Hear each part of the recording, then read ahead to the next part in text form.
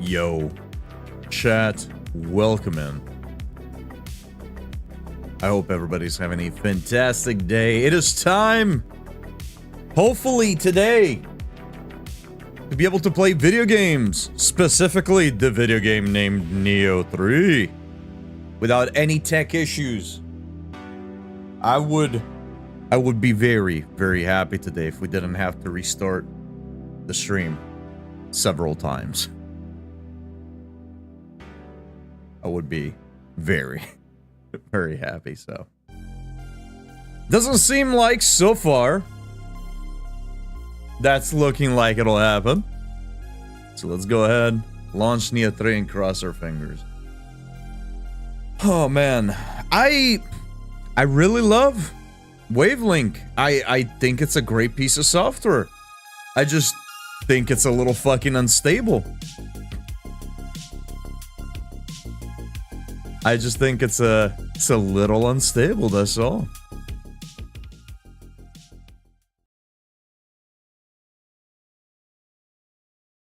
Let's get into some Neo 3 time. So, yesterday we left off right... Well, not right after, but shortly after finishing up the first Crucible. We went to the southern area of the map, exploring a new little bit. And we stopped just before an area called the Haunting Caves. Put your big boy pants on today because things might get a little spooky. I mean, or not, because it's Neo, but it's not a horror game. But you never know. Let's see.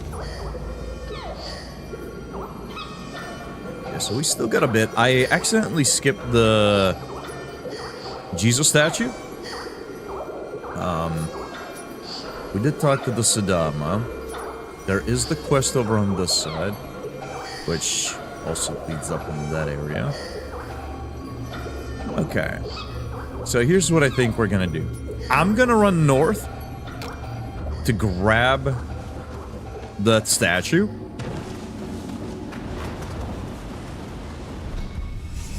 What? Oh. I thought that was a little passage. Let's go grab those statues that we missed.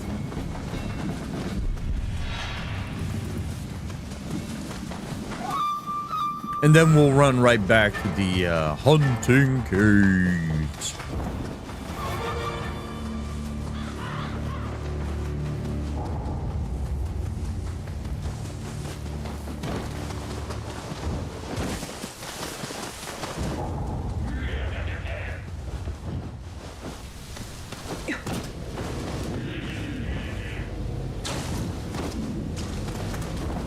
Yeah, I ran right by these things.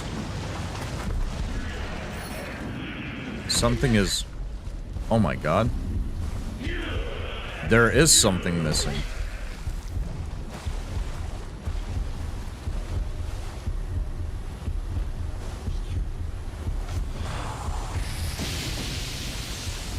That did not hit.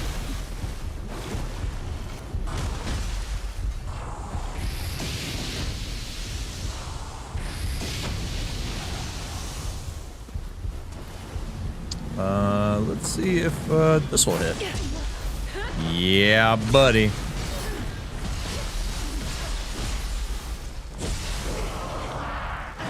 Alright, that's bad. Ooh, that was a lot faster than I thought it would be.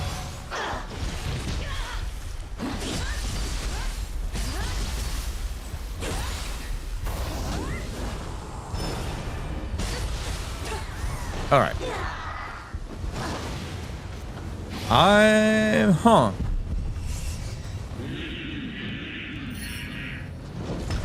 Statue head missing there. That's very interesting. I don't think I've seen that happen with any of the other Jesus statues.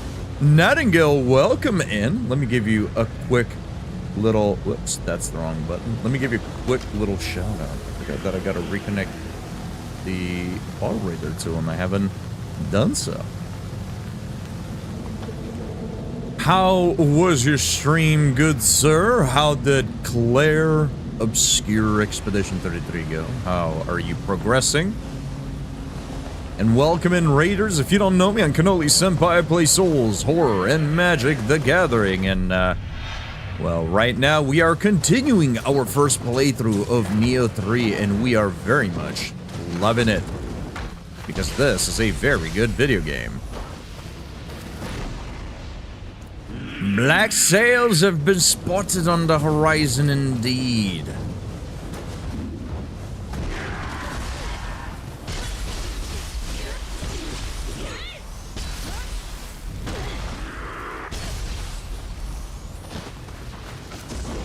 And obviously, if anybody needs to unwind after either streaming or watching the stream, please don't feel obligated to stay. You are more than welcome to stay, but make sure you do all the post-stream stuff that you need and you take care of yourself.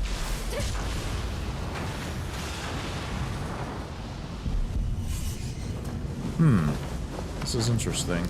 Stream went well, currently in a very high level area I probably shouldn't be in. Nonsense! There's no such thing as an area that's too high level in Claire Obscure.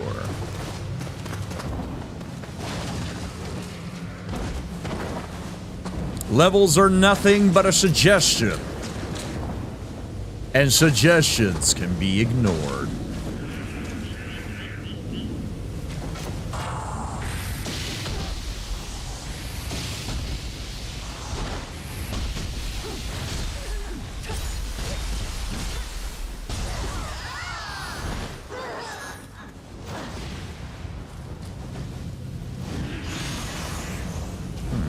I mean, I have to assume that the missing head here must be somewhere, unless it's elsewhere on the map. It'll definitely be interesting. Yeah, this is the first Jesus statue. Oh, wait. There it is. Haha. Give me that. Zodiac Killer, welcome in. I usually just lurk. Too shy to make any comments. That is perfectly fair. Nobody's obligated to be here. Nobody's obligated to talk. There are exactly 0 expectations around here. Consume when and how you please. I'm getting 180k experience per fight. Went from a level 8 weapon to level 21 after 1 drop. I mean, that doesn't really mean much. It could just mean that the weapon just hasn't dropped often enough for you. And that just happens to be the next time that it dropped. If an area is not marked as danger, it's not too high a level. The game is pretty good at letting you know that that area, probably not something you should be messing with.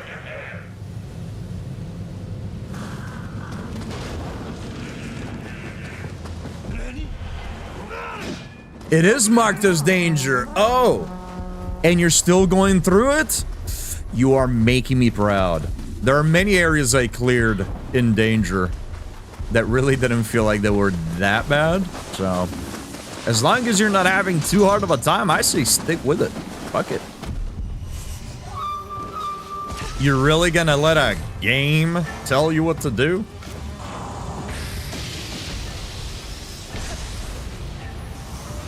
Cannoli being super lurker friendly is the reason I'm here. It's kind of a shame that like a certain distinction has to be made of like, oh yeah, we're lurker friendly at times, because like that should just be the norm. The vast majority of viewers in any Twitch channel is going to be lurkers. Upwards of 70% of a channel's viewership can be lurkers. People that alienate lurkers are ridiculous. As I always say, there are thousands upon thousands of channels live at any given time.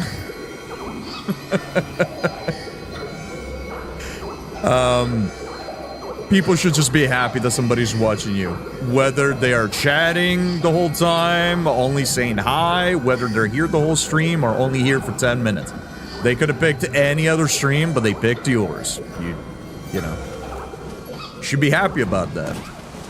Should show some minimal level of gratitude. It's your job as a streamer to get people to engage, but being a viewer isn't a job. There is no right or wrong way to view a stream, I suppose. Enjoy your insight. I tried to be here for 0.01 seconds. I've yet to accomplish it.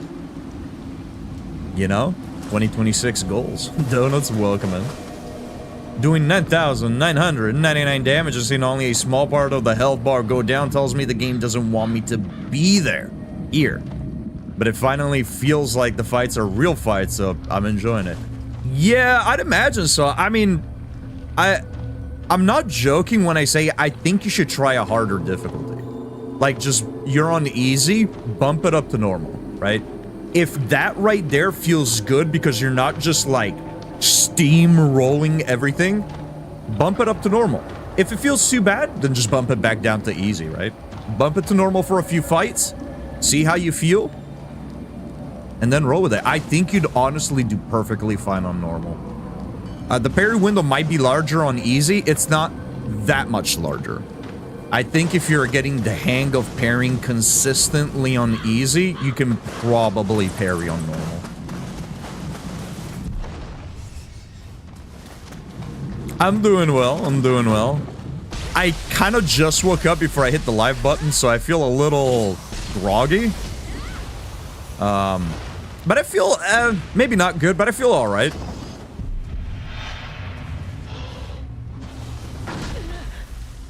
Okay, that's awfully fucking rude.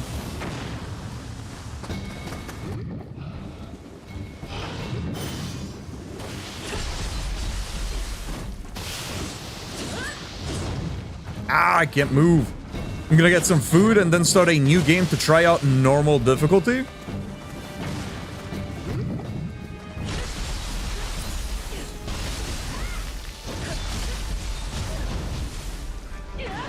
Enjoy your food, sir. Let me know how the difficulty switch is. Next boss will wake you up fully. If the boss is the same difficulty as all the other bosses that we've encountered so far, I doubt it. But who knows? I've had a couple of people now tell me that there is a difficulty spike in the game, and I am very, very much awaiting it. I'll be happy when we hit it. Not that I'm not having fun, because I'm having a blast. So, you know, even though the game does feel a lot easier than Neo 2, I'm not upset about it, because I'm having a ton of fun, and I think that's far more important than having a challenge. But I wouldn't mind it if the game got just a hair more challenging. Not so much so that I have to try hard everything, but just enough to not, you know, allow me to just blindly run into stuff, you know what I mean? Ooh, the rifle is quite a bit slower.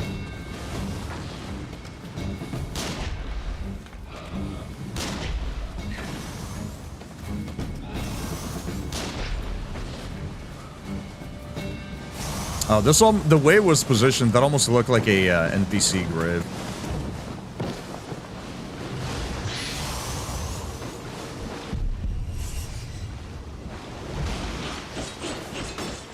Was that thing a slime? Yeah, it's kind of like, I don't know what to, think of like an ooze from Dungeons and Dragons. I guess that's kind of what it is. Elvish, welcome in. How goes the game? The game goes well. The game goes well.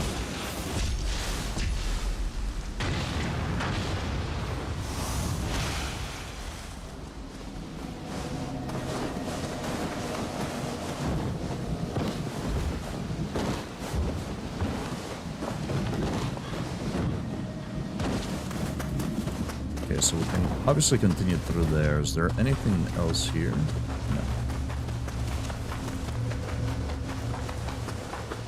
Yeah, Neo 3 is fantastic. I know this is the only game from 2026 that we've played so far. It's Game of the Year. Now, admittedly, it's Game of the Year by default. But it's Game of the Year so far. Oh, there you are. Ouch. Also, chat, we have a bit of a celebrity here. Elvish Laddie, if you want to see a piece of content. Where the fuck are my command? Oh, brother, man. Give me 1 second, chat.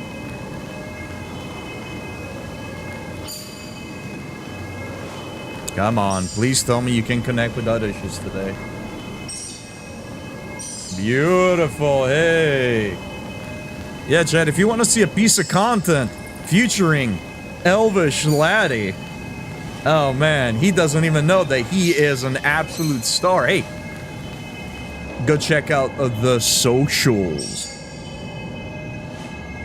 Either Instagram, YouTube, or TikTok will get you what you're looking for.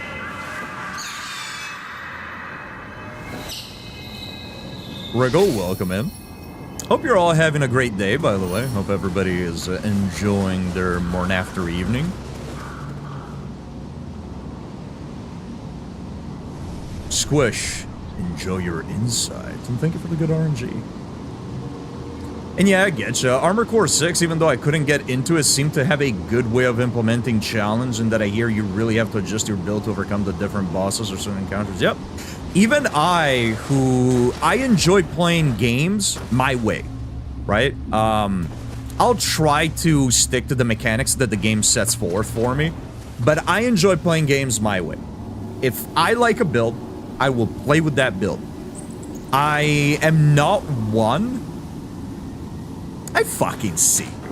I'm not one to adjust their build based on boss fights or based on areas. Not because I don't want to put in the work, not because I can't sit down and figure out a build. I'm just really fucking lazy. So I will find out a playstyle and or a build that I enjoy, and I will stick with that. Doesn't matter how challenging it can get throughout the game. I will stick with that. Armor Core 6 taught me differently. That was very much a game that, while for most of the game I kind of had a build that I always reverted to, there were definitely several fights throughout that game where I had to adjust. Yeah, Armor Core 6 is a fantastic game. It is like the grand standard, in my opinion, for games that nail being cinematic while letting the player be in full control. I always praise that game for it. It's an absolute blast of a game. You want to play a high-action cinematic game that doesn't rely on quick-time events through cutscenes to allow the game to feel cinematic? Play Armor Core. That game's fucking badass. I don't even like mechs. I don't even care for mechs. I really don't. But I tell you, I fucking love that game. I did 3 playthroughs of Armor Core to get all the endings back to back on stream. I went into, granted it was gifted to me, right? So I mean, playing a game for free versus dumping 60 bucks and not liking it, big difference, right? But you know, free games are always much more enjoyable. But I went into it not knowing if I would like it, and I came out the other end with 3 playthroughs back to back, absolutely loving it. It is a really, really good game. Blythe, welcome in. Hope you're having a good evening.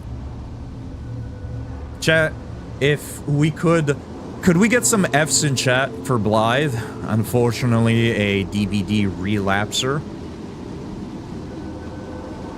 We need thoughts and prayers for her. Thoughts and prayers.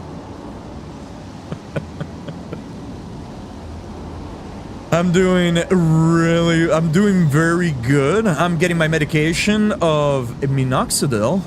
Help grow my mustache. Currently painting clips to help my coworkers at work. Hell yeah. Glad you're having a good day. I can't, Blythe. I can't. I can't do it. We're doing this for your own good. This is an intervention. This is an intervention now. I'm only trying to safeguard you from yourself.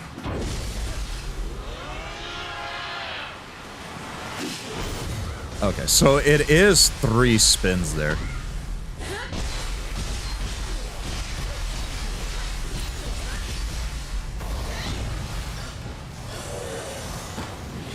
You know, Blythe, there's a little game. Let me tell you a story. There's a little game, not many people know about it, called Magic the Gathering. Magic the Gathering has beautiful worlds and beautiful stories.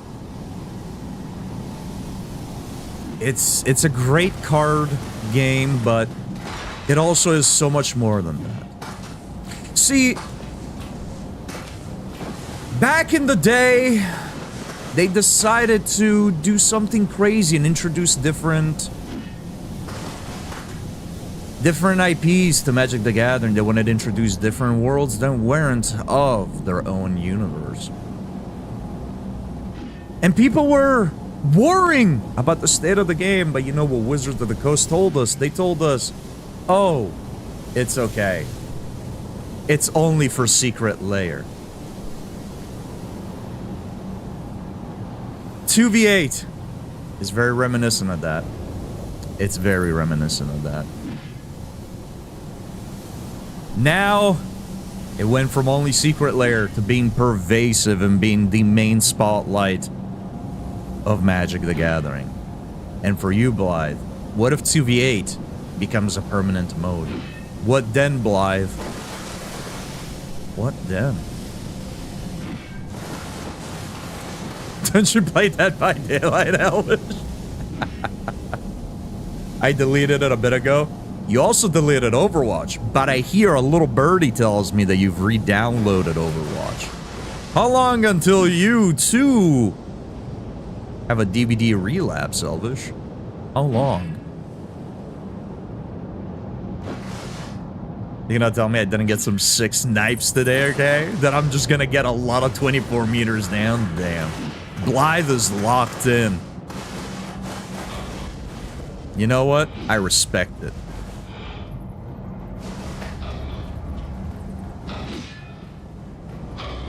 Let's see if these haunting caves are just as scary as the concept of playing Dead by Daylight. I thought this was a judgment-free zone. It is. You guys are not allowed to judge me. But if you think I'm not allowed to judge you, oh, my sweet little thing.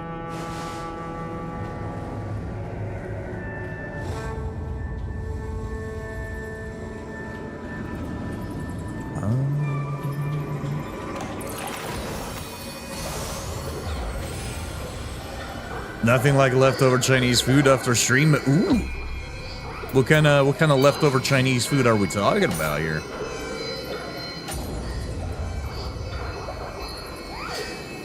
I had some Thai food earlier today. My stomach was quite happy. Got some pineapple fried rice. What's going on here, dude?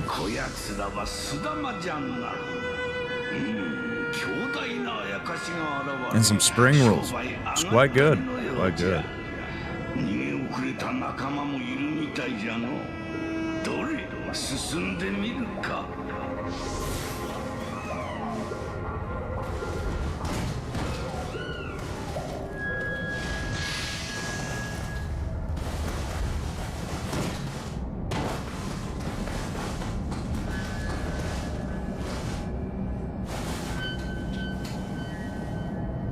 Gonna get my cravings riled up.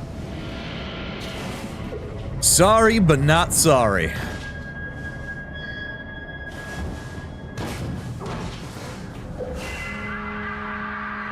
Now, why am I stealthing? I don't know. I just feel like it's appropriate. The place is called the Haunting Caves. I'm trying to pretend like it's spooky.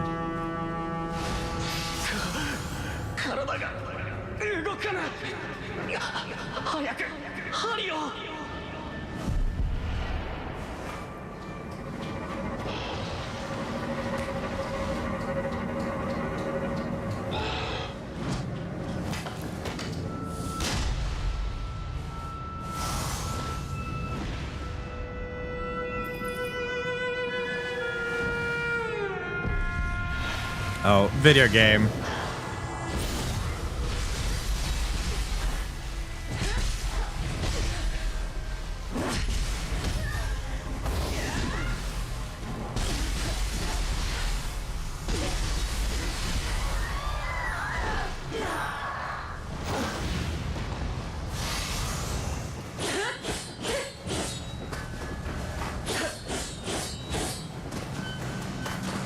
I like that we can use that to reposition ourselves over certain enemies if they're low to the ground enough.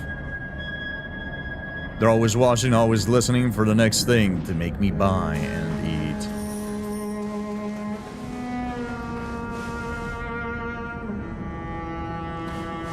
Going topless for weight or fashion? It's fashion. We actually have armor on. But you can completely transmog every slot. You could wear armor and make it look like you're not wearing any, or you can change the appearance of every single armor slot. And right now I have it this way because I like to show off my tattoos. Whenever I put tattoos on a character, I like to see them. If there's a couple of really cool chess pieces that seem to be in here from Nioh 2 that we might put on at a later date, but as of right now, I like this look quite a bit.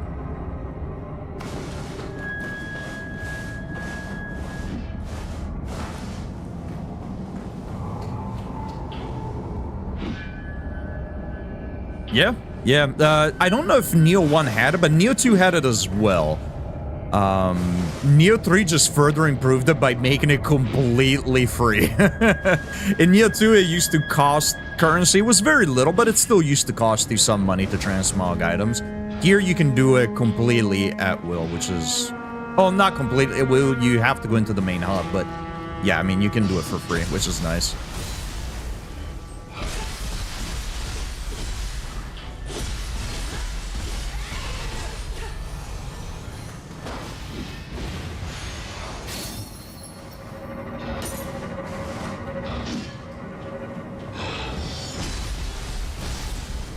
Oh yeah, I was gonna ask a question and then I got distracted by the topless question.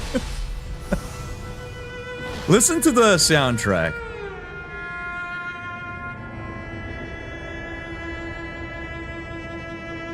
That's why I love Bloodborne. I love string instrument.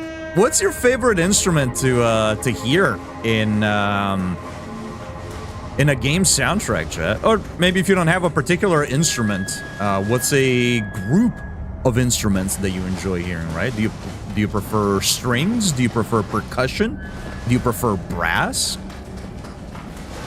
I love strings. I love violins and I love cellos in game soundtracks.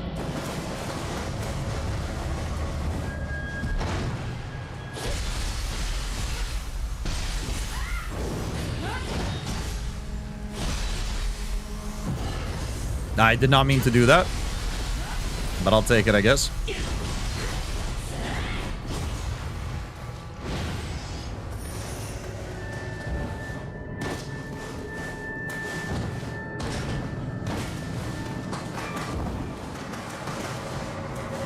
Do you have it per item, or can you... It's per slot. It's per slot. So, no matter what I equip right now, it should retain this appearance. Let's try it out. Yep. It is per slot.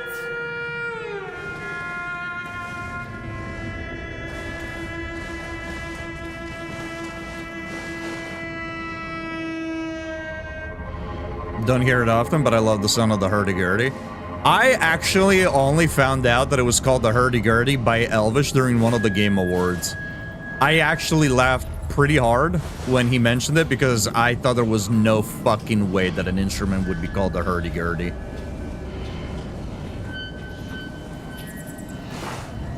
But it's real.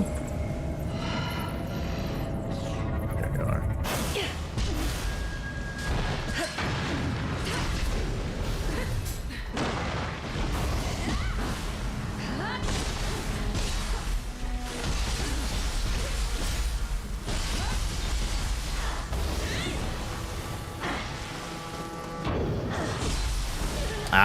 I was too slow. Interesting. In Neo 2, they almost always went for the grab immediately after paralyzing you. Here, they don't seem to do that. I've only had them paralyze me and then try to grab me once, and they took their sweet time.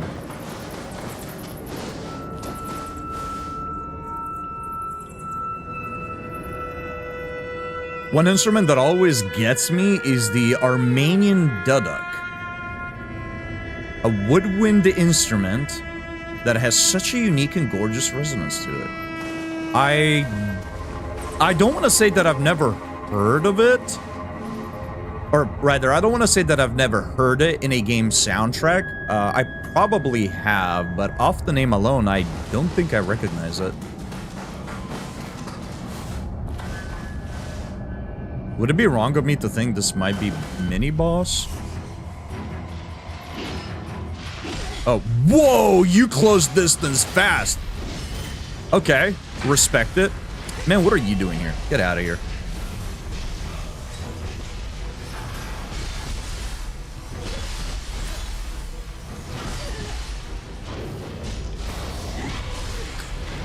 I was hoping that hitting them with our ability there would interrupt them, but I don't think we actually hit them. I think only the splash damage hit them.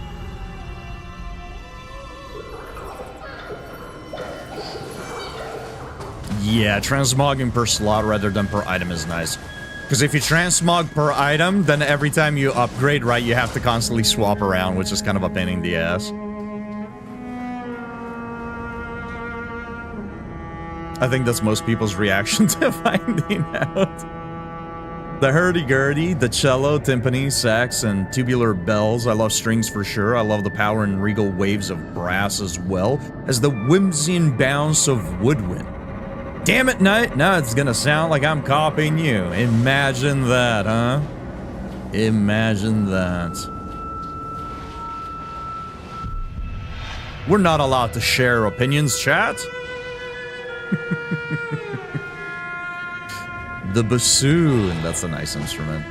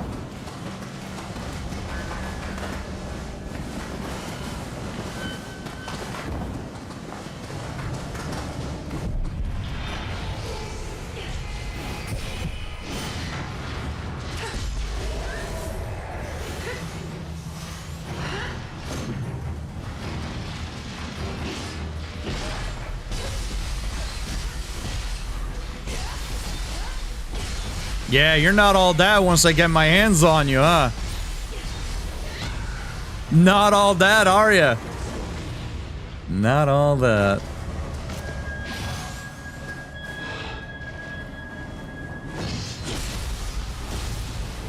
See, similar to Sekiro, this is the type of stealth that I enjoy. You can stealth and move around swiftly enough. And then the process of killing something is just walk behind, hit a button. Boom, bing, bam, you're done. You don't have to sit down and watch a pattern for 20 minutes. You don't have to move super slowly. I don't mind stealth when it's optional and when you can execute it swiftly.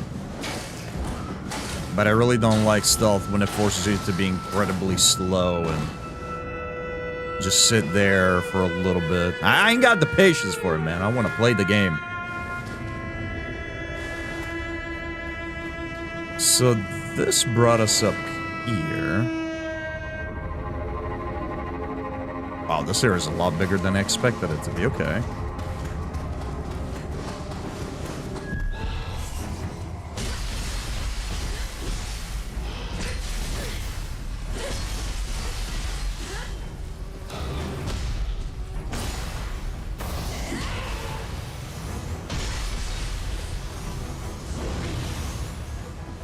I presume... Oh, no. This is a chest. Huh. Okay. I'm really curious to see where that would have taken us. You know what, chat? Let's go back down before we continue onward up here. I can't tell if this is the optional path or not. I presume because it's semi-hidden, it might be the optional path, especially because we're allowed to jump back down, so I guess we'll just continue exploring up here first. We'll see where it takes us. I did hear what I think was either a shrine or a Kadama. I know there's a shrine coming up ahead here, it seems.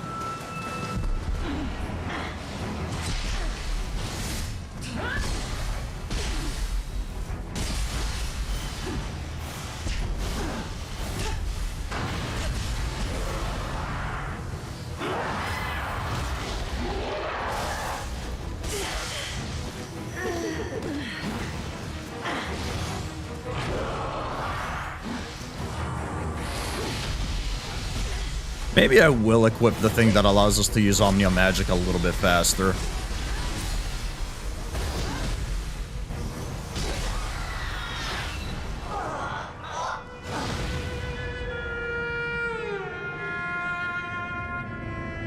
Also, not sure if we can count it as an instrument, but if your lyrics are in Latin, you have a good soundtrack. Well, that's definitely not an instrument, but we can count it as an element that aids you in enjoying the soundtrack.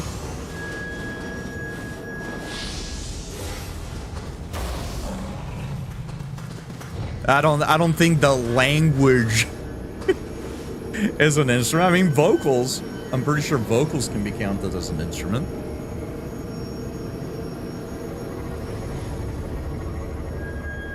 But I'm glad that we're agreeing that Bloodborne has the best soundtrack of any game out there.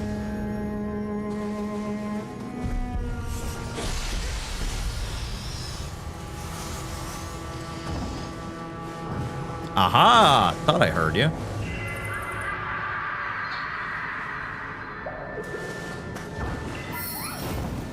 I really like this area.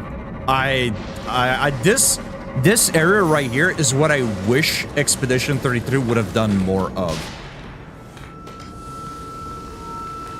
I love a game with a jump button that also has like platforming and proper exploration and whatnot. That is something that while I absolutely loved Expedition 33, the exploration left a little to be desired. Because really the exploration in Expedition 33 really devolves into walking a flat path until it reaches its end and then you just go the other way. Which I wish they would have used the ability to jump for a little bit more than just primarily minigames. I know there's a couple of items that you can grab, obviously, through small platforming segments, but they're very far and few in between. I really wish that when games give you multiple traversal methods, that they actually take advantage of them. And Neo 3 very much does that, and I am very, very happy.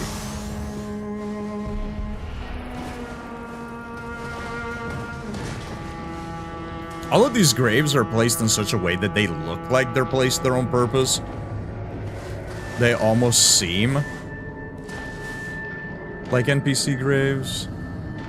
I do see a lot of spots that allow us to ease us onto the lower floor. So the lower floor definitely has to be the way forward, I presume. Big crab. Okay.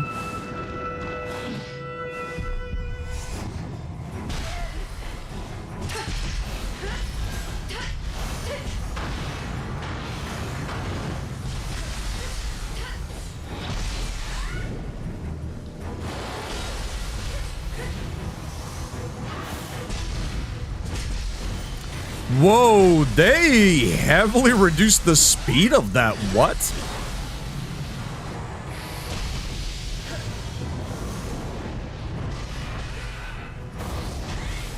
In Neo 2, that was a bit faster of a dash. I don't know if that bugged out or what happened, but that was a very, very slow dash. What if the lyrics are in Klingon asking for a friend? I mean, I think the same point stays, right? Like, the vocals themselves, instrument, sure. The language? Language is not an instrument, but again, it's a very valid reason to enjoy a soundtrack, that's for sure.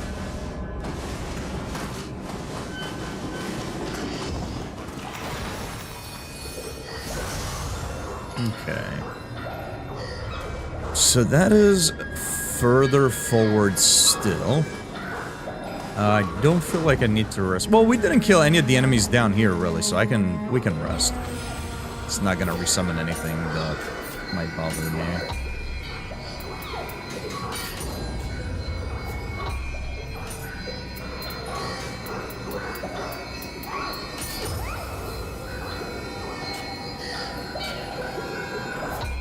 Okay, let's see. We got some new skills.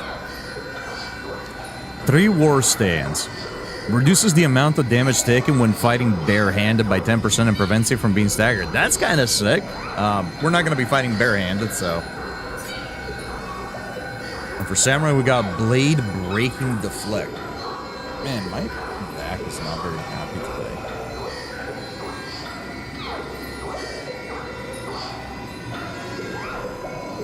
Inflicts decreased damage. Okay, so on a successful deflect, you debuff the enemy's damage. That's kind of neat. This is something that Neo 3 has done in a few ways now, and I really like the fact that you can use your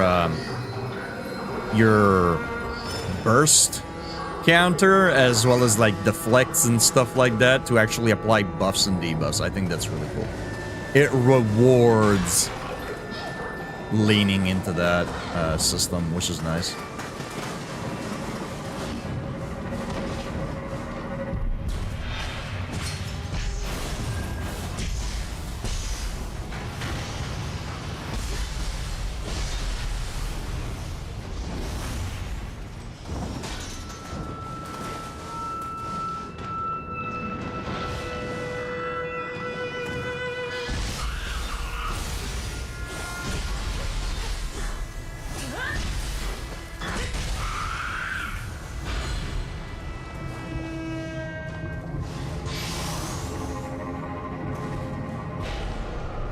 We actually have the map for this, sort of.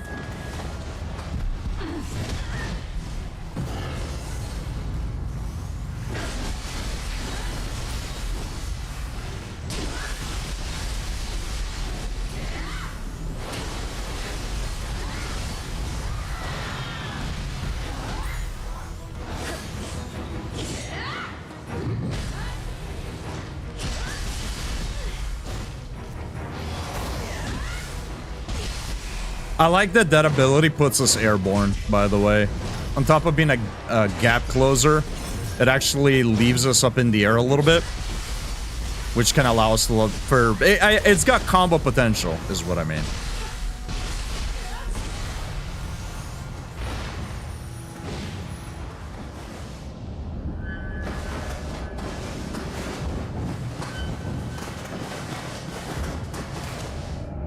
Okay, that goes back that other path. This goes here.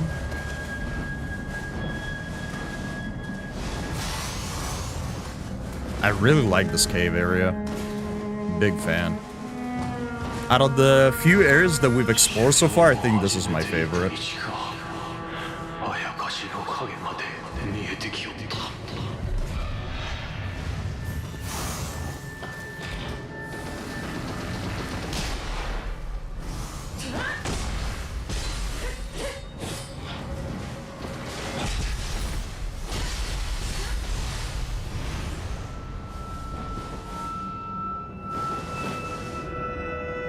Lady's got some sweet tats. Why, thank you.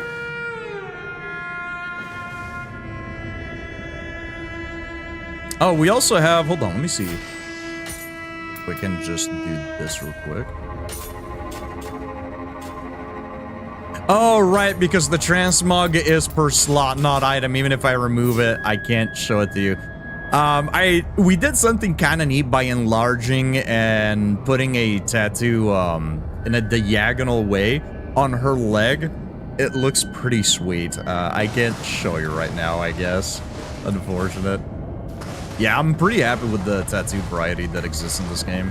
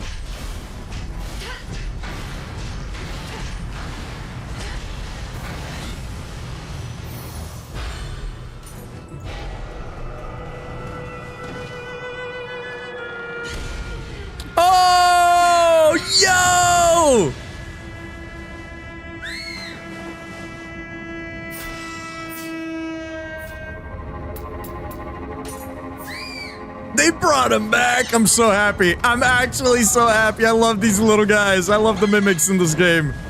Or in the Neo series. I am so glad.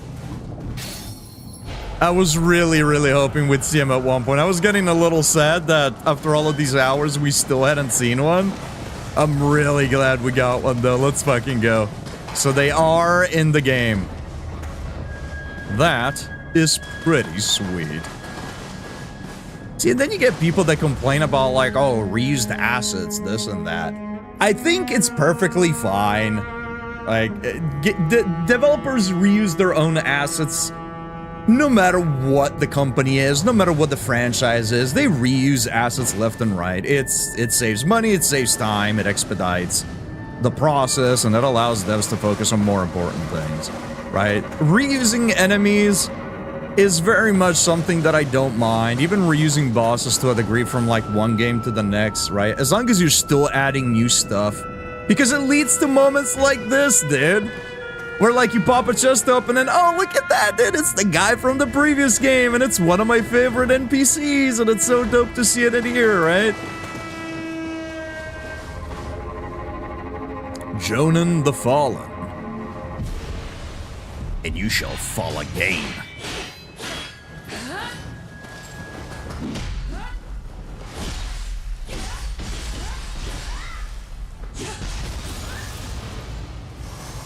Alright, well I can see why they fell in the first place. They're not very strong. Oh. They died a lot faster than I thought. It's like Food's 5-second rule for games.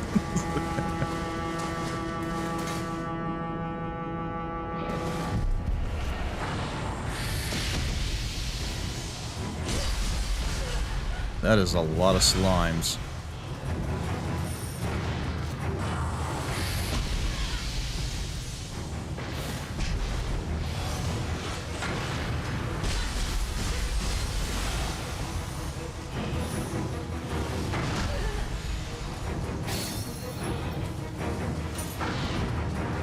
We're getting actually a lot more arts than I thought we would.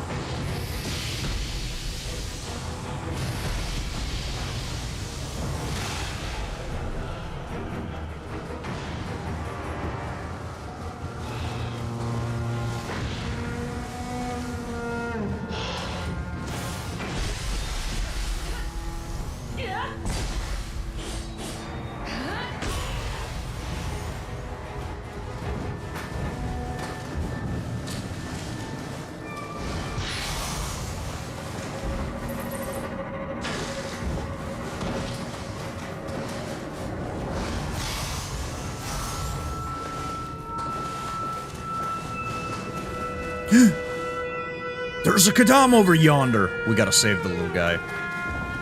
Okay, so this is where we were earlier. Cool. So now we've come full circle, as it were.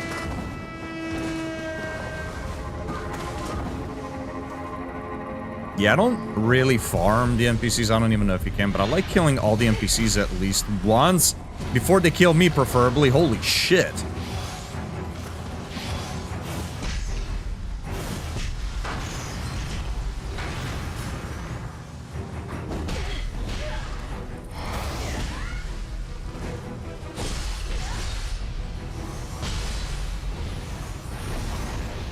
Yep. Parry window is much smaller than normal. Is it much smaller, or is it that you're just used to the wider parry window? Because I believe I've read it's from 0.25 seconds to 0.15 seconds, which, I mean, yeah, it's about half, but I think you got it, dude.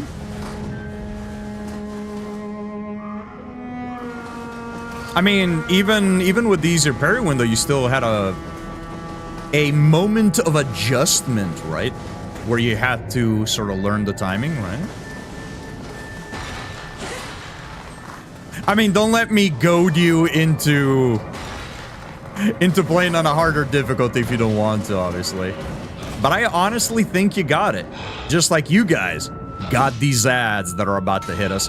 We're just kind of running around, killing nonsense mobs, so I'm not gonna pause for the ads at the moment. If I think there's like a mini boss or something else coming up, I will make sure to pause so you guys don't miss anything. But as of right now, we're gonna go ahead and continue. Actually, no, we're not gonna continue. I need to go check on something. I almost forgot. I almost forgot. We're actually gonna sit our happy ass right here. And I'll be back in just a minute. In just a minute. I mean, admittedly, I think Mael's attacks are going to be harder to parry than a regular mob. I think they're far less telegraphed. I think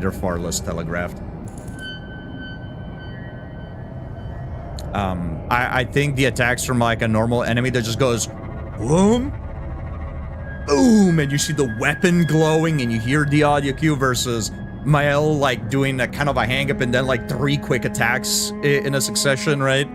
I think it's better to try it out on like world mobs. You'll probably have an easier time. They have a much more readable cue for you to parry. But I'll be right back. I'm just gonna turn the camera off and put this up because it's not gonna be not taking like a break, but I do need to check on something. And of course, granted, anybody that might want to take a break because they're in the ads can't hear me right now, but either ways, even if you're not in the ads, if you need to take a break, make sure you take one for yourself.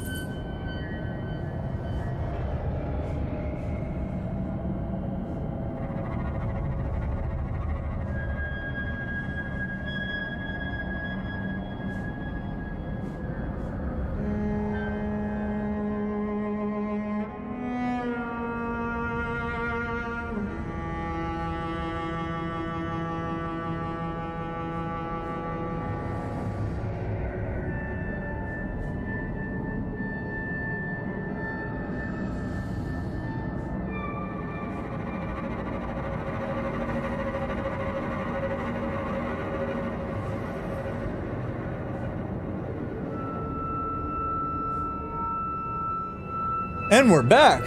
Holy shit, how'd you know? Also, Jubo, I didn't realize you were here. I know that I responded to you, but I only now just realized. I only just now realized that it was actually you.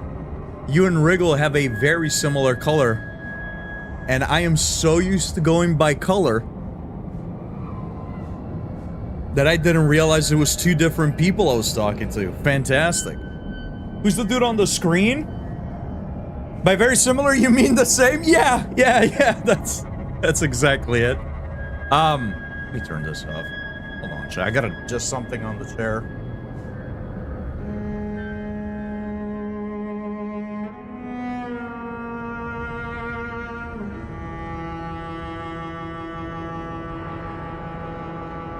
Yeah, this guy right here? That is Hidetaka Miyazaki, the developer of Dark Souls, Elden Ring, Bloodborne, and others.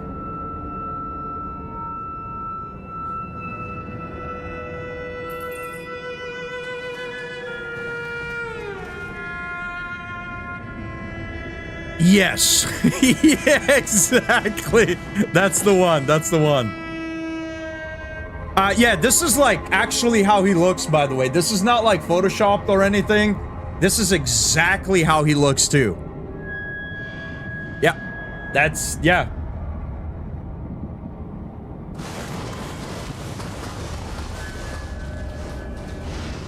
Not edited at all. Just Miyazaki.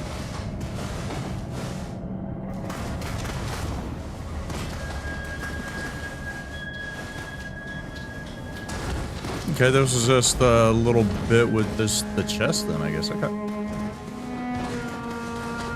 Can't believe you just showed Donut's face like that. Had to do it to him. He must not be a program anymore. That motherfucker ain't sitting in a chair 10 hours a day. Oh, on the contrary, he is. He is. It's just, that's what happens when you're the Dark Souls developer. It's kind of like an innate buff, if you will. Okay. I see where from... Man, I gotta take some screenshots, dude. Hold on.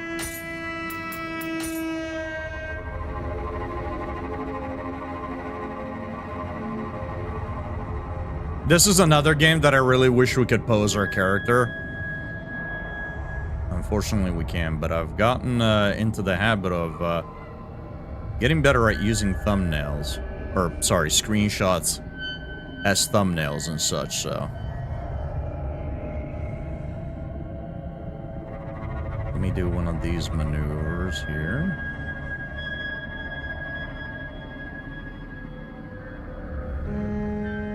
And just in case, let me do one of these maneuvers here.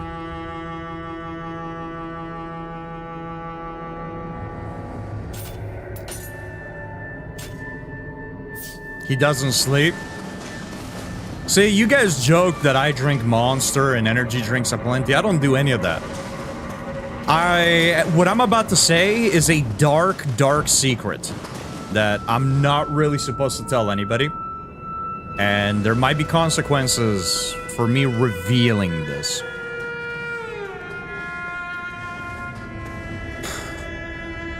I don't drink any sort of energy drink. I actually get a monthly dose of Hidetaka Miyazaki's blood, and I drink that.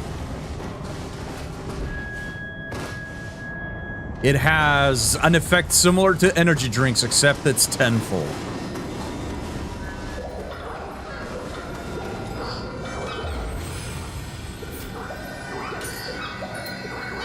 I didn't want to say it, but yeah, that's the dark secret that I've been carrying with me.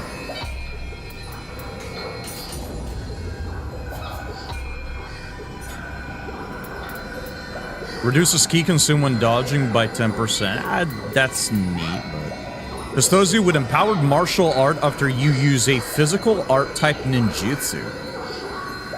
That's not bad. That's not bad. That is not bad. I am very tempted of removing the lifesteal when backstabbing an enemy because it doesn't seem to fucking happen. It just doesn't seem to happen. So I think we might remove that and opt for some other stuff. I've had it, I saw it trigger a few times, but it's been very, very minimal. So.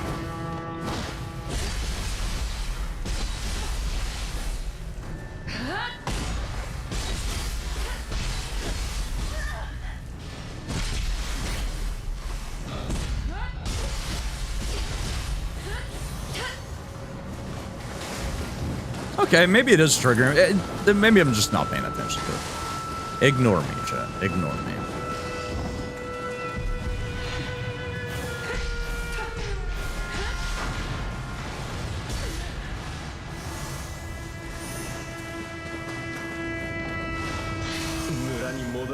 You're a vampire. How could you keep... No, I'm not a vampire.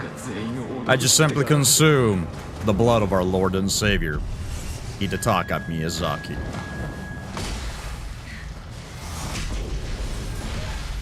Youch.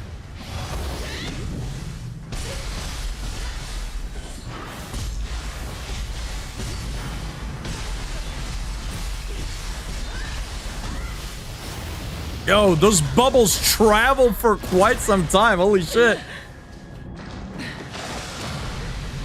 That's really bad.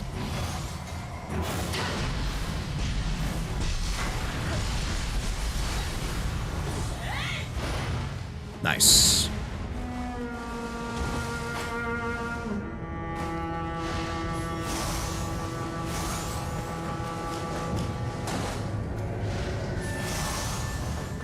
And here we are.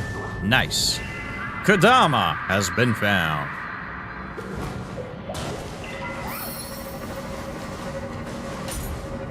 I bet it tastes like cherry and being on fire. Delicious, yet painful. Ugh, cherry? Delicious? Cherry? No, no, no, no, no, no, no, no, no, no, no, no, no, no, no, no, no. No, no, no, no, no, no, no. I will not allow those two words to exist next to each other.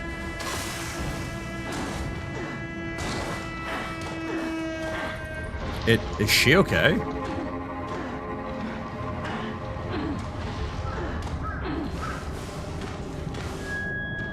She was spitting bars for a second. Never played it, but Jason Momoa starring in Helldivers movie in 2027. There's a Helldivers movie coming out. Isn't that just Starship Troopers?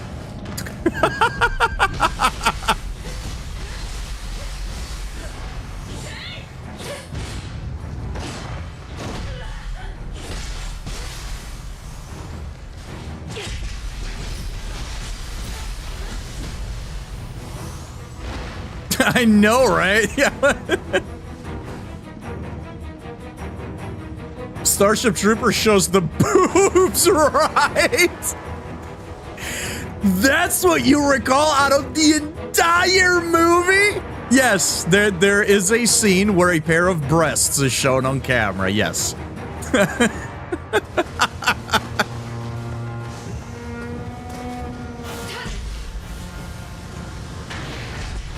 I mean, valid.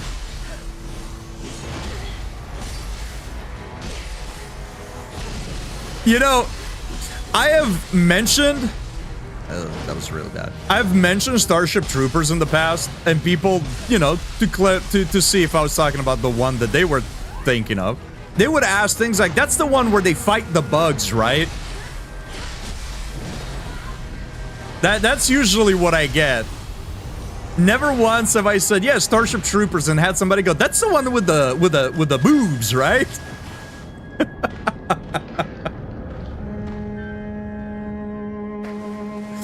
I spelled bugs wrong. Uh-huh. Uh-huh.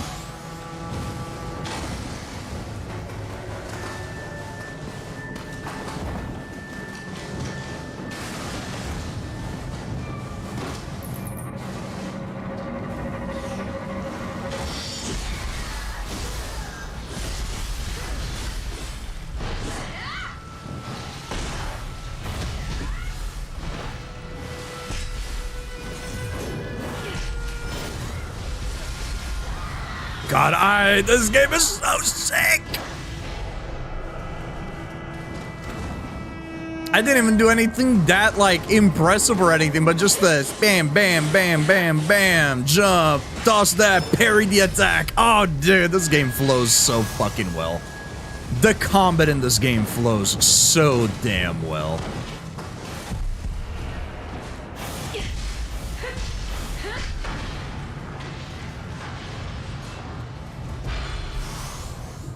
Nosedive Yotaro. Did they... I guess, hold on. I'm curious to see what's in the pit there. Oh, what the fuck? Hold up. Hold on. Hold on. You can't have a giant crab helping you out, dude. Let's go over here. Come on. Let's have a nice just 1v1 without the crab. Come on.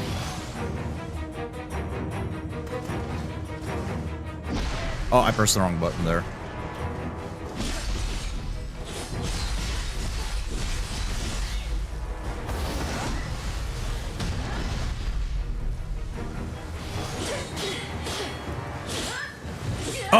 Oh, we got the move there to spin around them. Unfortunately, it was right up against the wall, so we didn't get much of an option to go anywhere. Ooh. Messed that up. I keep misinputting, I think. Oh, I'm pressing R1 and forward. Right, it's L1 and forward. Okay. But it doesn't like interrupt them. It just, I wonder if I can do it back to back to back, actually.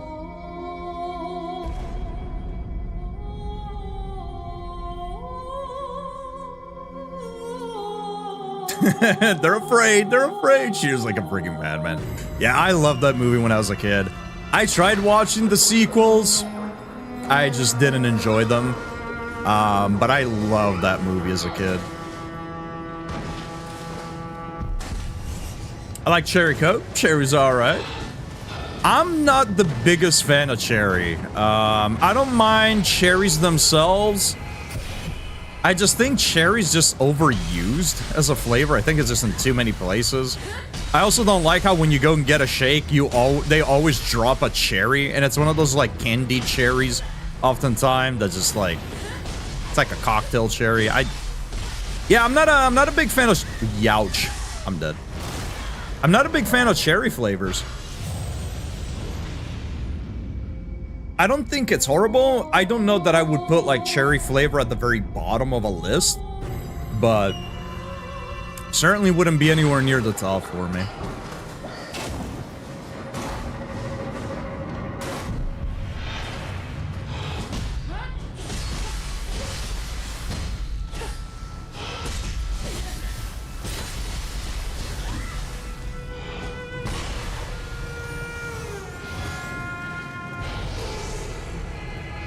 That is 100% fair, my dude.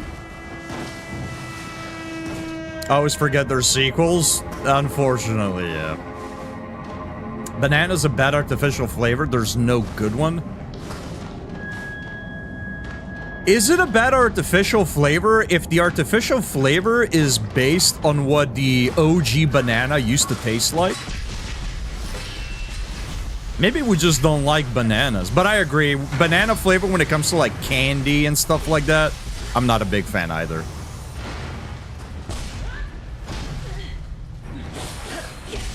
It always has like a very like almost plastic taste to it. It tastes very artificial.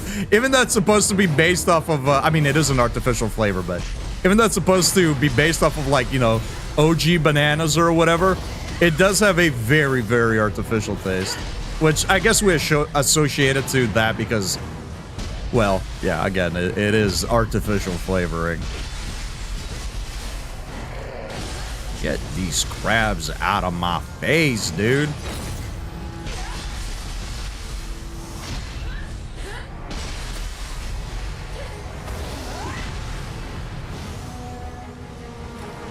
Oh, so let me take out that crab up top as well before we continue here.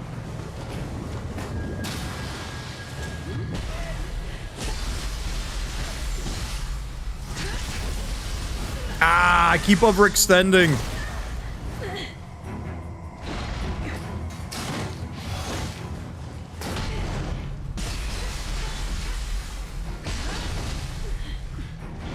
This could be bad.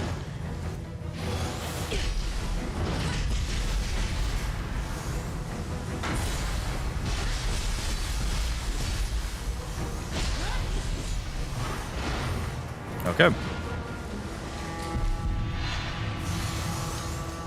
If you ever want to try the worst thing you will ever taste, try picked cherries. They taste like stomach acid. Is picked cherries like a type of cherry, or are you talking about like picking a cherry off of a tree and then eating it?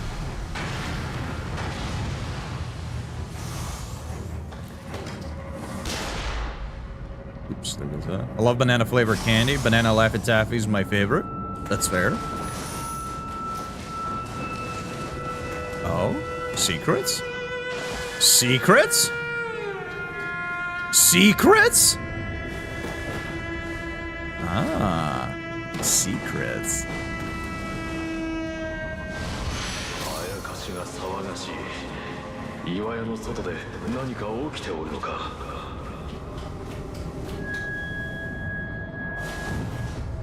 I say that, then banana Laffy Taffy is also your favorite. Yeah, that is death. Not the banana Laffy Taffy, but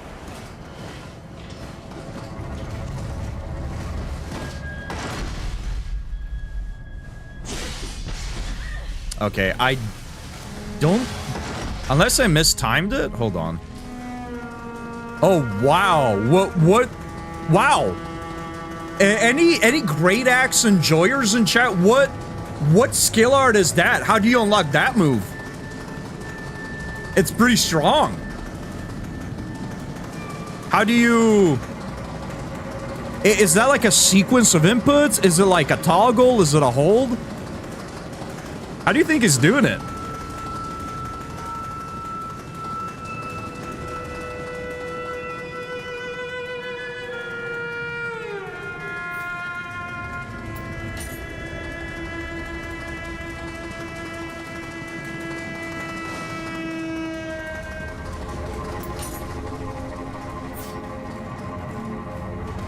Oh.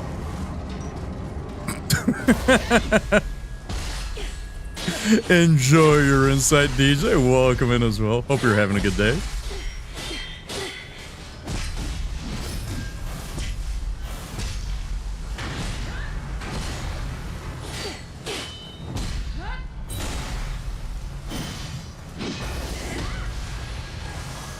I really like that Guardian skill. Yeah, he's feeling something, all right.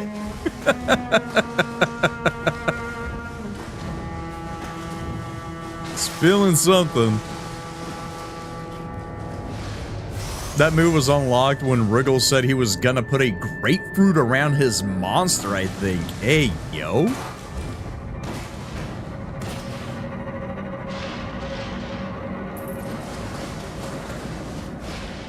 I would like to go that way without aggroing that guy, if I can at all help it.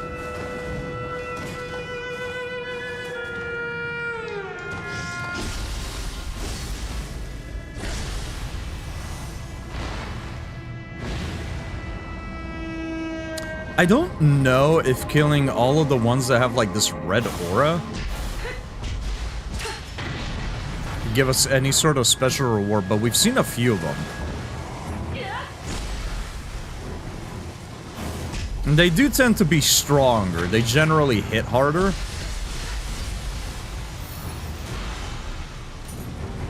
Ah, it was a Crucible Wraith. Okay. Yeah, I've kind of always ignored that pop-up, I gotta be honest. But I guess they've always all said that, I presume.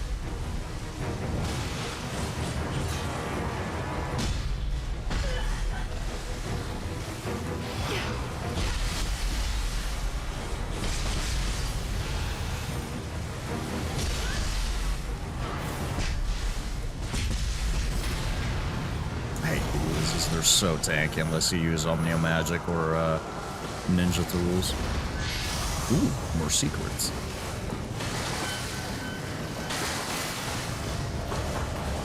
Is this a secret? Seems like it leads to... Oh. A bath. Nice. Or hot spring, rather.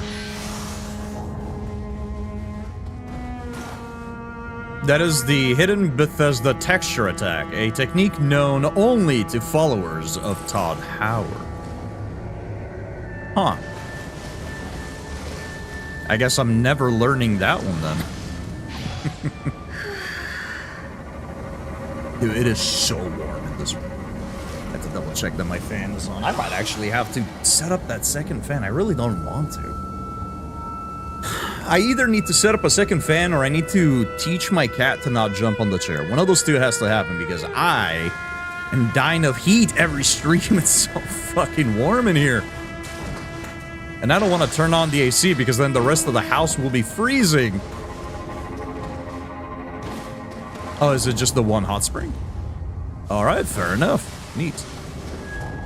It is kind of neat that hot springs are tied to exploration in this game, so they're not just, oh, you rest and now you have a heal buff. They also just count towards the overall exploration of an area, which means they reward you with stuff. It's nice. It's nice.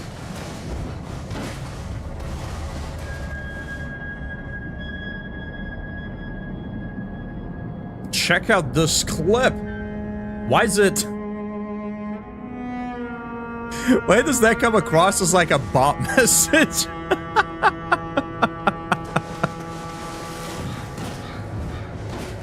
I'm assuming that's like the default Twitch thing for like sharing a clip or something. Wow, click here. You will not be disappointed. Let me see.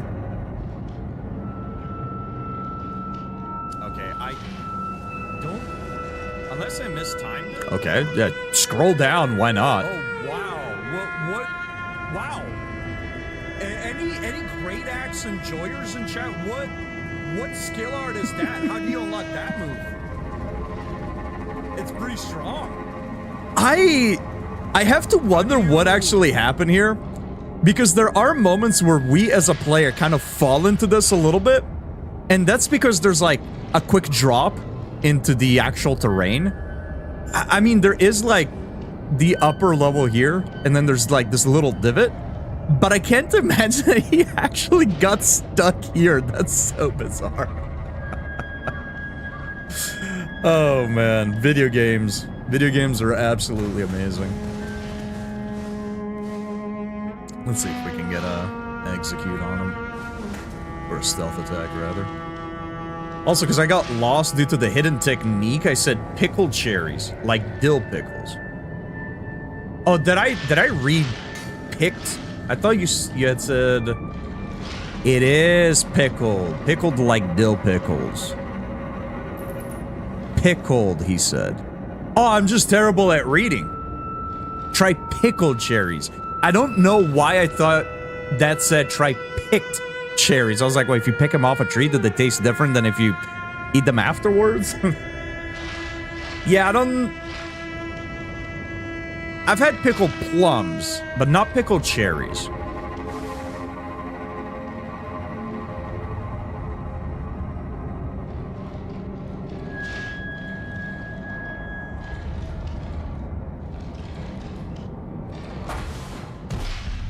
Oh.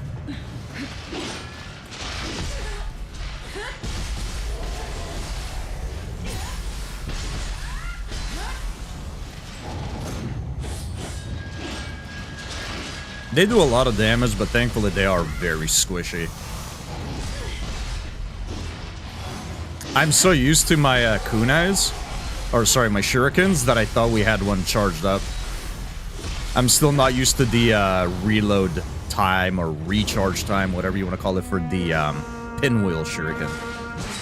I don't really pay attention to the actual charges. I kind of just go off of memory, I guess, for, you know, how often a charge would come up as we fight, because I don't want to have to pay attention to it. And I still haven't gotten used to the pinwheel ones.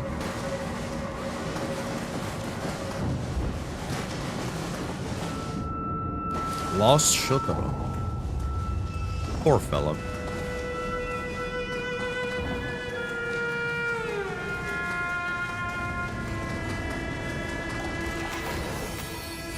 Well, the path is becoming more linear. I feel like we're running up on a boss fight.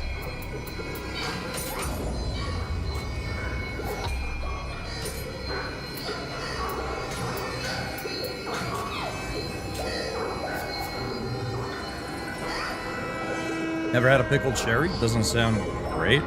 Yeah, I mean, according to Nightingale, it tastes like battery acid. Some pickled stuff can have, like, a very pungent taste. I can't speak for pickled cherries because I've never had them, but I really enjoy a lot of pickled stuff I've eaten.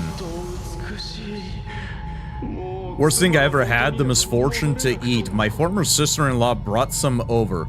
She said they were a Mexican New Year's tradition, but they tasted like stomach acid. It was all I could do to not puke. Then my brother got mad at me for spitting it out.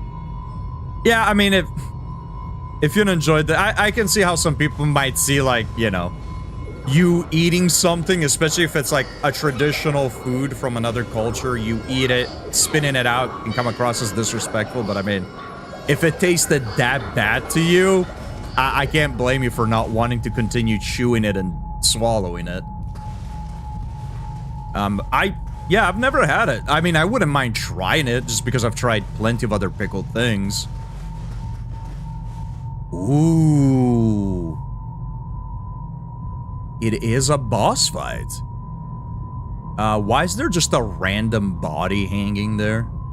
You see that, right, chat? Just a fucking corpse hanging. Is it the only one? Oh, whoa. No, it is not the... Oh, shit. Are we gonna be fighting a spider?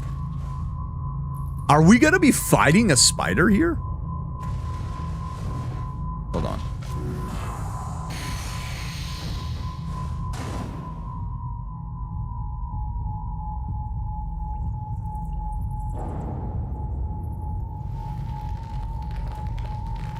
Oh, hello. Me next. Wait. You don't have to fight. Yo, me next, dude. Wait. We don't have to fight. Wait a minute. We don't have to fight. We can just, we can work something out, dude.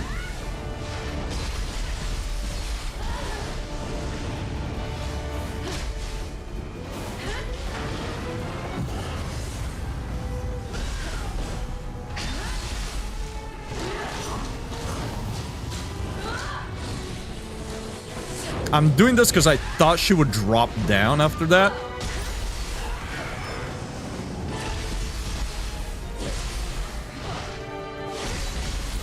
Oh, man. I see the Neo 2 Art Direction team still has their game on lock.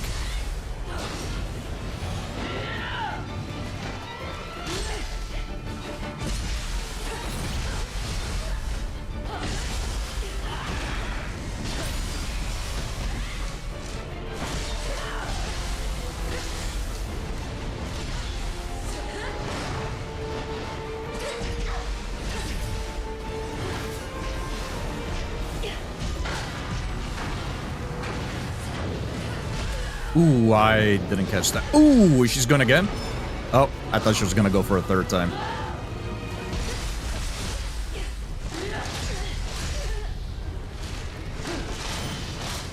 That'll paralyze.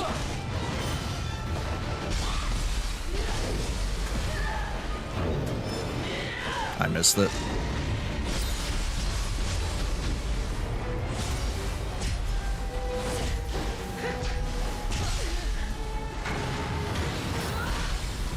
Oh, I almost want to get hit by the crab.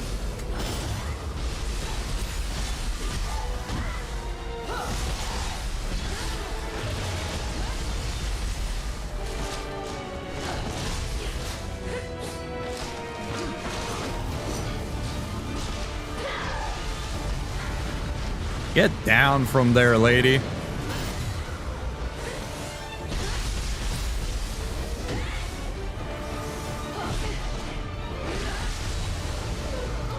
First try.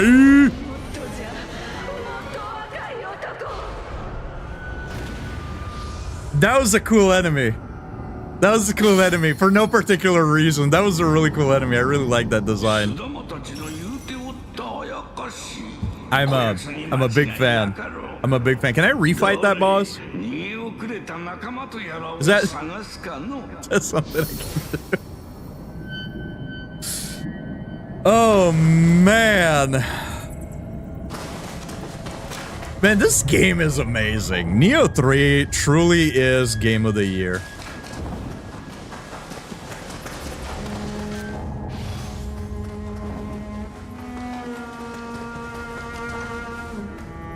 So, sexy spider bat mommy? How does this game keep getting better? That's what I'm saying. Working at heights is dangerous, lady. You face an OSHA violation. Something tells me she really does not care. Interesting. So I guess a Hina-enma is basically the East Asian version of a succubus. It is also a Buddhist term warning about the dangers of beautiful women. Okay.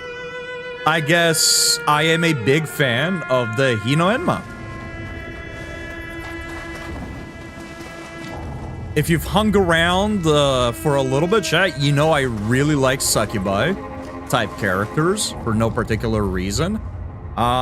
Big fan of this one too. Hey, I hadn't, you know, it doesn't strike me as weird, but I never really like thought about there being like different version of a succubus or succubus-like characters or entities rather from different folklores, because now thinking about it, there's probably a lot more that are shared, right? Or that are very similar across various cultures. Like vampires, for example. I want to say, is it Chinese or Taiwanese? Anyways, there is a Southeast Asian culture that has a very interesting take on vampires. I also generally like the aesthetics of how they look as well. So I guess I shouldn't be that surprised that, you know, different cultures have their own versions of like a succubus. They probably have a different version of a lot of things. Isn't it kind of interesting though that like humans always end up thinking about similar things, or like regardless of where they are in the world? We're so different, but we are so much alike. Even back in the day, humans were gooners. Yep, ancient gooner techniques, chat. Ancient gooner techniques.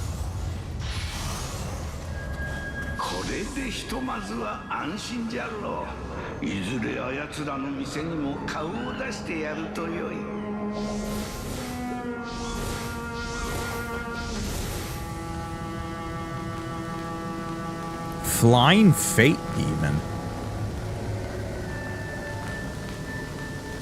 Wicked female yokai, which look like beautiful women. They use their beauty to attract young men and destroy them. Okay.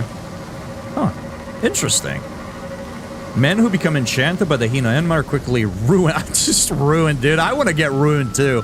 The Hina-enma feeds on their virility and their lifeblood, causing them to become weaker and poorer. In the end, the man dies and the Hina-enma moves on to find another victim.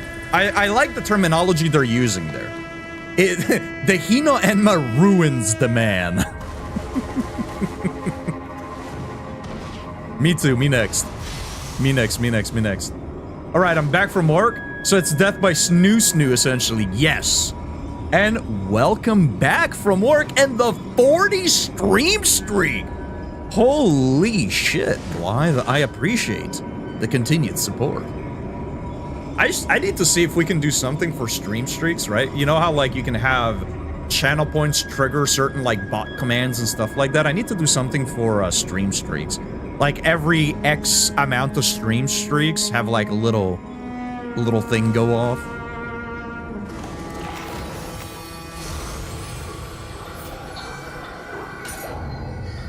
We can summon her! Oh, and she gives us paralysis accumulation. Yo, this is sick. Okay, so we can get the Oasis Talisman. When used, the magical item gradually restores life to any allies within range. Okay, so it's a heal.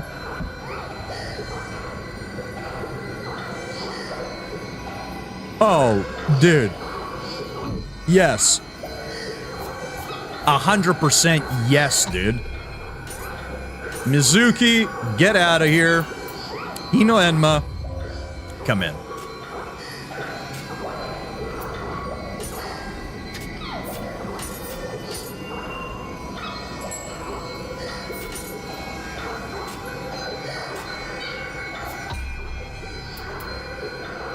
Oh, and we have a quest related to the origin of the haunting caves. Nice. Gonna level up. 100 stream streak and only plays DBD with me. Well, I meant like sound effects, not like rewards for people. Although that could be. We can think of something. I'm not opposed to that idea. Are you talking about the Aswang? It's one of the few Asian mythological creatures I know of. It is kind of like a vampire. Preys on pregnant women and drinks the blood and the embryonic fluid of the baby. Philippines. That let me double check. Sounds vaguely familiar. It is not what I'm thinking about. No, but that's fucking dope. I have seen D's portrayed in an artwork before. Let me see.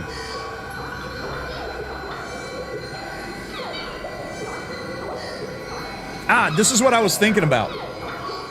I am going to completely destroy the pronunciation. I am really sorry.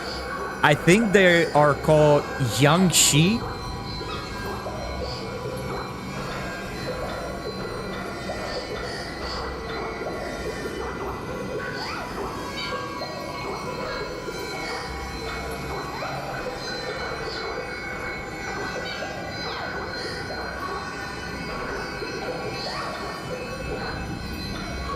There's a few renditions of those that look kind of neat. I think Darkstalkers had one as well in there.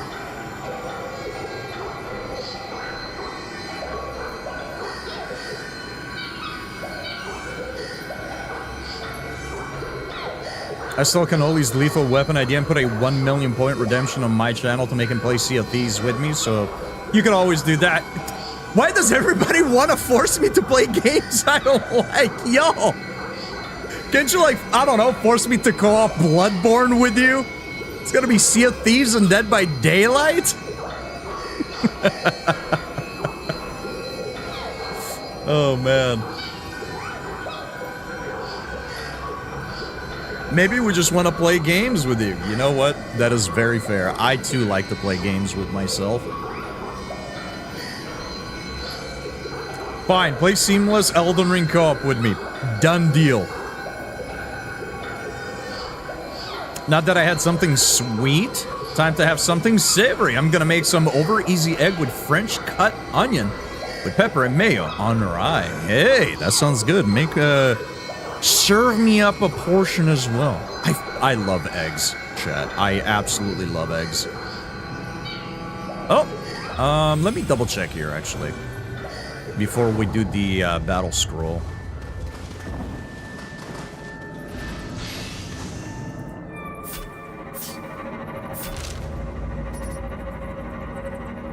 So why does it still say that I don't have... Oh, did I put the head on and then never prayed to it?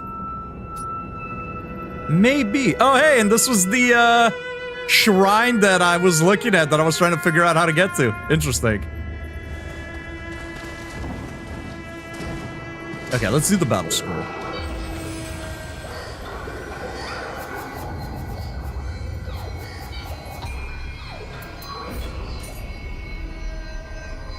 Me too, me freaking too. One of my favorite proteins other than beans and eggs. Yeah. Pretty good. They're pretty good. Because you don't need to be forced to play Bloodborne co-op, we just need to ask. Then have you ever thought about that?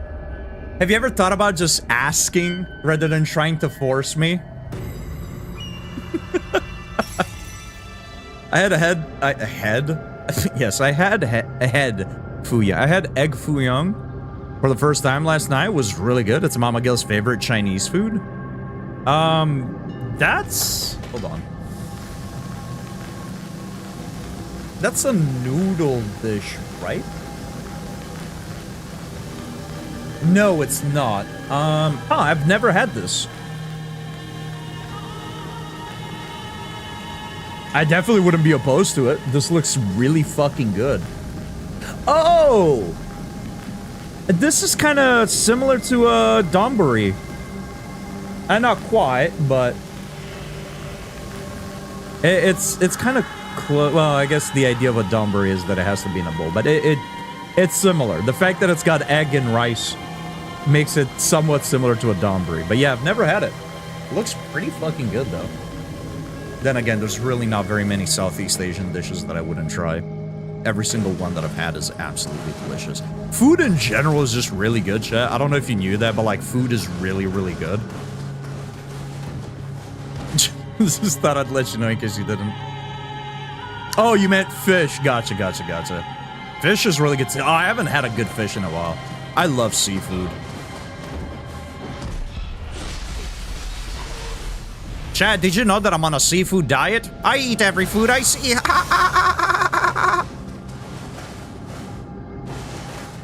I used to have a coworker at my old job that said that shit all the fucking times. It was a period in time where, like, kind of all of us were trying to do a thing where, like, we would try to lose a bit of weight, right? Kind of like a semi-friendly competition, right? We'd all, like, exercise and, you know, kind of check in on, like, a week, bi-weekly basis sort of thing, or monthly basis sort of thing. And every fucking time, this guy would be like, yeah, I picked up a seafood diet. And I'm like, dude, just stop. It's like the 5th time in just a few months. Just please change the joke, dude. Please. Oh, man, it kind of felt like I was in purgatory for a little bit. Cannoli, want to play Sea of Thieves with me? No, I'm good, thank you.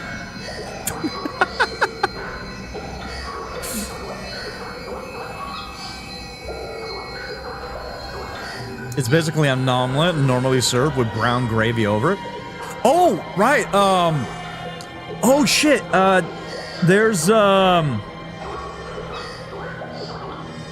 I can't believe I kind of forgot about it. That's a lot closer to something like omurice then. Oh, my girlfriend made omurice a couple of times. It's so fucking good. Oh, I need to ask her if we can shoot for it in a couple of weeks, since we're gonna be traveling up to the Bay Area and hit up some Asian marts to get some stuff that we normally don't find around our area.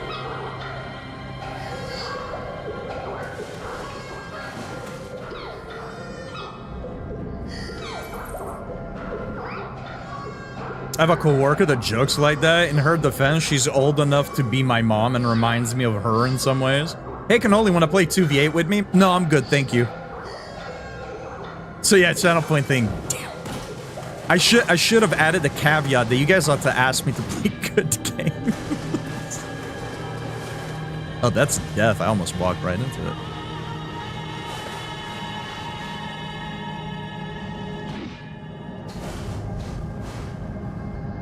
Is this like a 3rd time's the charm type of thing going on here, or?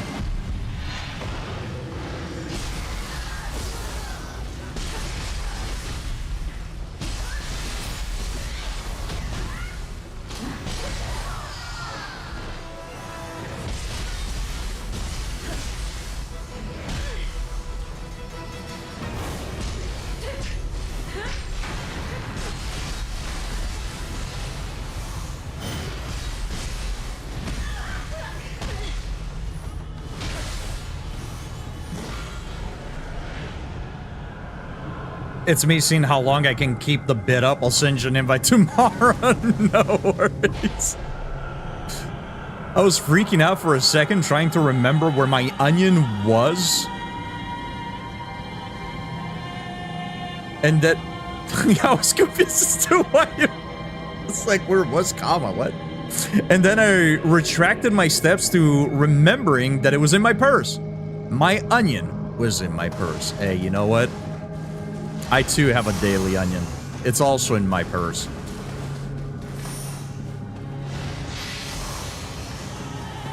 I don't have a daily onion and I don't have a purse, but I am trying to sympathize.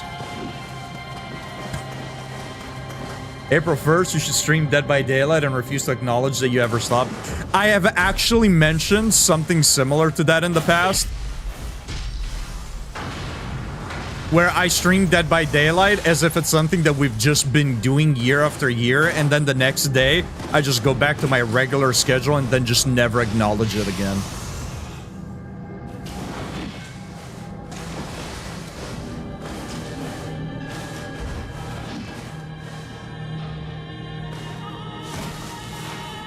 Text-to-speech, understandable.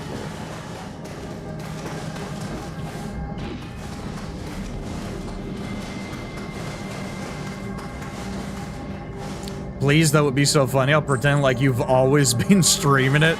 I might consider it for the bit. I might consider it for the bit. No promises. But I might consider it.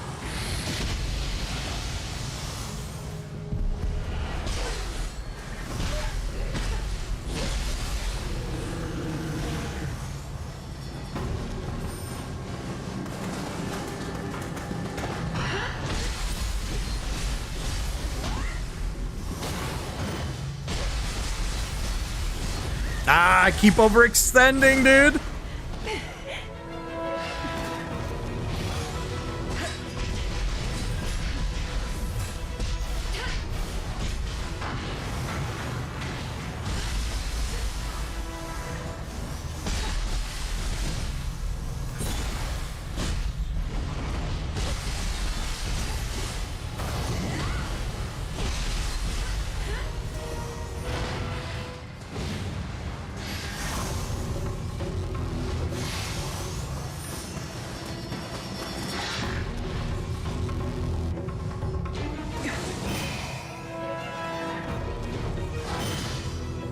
Wow, that's actually very generous.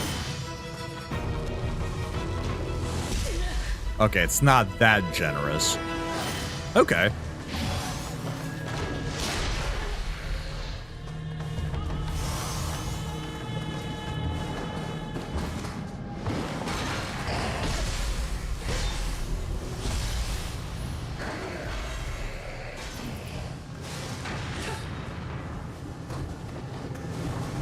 I will donate so much to make it a thing.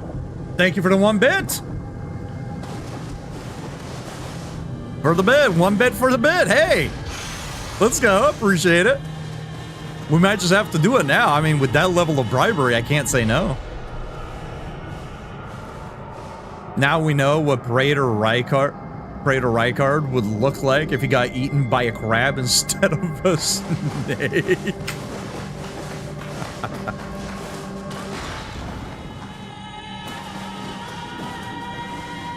You think he would sound a little bit more bubbly when he says his iconic line if he was a crab, rather than sounding all gurgly?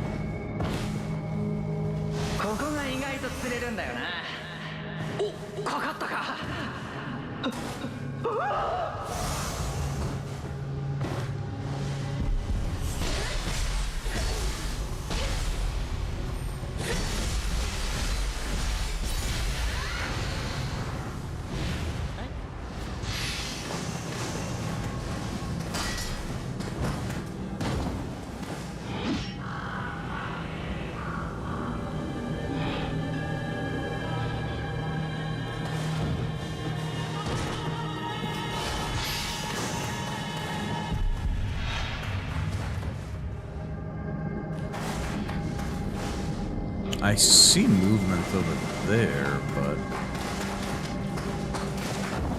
let me double check something. Is this... Because we can go back up and it continues onward, but this continues onward too. And I can't tell whether this is the optional path or the other one is the optional path. So I guess since we're still down here, we might as well do this first. It's one of these guys! It's the big Cyclop dudes! Oh. Okay.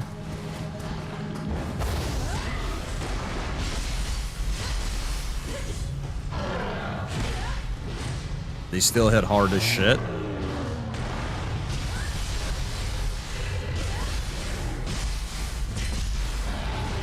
Ooh.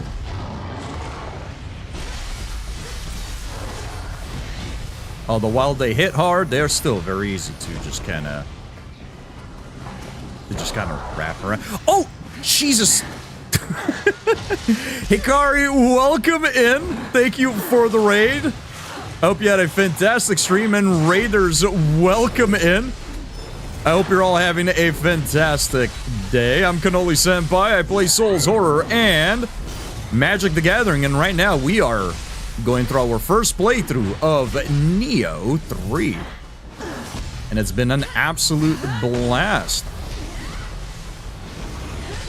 Alright, now that we are not on the verge of death, let me give you a quick shout out.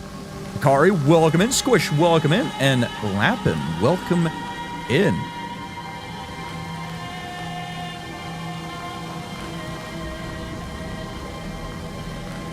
I can spell, I promise. I can spell.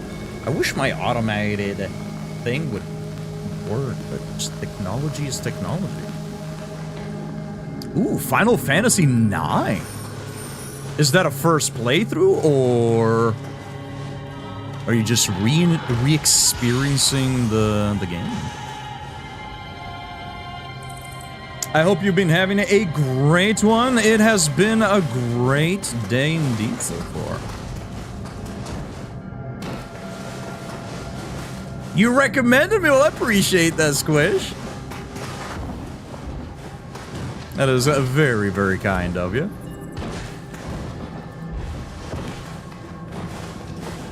Just making sure we don't miss any NPC kills. I don't know why I like to kill all the NPCs on the first go-around, but half the times they don't really even give me anything that I require, but...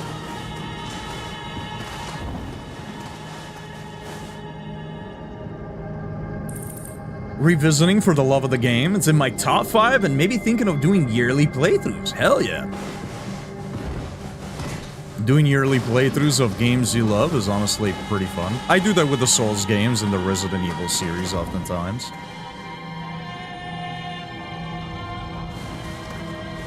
I think I've gotten myself turned around just a hair here. That should have been the start.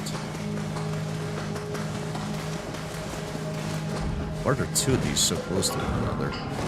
This confuses the cannoli.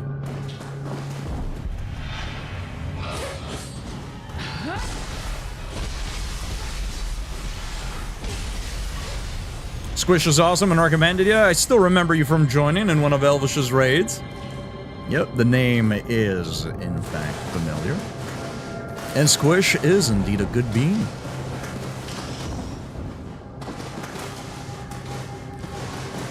Okay, this is the very start, actually. Yeah, this was the very start of the mission.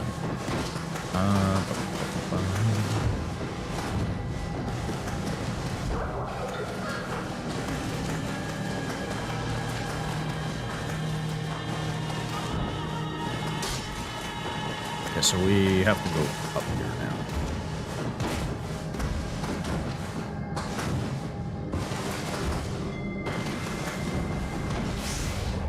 Also, while obviously everybody is more than welcome to stay, you guys did just finish a stream and or enjoy watching a stream, so if you need to take a break for yourself, please go ahead and do so. Don't let me hold you here. For anybody that needs to do any post-stream stuff, please do so. Take care of yourself.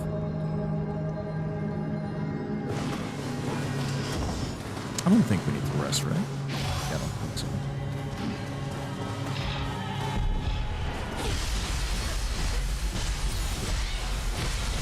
Thank you for the 50 biddies. I appreciate it. And I appreciate the lurk. Thank you again for the raid. You have yourself a good one also, because it would be awfully rude to let these ads play. What is it with recently and having all the ads line up with raids?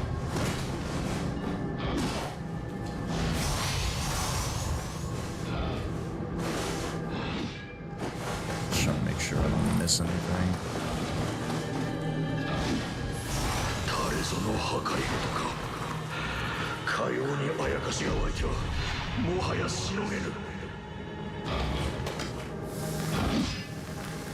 I want to jump over and see if we can get a grapple, but I think he's just going to get alerted.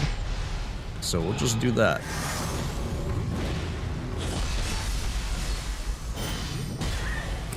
I like how I dodged away and then dodged right back into it. Amazing. Classic cannoli blunder.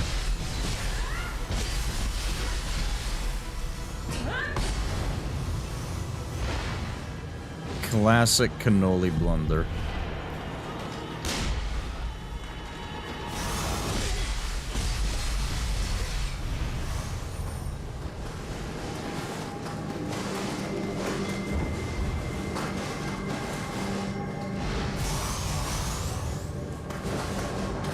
Dung ball? I didn't realize we could throw literal dookie. Okay. I don't even remember if that was a thing in Neo 2 or not.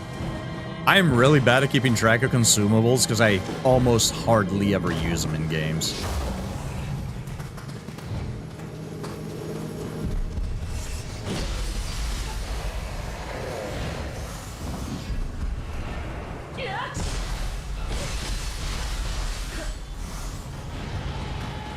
Hyrule, welcome in. Hope you're having a fantastic day and enjoy your insight. Every time I slip off like that, I have a mini heart attack.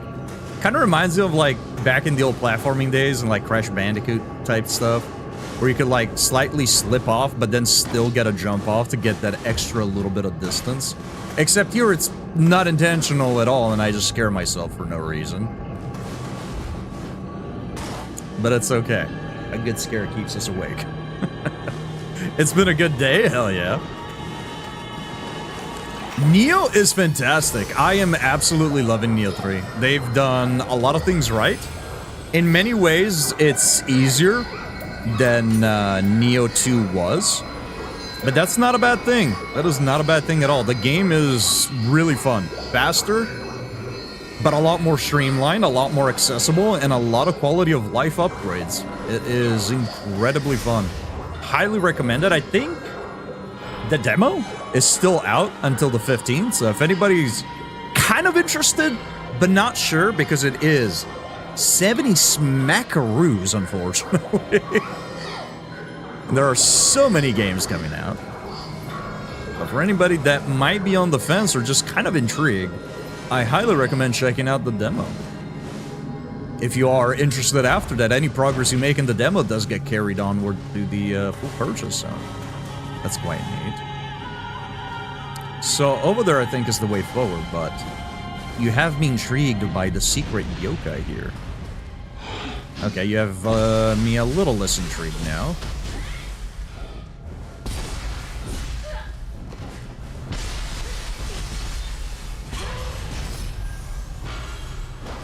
I don't actually know what those things are with like little swirling bits.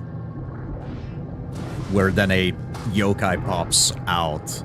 But I like those because it's almost like opening a chest, only that instead of loot you have an enemy. And you just have no idea what enemy it's going to be. It's a little disappointing when it's just a dweller, but...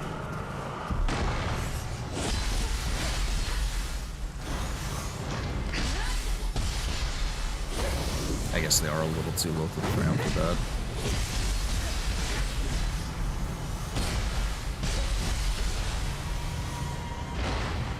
I have the demo, but I haven't tried it. That's fair, that's fair. It's fun. I'm not trying to get everybody that I encounter to play Neo 3. I'm really not. But it's fun. It's a lot of fun.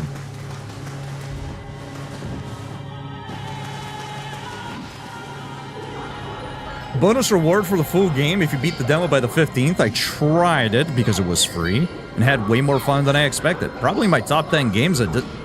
Fucking serious? Holy shit, dude. I am actually very surprised that you'd say that. It's kind of crazy going from like, I don't know if I'm interested in Neo to putting it in your top 10 games. It's fun. I respect it. I respect it. It's a valid pick. So something tells me we're reaching the final encounter here because of all the summons that we have available. This is coming from someone who's not a fan of Japanese mythology or setting. Now we just need to get you to actually get started on Sekiro.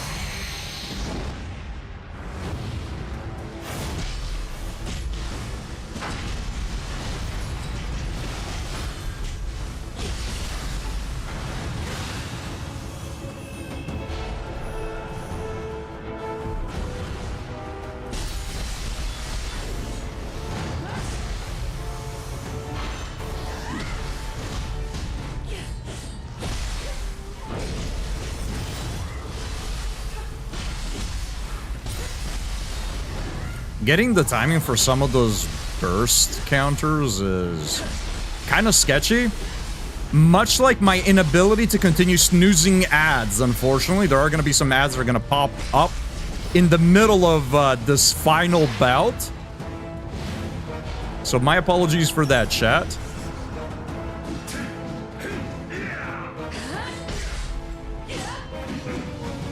But if you need to take a break while the ads run, please do so.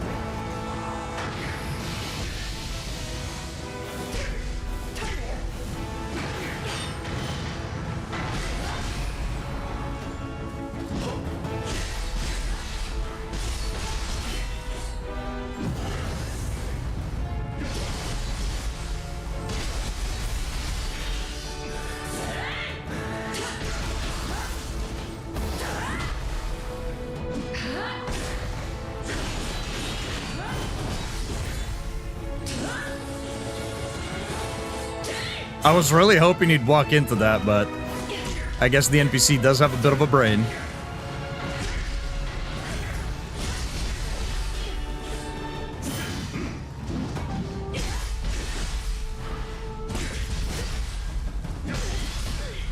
Okay, okay, okay, okay.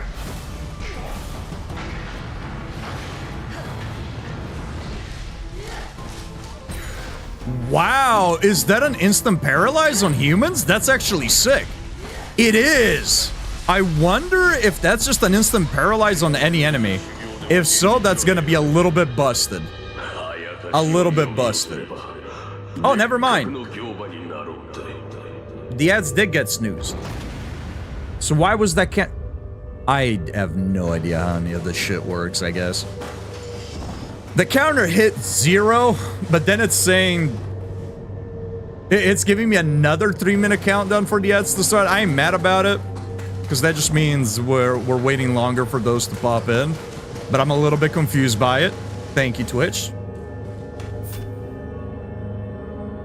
These sounds reminded me of Link so much. What the sound our character makes when they attack.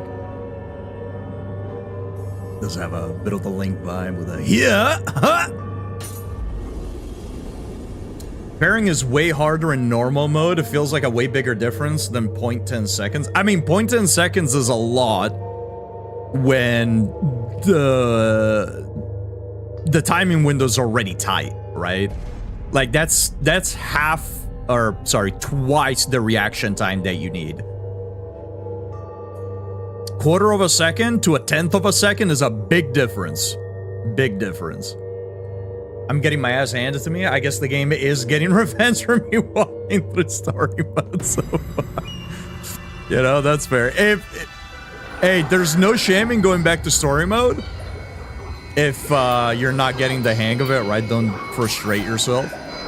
Unless you're having fun, then hey, keep going at it.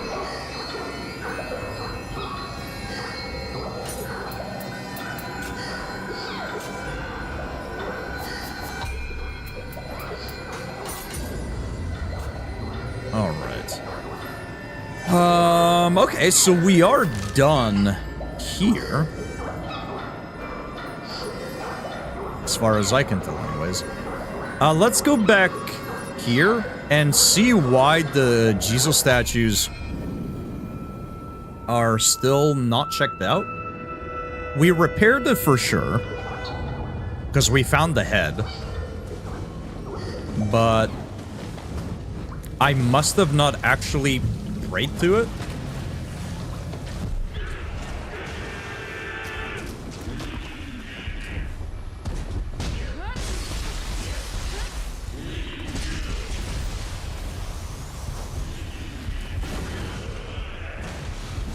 Yeah, they're still highlighted. Hold on. Weird. I swear we did pray to them.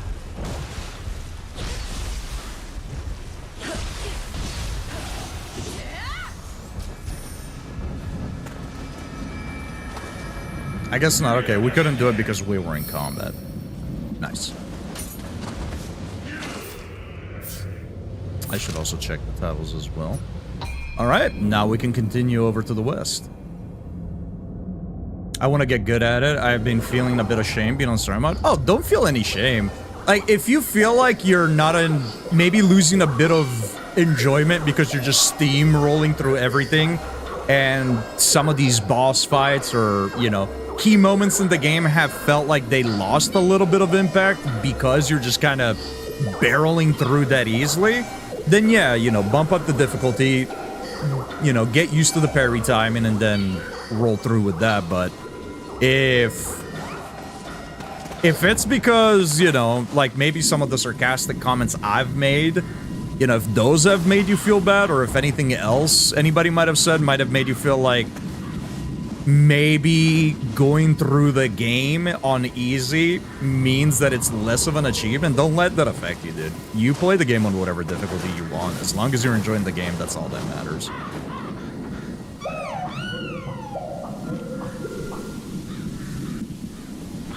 I'm always somebody that enjoys pushing for the difficulty to go up, but yeah, I mean, you gotta take care of your own enjoyment, right? You gotta prioritize that before anything else. Games are meant to be fun, and if you're not having fun, then what's the point? Alright, we had enough tears for that. Let me see. I don't remember if we had any new skills.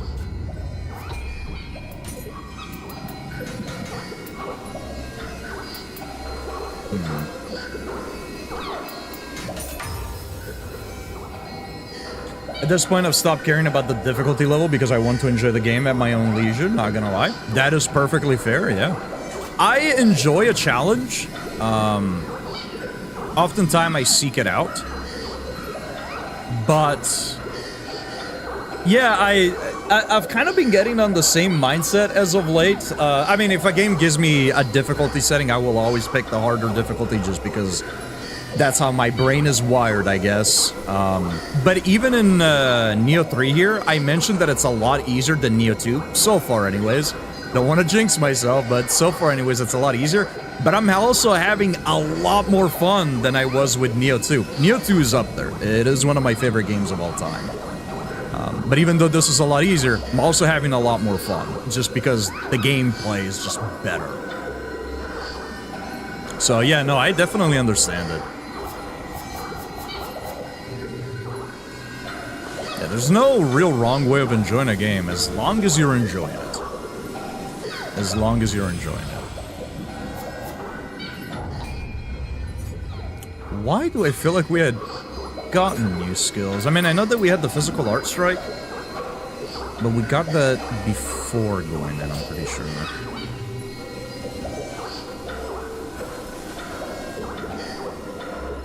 I know nobody means anything, it's all jokes, I'm just way too self-critical, and I would prefer the enemies actually feel like a threat.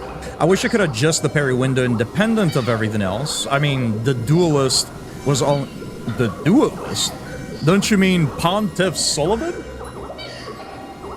I mean, when the duelist was only doing 40 damage per hit, I felt like I was losing out on a part of the game. There is very little sense of accomplishment. That's very fair. That's very fair. And if any of the jokes that I've made do make you feel a little self-conscious, please feel free to let me know. Obviously, I don't mean that to come across that way, but, you know, also don't feel afraid to call me out if I overstep any boundaries. Or with anybody else, for that matter. But I get that, yeah, when something that's supposed to be... something that is presented as a threat in the story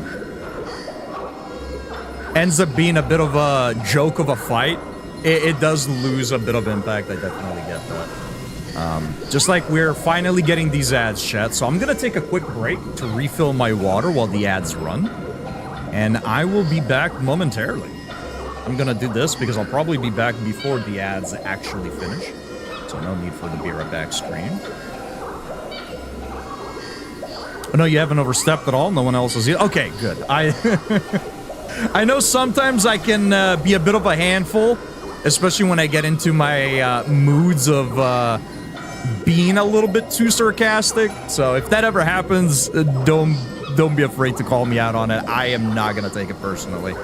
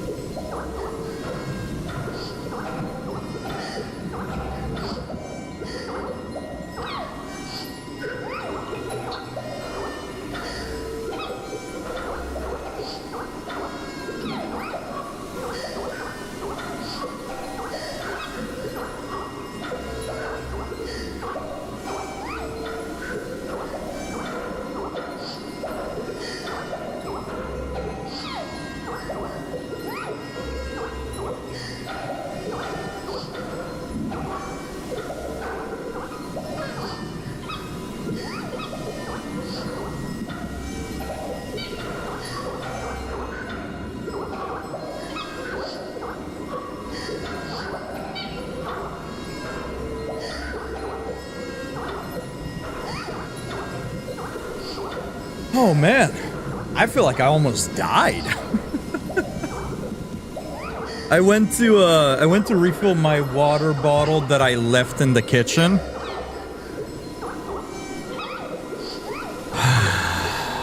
I'll be right back.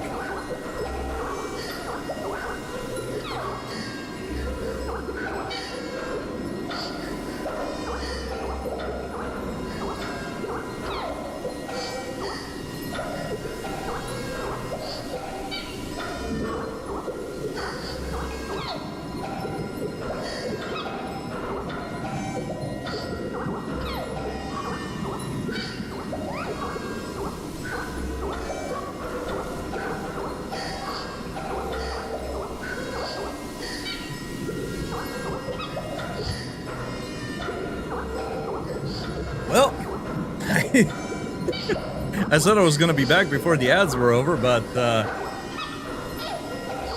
between feeding the hungry beasts that roam my house and forgetting my water bottle, I guess we've ran the entire duration of the ads. Hey! Welcome back. Thank you for sitting through those pesky ads.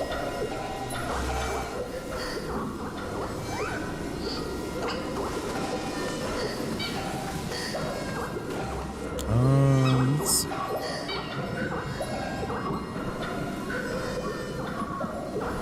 Right, so that's just west, right? We got everything we need from the Sadama.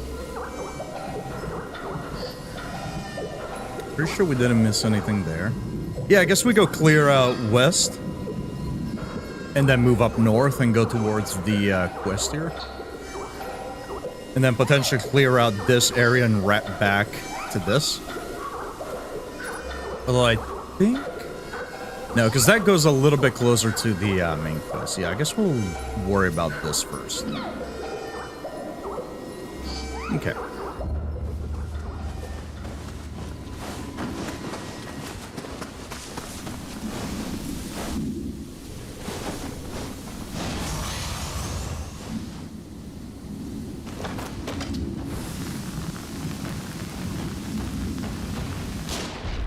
I was hoping that whatever he was holding could explode.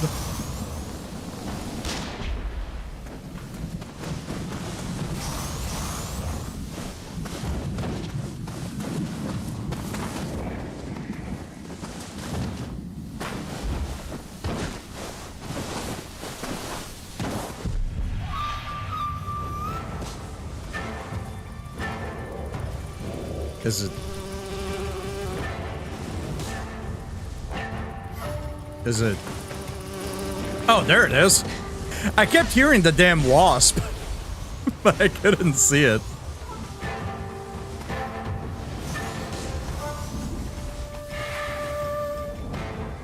Shoot through the outlaw, huh?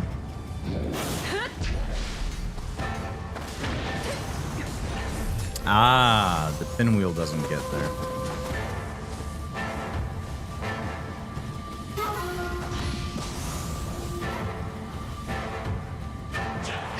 Oh, I feel robbed there.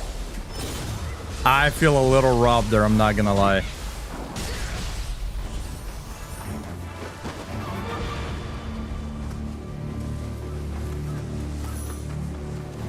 Yeah, for a period of time, I got to the point where I thought that difficulty equated fun.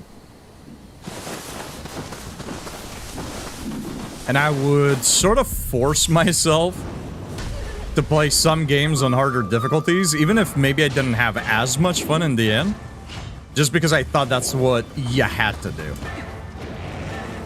Thankfully, I've changed that mindset. I still play a lot of games on harder difficulties, or, you know, even dabble in challenge runs and stuff like that. But thankfully now it's because I want to and not because I feel forced to.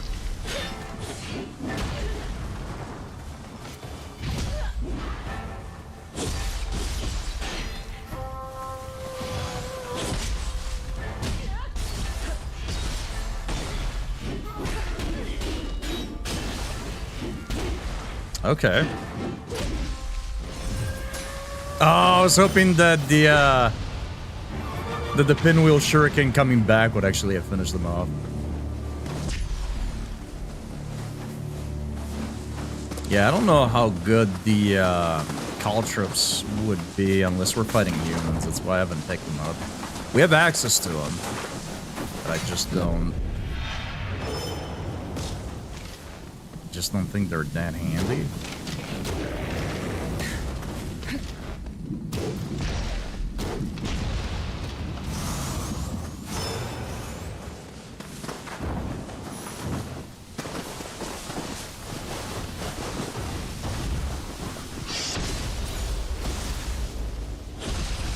Maybe having a few points in stealth might actually be kinda handy. Or not a few points, but having some passes that aid with stealth. Because I do feel like, and I don't know if this is scripted for certain enemies, but it does feel like sometimes I'll sneak up to an enemy and then they get alerted anyways, even though there's no line of sight. They haven't seen me, and I've snuck up on them. Kind of like with that Gaki. I don't know if maybe I got close enough to touch it and that alerted it. That could have been the case.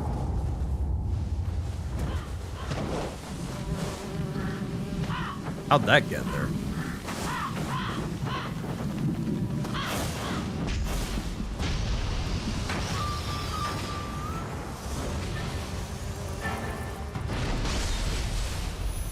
Is that like a nest or something? Okay. I mean, it probably is meant to be a nest visually. But for a second, I thought it might have been like an actual, like, mechanically it being a nest that kept spawning them.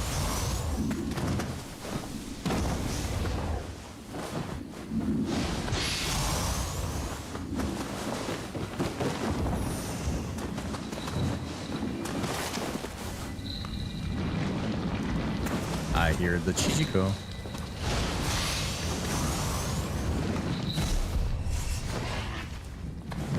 Oh, and a Kappa as well.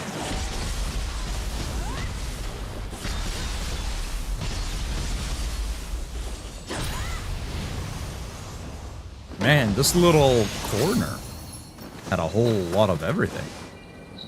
Ah, there you are.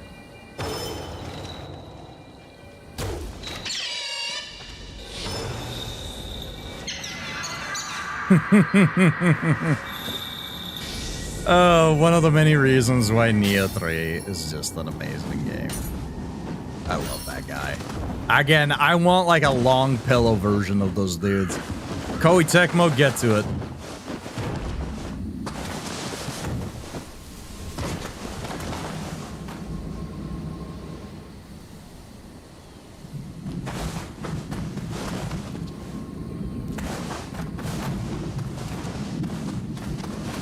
What's going on over there?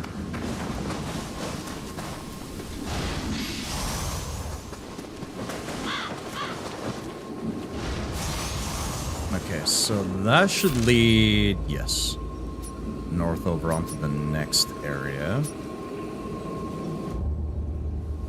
Gonna go ahead and ignore that for now.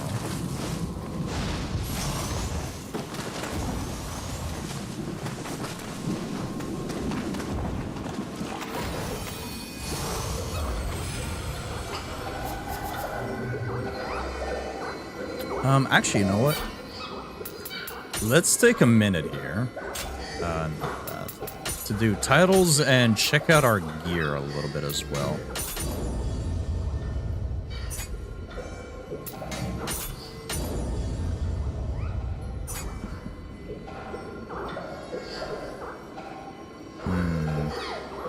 Damage taken is nice, but I think I'm gonna up our elemental damage here.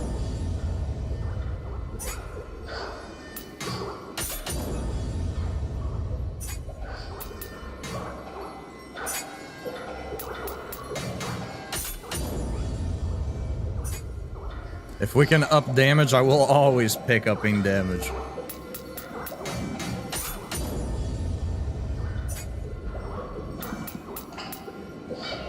Unless we're talking about giving me better loot. But also better loot can translate into more damage, so... Well, the martial arts damage would actually be kinda sick. As well as familiarity bonus.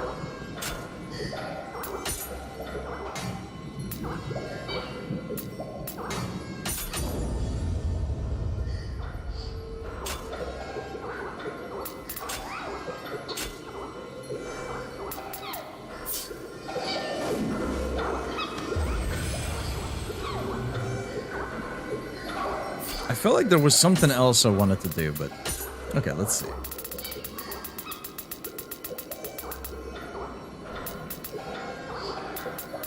I don't think I have found any purple dual swords yet, which is a little unfortunate. We found fists.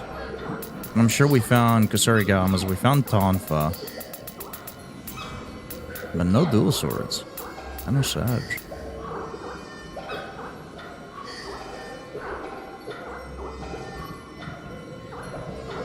There's gonna be a lot more damage in the long run, but I just... Attack bonus strength, I'll take that. That's quite handy. It's lower now, but it is gonna be higher as familiarity goes up.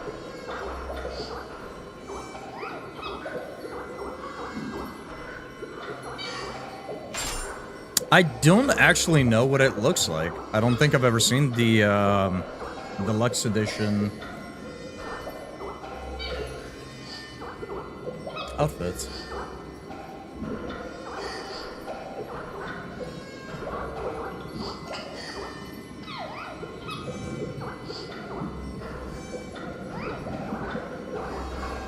That is a really good outfit.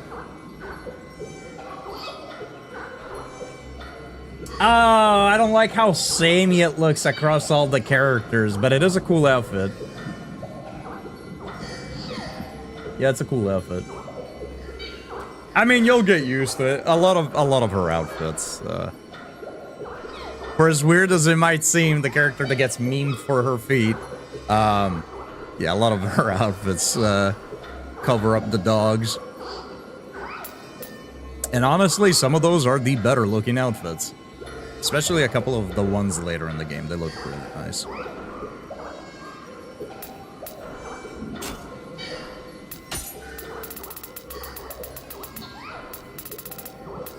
I think I might switch back to a bow just because we find more ammo for it. We just find more ammo for it.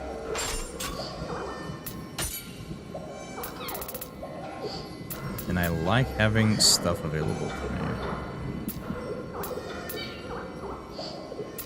Like, the rifle does more damage, but we can still one-tap the weaker enemies, which is really all I care about.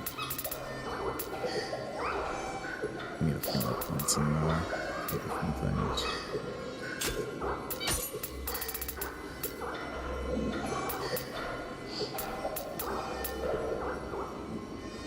Oh, hey. I think this is the first time that we come across the shinobi robes.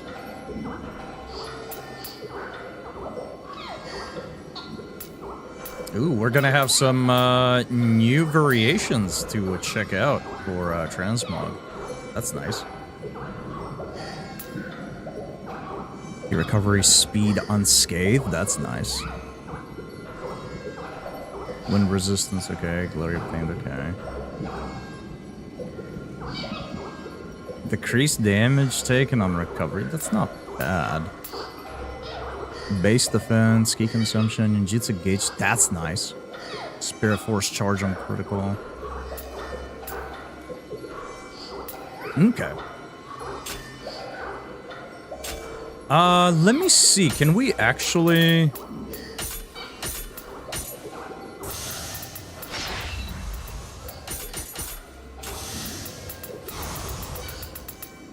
That's not enough, is it? Unfortunate. And which stat was it? Is it skill? It is skill. We need like a couple of points in skill, so maybe I'll start putting more into that for right now. I think only one might do it as well. I don't need too much. Yo, what's up, big fella?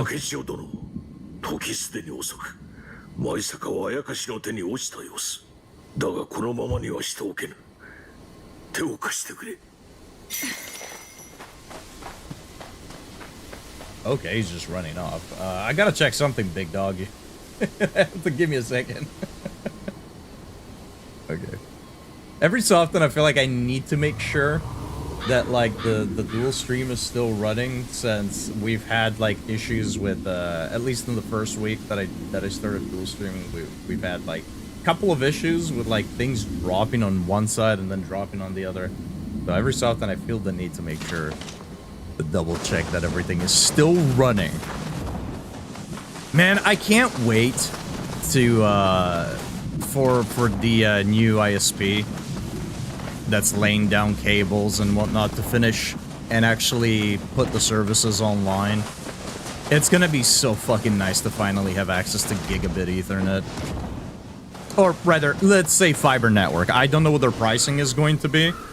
I think their lowest price, depending on the area, starts at like, I think it's something like $25 or $35 a month for 300 up, 300 down, which is compared to the other service providers in the area, both in speed and price, it's a hell of a fucking steal.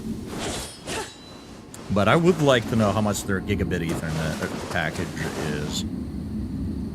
300 down and up is their lowest package, and on their site it says starting at. So I'm assuming that that's the one that's starting at that, but I would like to see how much the other ones are. I think this internet service provider is a California-based internet service provider, because every time I've looked up any sort of, whatchamacallit, review or anything like that, it's always in a California city. It's never been in any other outside.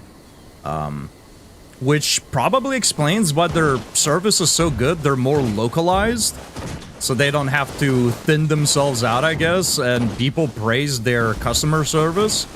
There was somebody on a Reddit post that said that rats had chewed out their cables, and they came out and within a 24-hour period, they had come over, inspected, came back and fixed the thing, and everything was up and running in less than a 24-hour period, so that's nice.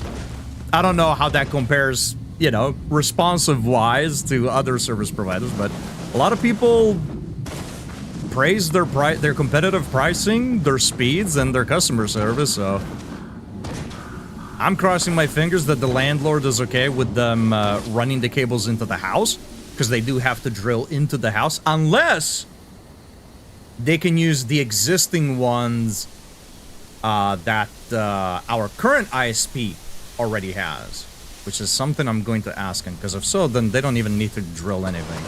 I know on their side it does say, because if it is going to be a full fiber network, I would presume they would run fiber into the house, because if you run fiber to the house and then you run copper from the fiber junction into the house, it adds a little bit of a limitation. It's not quite a true fiber network, but I mean, hey, I'll take it. Cheaper and faster. I ain't gonna be upset about it. So I'm kind of excited, because when that happens, you know, I'll actually be able to properly do a proper dual streams or multi-stream setup the way I want to do it, rather than having to rely on some of the limitations Restream has. And that way I can control everything on my end, which is going to be quite nice. I like that. So I'm gonna be pretty excited for that, especially because I want to have setups for vertical streaming as well. And not to mention, on top of the competitive pricing and the speeds, it's unlimited, which is fucking nice. So many internet service providers in my area will only offer unlimited data on the higher tier packages, or if you bundle your internet with the cable TV. And I have just like exactly zero interest in cable TV. I keep forgetting about dual streaming. I try and have them both up. Oh, don't worry about it. I mean, I appreciate it, but don't worry about it.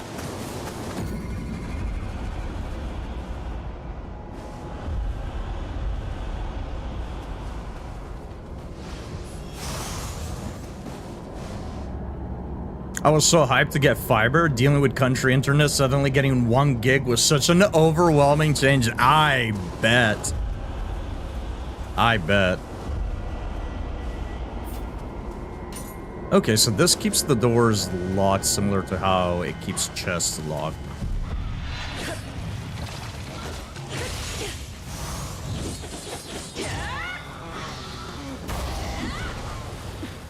Yeah, because that's like a big limitation for me right now. Not only is it the speed, but like the data cap is kind of a big hindrance.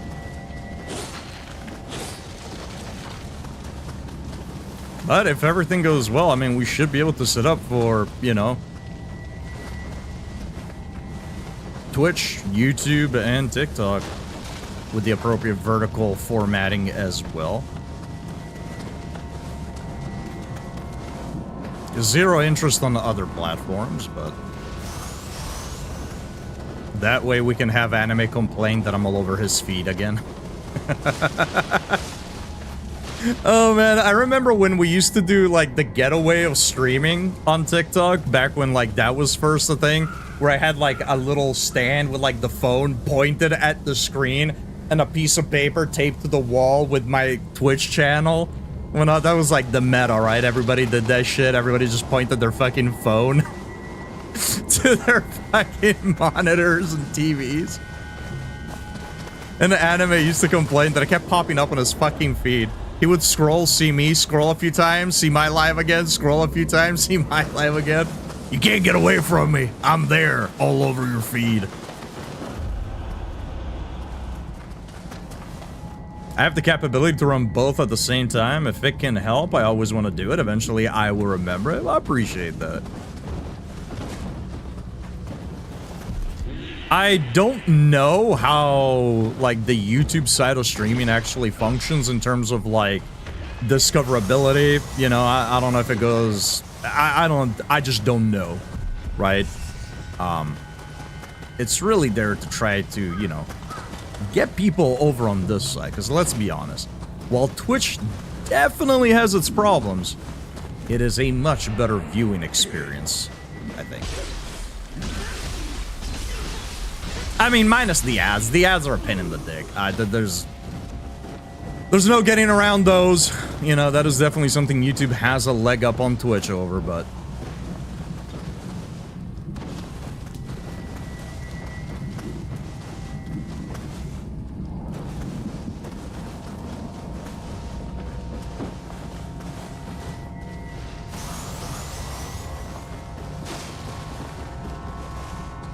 YouTube just kind of lacks that community feel to a degree, you know what I mean? Like the emotes and all the little features, right? It still feels like a very primitive live streaming platform to a degree, which some people enjoy. Nothing wrong with it. Nothing wrong with just simple stuff. No little doohickeys and add-ons. Which, I mean, you can still do manually, right? Same as when Twitch didn't have all of these things. Hey, can you take care of Hip Up? trying to get rid of this nerd. There we go. Okay.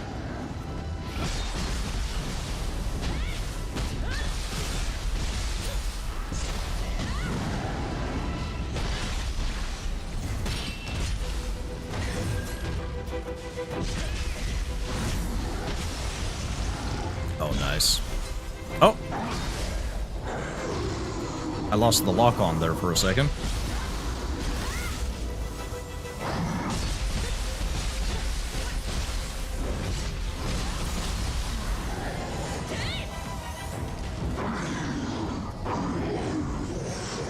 Is it?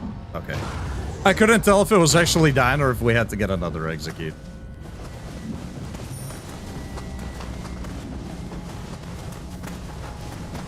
So we are 4 out of 10. I gotta make sure I'm thorough and that I'm not missing, like, any random spot, because sometimes there are, like, gakis or other small yokais, like, hiding in buildings and whatnot, so I gotta make sure I'm thorough, because otherwise if we get, like, close to, you know, I guess checking out the entire area and then I'm still missing one, it's gonna make me freak out a little bit. Anime should be grateful you're all over his feed. You being on my TikTok changed my life. That ungrateful bastard, we should probably ban him. I don't know, man. He's been around for a good chunk of time. He's been around for like 6 years now. Right? It's been 6 years or 7 years? It's been a fucking minute, you know? I love to meme on the guy and everything, but the guy is probably one of the longest standing, like, OG regulars of the channel. A lot of people have, like, come and went, you know? Some people that have been around for years just suddenly dipped out, and hey, as always, there's nothing wrong with it, right? Life changes. You know, maybe you move city, you move country, you get a different job, you have a kid, you get married, you know, your lifestyle changes. Or maybe you just don't give a shit anymore, right? Some people just step off social media. Some people just don't want to interact with Twitch anymore. Or maybe I'm just not your cup of tea anymore and you just found somebody else who enjoy more, right? Plenty of reasons why people just kind of dip out of channels, but anime alongside Sly, alongside Pone, alongside a couple of others, Millennium as well. One of the few people that's been around for a really long time. And on a regular basis at that.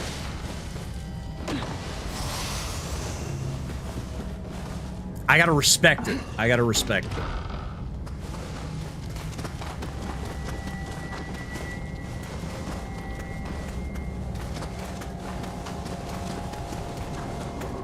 Okay, I know that we already went over here, but again, just double checking, making sure.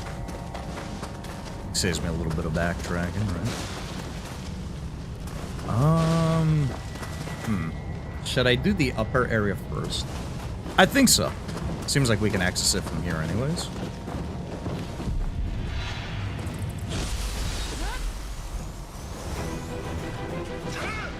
I was wrong. It does not seem like we can access it from here.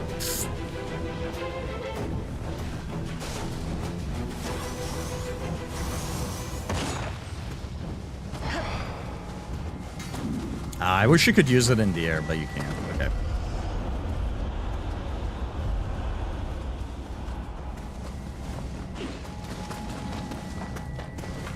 Now, saying that, we did ban him temporarily on New Year's, and that was kind of funny.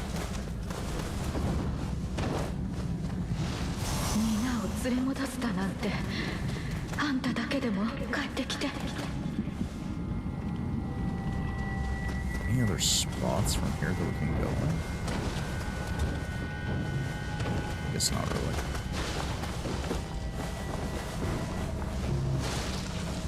Chat, how do you feel about this? I know that a bunch of games have this. How do you feel when you go from a bright area into a dark area, or vice versa, where like the monitor kind of adjusts, right? It goes from like really dark to kind of brightening up, as if like, you know, your character's eyes had to adjust. Do you prefer just being able to see immediately, or do you kind of enjoy the adjusting period that happens when you go from dark to bright or bright to dark? Also, Sly, welcome in, dude. How are you liking Hollow Knight? I know you were doing a little bit of that. I kind of poked my head in, but I was like lurking most of the time. I was talking about Magic the Gathering with a friend. Oh, I hate these things. God damn it. I was wondering when eventually they would show up.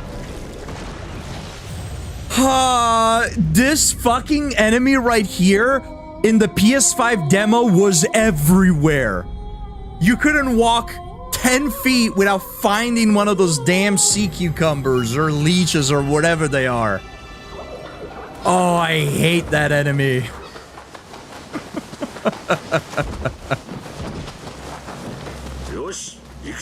I almost forgot that it existed too.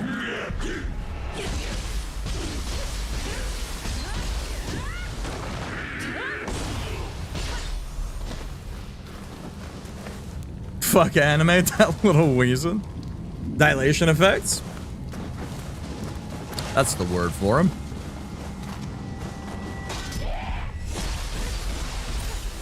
Okay, so the mini boss stays dead, but everything else we do have to kill again. Okay. Noted.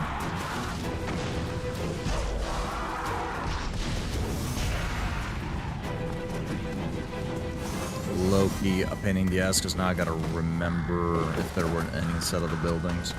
And I've been yapping, so. I'm playing it, and I'm liking it. Hell yeah. Yeah, it's a good game. For me, the only downside of Hollow Knight was that by the time I was done with it, I really wanted to be done. It's a game that was a lot longer than I expected it to be, so maybe it was just kind of like an expectation mindset sort of thing. It's a good fucking game, though. Hollow Knight is great. At some point, I need to go back and finish Silksong. I just don't really have the urge to play a Metroidvania at the moment. I have a love-hate relationship with Metroidvanias. Hollow Knight is a good game, though.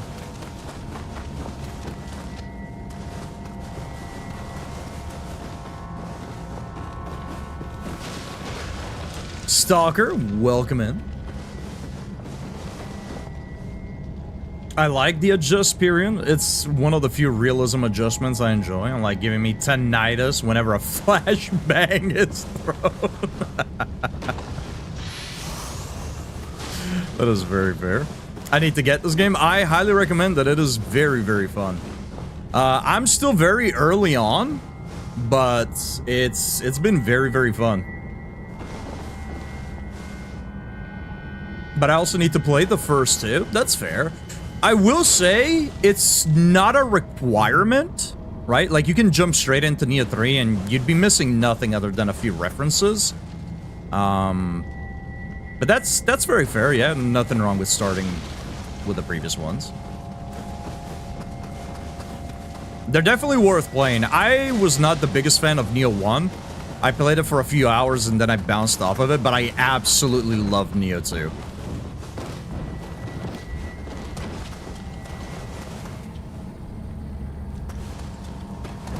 And I think Neo, except these invisible walls midair, I think Neo 3 improves on the Neo 2 formula quite heavily. It's different, but I think it's an improvement overall. I'm currently doing Code Vein 2. Ooh, how are you enjoying Code Vein 2? I know I hear a lot of mixed opinions on it. I personally really enjoyed the first one. I had a lot of fun with it.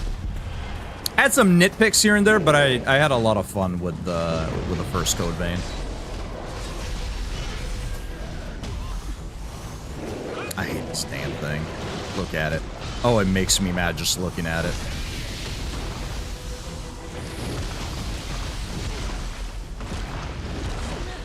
Oh, it's making me so upset. I knew it was coming. Don't worry. I might not enjoy fighting you, but I still remember you from the demo. Don't worry. Oh, I hate that enemy. They definitely tweaked it, though. It did hit a lot harder on the PS5 demo, and it was a lot tankier, like ridiculously so. Then again, they have tweaked a lot of things since the original PS5 demo to the full release. Everything hit harder and everything was tankier. But that thing was an absolute menace. That thing gave me more issues than the actual Crucible boss back then. Or back in that demo, I should say.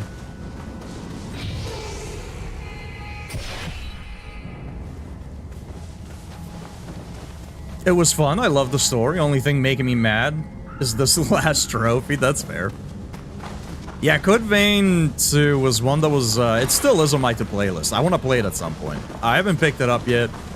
Code Vein 2 and Neo 3 both released, you know, within a week of each other, so I kind of had to make a choice there. And I ended up with Neo 3. But at some point, I do want to touch Code Vein 2. Had a lot of fun with the first game. I'd imagine I'd probably enjoy the second one as well.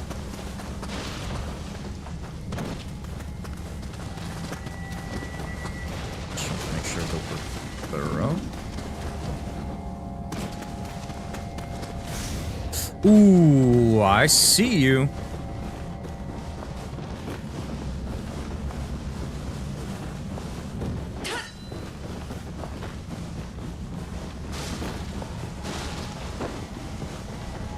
Okay, there's a little bit on nothing.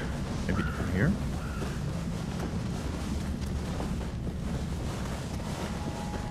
Okay, they just gave me an empty-ass building.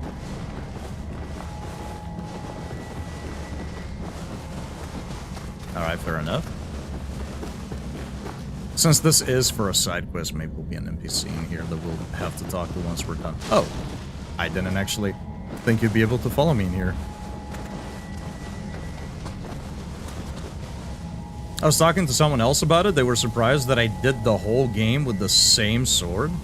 They changed some things. So I've heard. I saw some of the changes just from the character creation demo, right? Once you're done making the character, you can kind of run around that initial area and you can see some like stats and like little things like that. Obviously no actual gameplay, but... Oh, video game. Video game, don't do this to me. Don't do this to me, dude. Is there another window we can pop out of? Yes.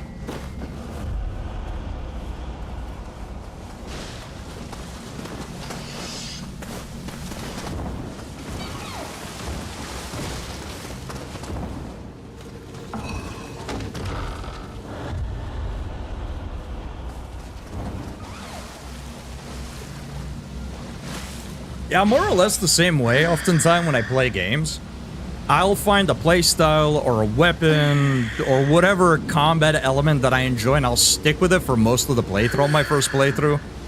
I usually experiment on subsequent playthroughs if I enjoy a game enough. But for my first playthrough, if I find something I like, whether that's early game or late game or whenever, I usually stick with it. Sometimes it happens to be a strong weapon and it carries me through the game. Sometimes it's a not so good weapon and I struggle, but I like to stick with the with what I find if it's fun rather than constantly adjusting through. I'm kind of lazy when I play games, I gotta be honest.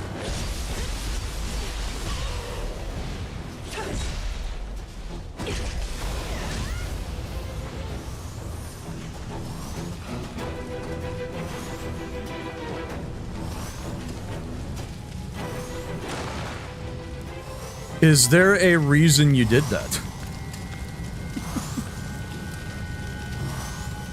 Is there a reason you just attacked that wall partition? What did it do to you?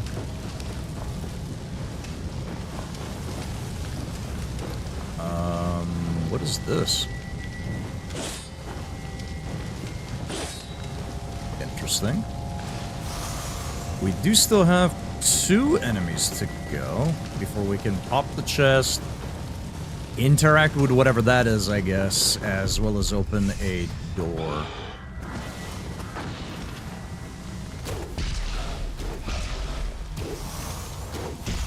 I heavily dislike controller aiming. Oh, okay, so you kill all of them except the last one, and then out of that little rift, the, I guess, boss for the area will pop up. Alright. I guess we'll see here, too, if this is an instant paralyze. It is! That's insane! I thought it was maybe just an auto-paralyze on, human enemies. But it auto-paralyzes yokais as well. That's kinda nasty. That's kinda nuts. I wonder if it auto-paralyzes bosses as well. That's pretty fucking strong.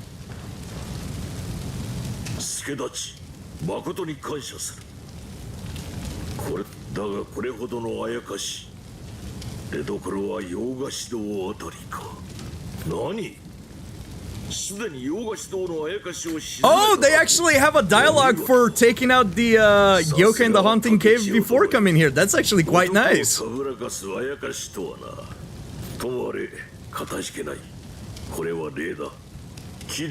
That is actually a neat little detail.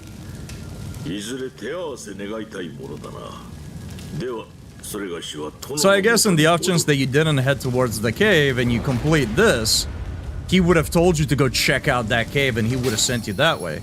So even if you didn't find it yourself, which I mean, it's not like it takes a lot of exploration, you just have to go south rather than west. But if you had gone here first, I guess you would have gotten a follow-up quest, maybe perhaps to ship you over this way. That's nice. That's nice that they kept that in mind. I like that. Okay, so we got a couple of chests to pick up. Love when games do that. It's nice. It's just that little cherry on top. Do they have to do it? No, I don't think the game would be any worse for not having that. But it adds a bit. It adds a bit.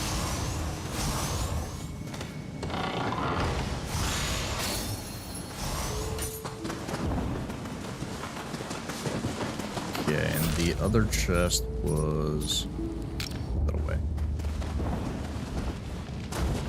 I also do like that it marks where you last died on the map in case you want to avoid that area. I mean, you kind of, I guess you don't really have to go back to pick up your stuff.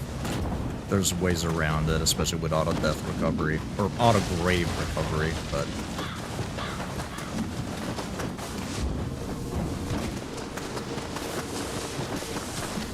So there was a chest in here. And I just missed it. I thought this was an empty building, but... Oh, here it is. Oh, that's why I didn't notice it. Because we jumped... Am I thinking of a different building? I am...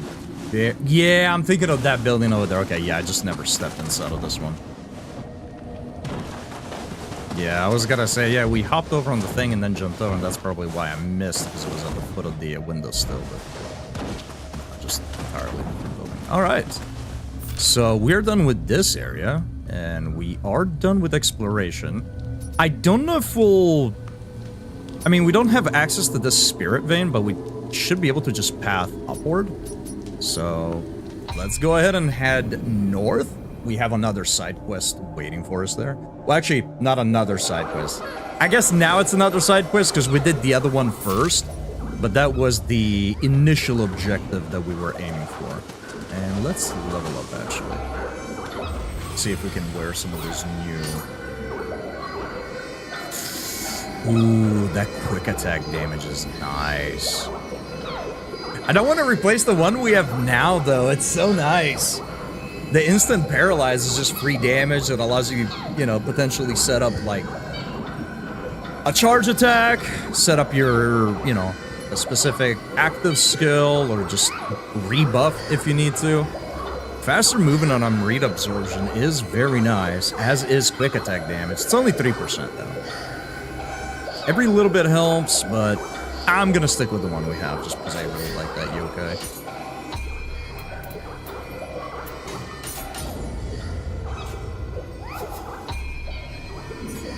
We have a new samurai skill, which is increases defense by 6. That is quite nice for how little it costs, but I'm not particularly caring of it. I don't think we're going to be playing samurai at all throughout the course of our first playthrough. I'm pretty sure I'm going to just stick to ninja. Just because I'm having a lot of... It's more aggressive, it's faster. I know you can do the same thing with samurai, but... not quite the same. We can be a little bit more agile with ninja, and I'm having a lot of fun with it.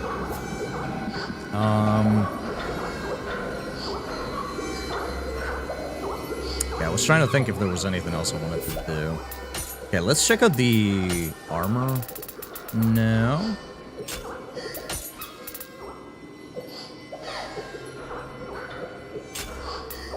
Let's see if we can wear some of these. We need 8 skills, so we're still missing 1 skill point. Okay, so I'm not even gonna bother looking at the other ones because the other ones were pretty much the same.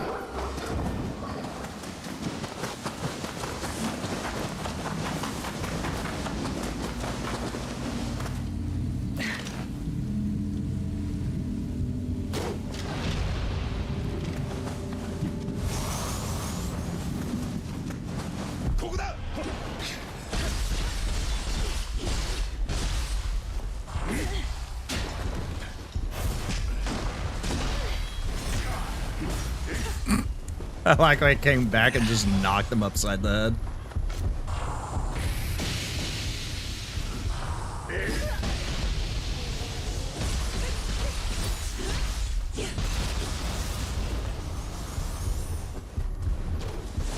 I was expecting for 1 enemy to be in here and ambush me. I was not expecting for 2 of them. You know, since I brought up the dilation effect going in and out of buildings, what are some semi-realistic mechanics, or some mechanics that try to mirror some level of realism that you enjoy in games? Because I do agree, the dilation effect is neat. I don't mind it too much. Ah, it's one of these.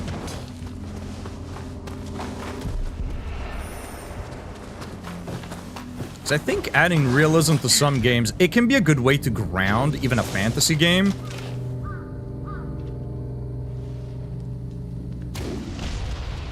But trying to add realism to a game can definitely work against it, that's for sure. The fuck?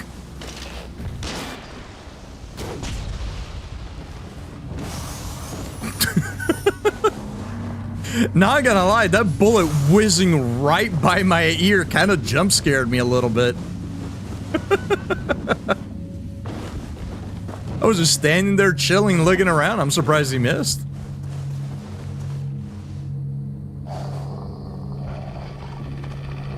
I like that the dogs are immediately aware of us, but the human hasn't spotted us, right? Would have been an even nicer detail if the human would have kind of looked towards the dogs. And the dog is sniffing, growling, is looking.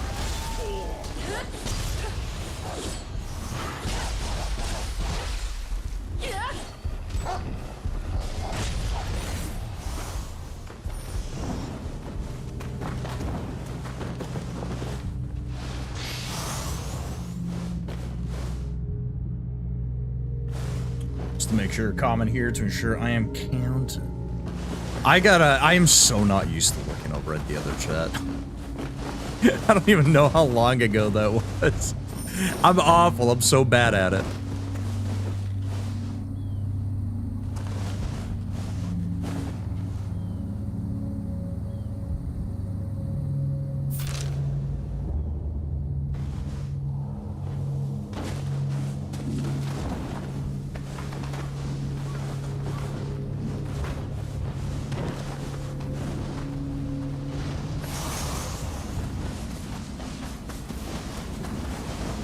So this is where the side quest was. Yes. Okay, so let's go here first, and then we'll check out the rest later.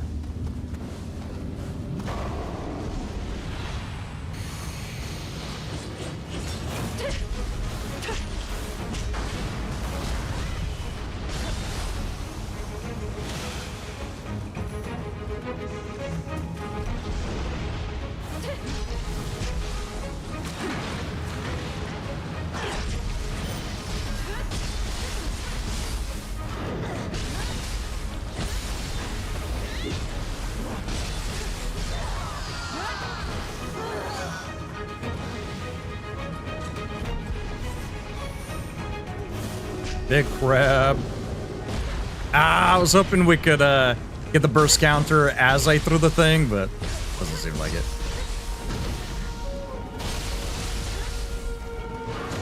Big poison node.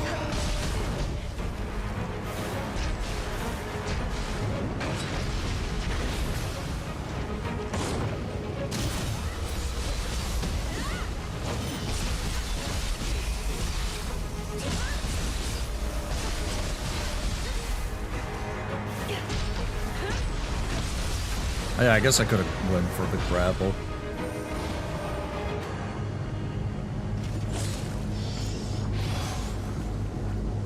I enjoy realistic liquid effects. Like if you roll in the poison swamp, you become more poison. There was also one game, which I can't remember, where you stop, where if you stepped in a puddle...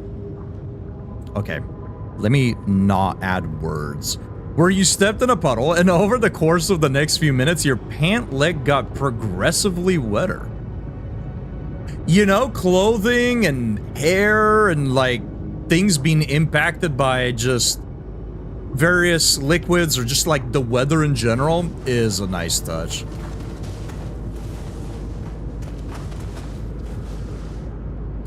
You know, the Souls games have a little bit of that, which is always surprising. I always forget that if you're in water, electricity will deal more damage to you. I really wish more games had stuff like that. Just in general. Just in general. I wish every game just had more, like, environmental stuff. I always talk about this.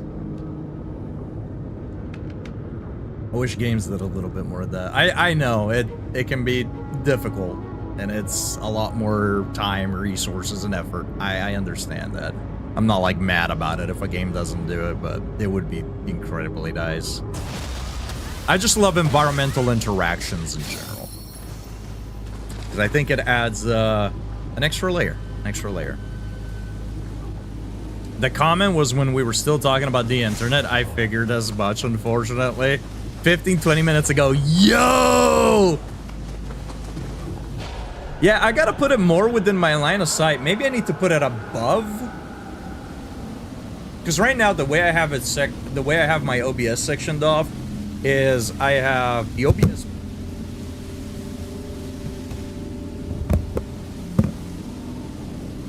I have the Twitch chat, and then right next to it on the upper half, I have all of the various events and whatnot, and then right under that, I have the YouTube chat. Now, the reason I placed it there is because that way it's at, like, eye level with the Twitch chat. But I guess because it's, like, shifted over to the right, I guess I'm just not used to read it, so I always, like, miss it. Not that there's, like, a lot of action going on that end, but still. I need to be better at still kind of glancing at it. Agreed, or if you're wearing metal armor, you're more vulnerable to electricity. Those kinds of things are enjoyable, provided it works both ways. Yep. Yep, I vastly agree. What I also agree with, chat, is that I think I want to take a screenshot of this. The game is not allowing me to move further up, which is a shame. Okay, let me just move my character up.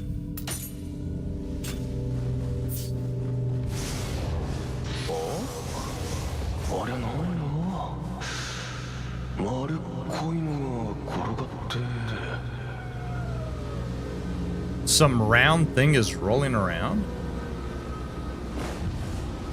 What round thing is rolling around? Oh, that's right. I thought it was one of the spirits talking to us. Yeah, I forgot that when you pick up loot, you kind of sometimes hear, oh man, yeah, this is something I don't pay attention to very frequently. This is a really cool detail that Neo does. I have so many hours into Neo 2, and now we have a good chunk of hours into Neo 3 as well. And I keep forgetting that this is something that does happen. When you pick up loot, sometimes you'll hear voices. And you're sort of hearing like the echoes of these people when they were still alive, essentially, right? And they can give you a little bit of insight of the world around you. So, you know, hearing like, oh, what's that thing rolling around? It gives you a level of expectation, like, hey, going up could be something. There could be something. It could just be talking about the scampers. Look at that little guy. Could just be talking about the scampers, but I feel like we're gonna be ambushed by something else. Okay, let me see if I can properly move the camera around now. Not really. I don't know why it's like hard locking me here. It's like really just not letting me go too far forward. Kind of interesting. I can't even really move myself up more than this.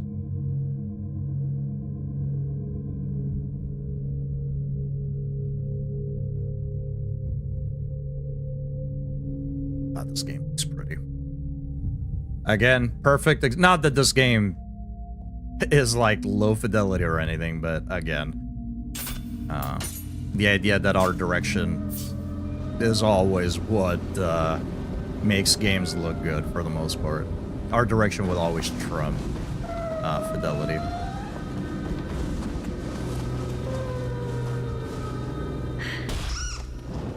There he goes.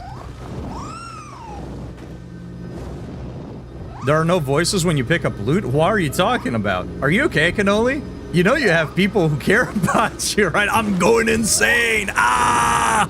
I'm losing my damn mind! Help me! Please!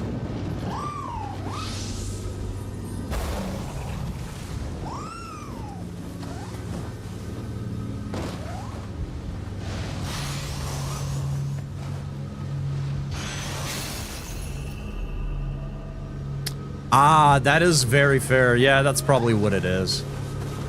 That is probably what it is. I just want to take some pretty pictures, man. I don't want to scout ahead. I just want to take pretty pictures.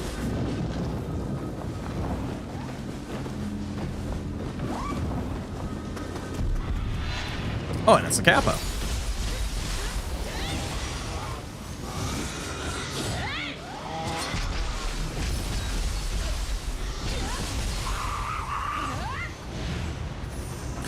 I almost ran off there. I scared myself a little bit.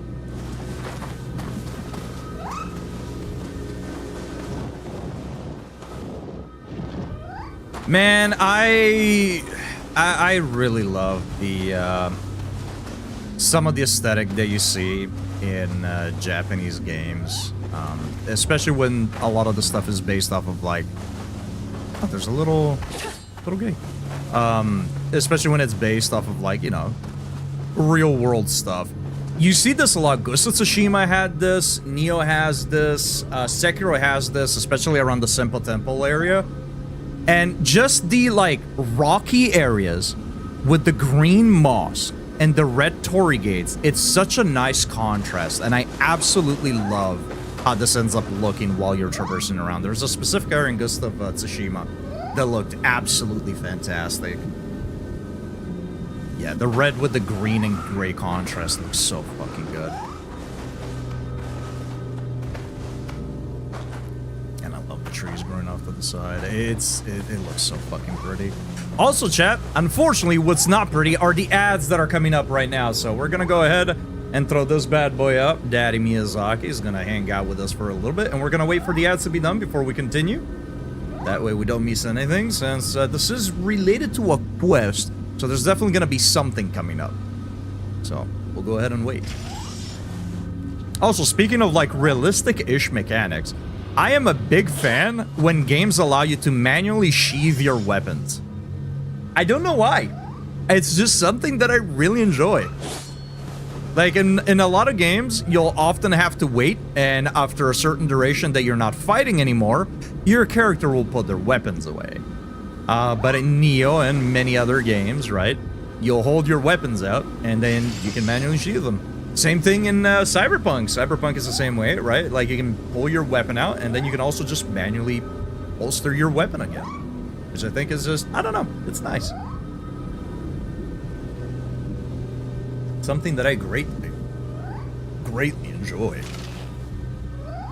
Also, every time you see me randomly aim my bow, it's because I'm tabbing out.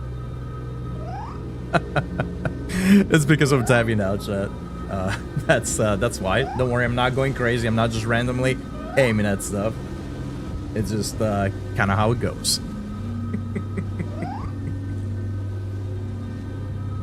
Oh, man.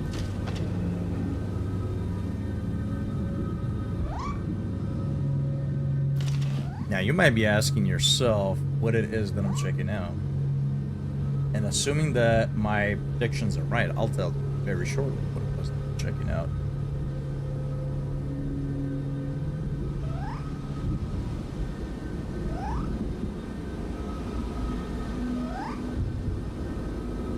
In exactly a minute and a half.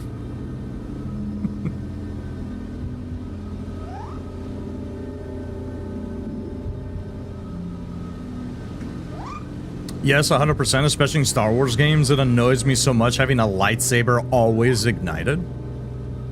Random question. Is there something that can happen to a lightsaber if it is always, like, turned on at all times? Like, I don't know how it functions mechanically. I don't know the logistics of a lightsaber. But can a lightsaber be damaged if it's just on for an extended period of time? I mean, I presume it puts out an incredible amount of energy, so maybe I have to assume, like, I guess the heat would probably fuck the handle up, or, I don't know, something related to the kyber crystal, I guess, maybe burns it out? I don't...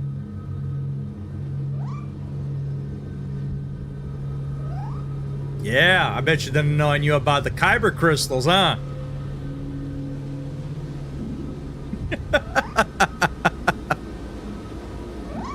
I'm a real Star Wars expert here.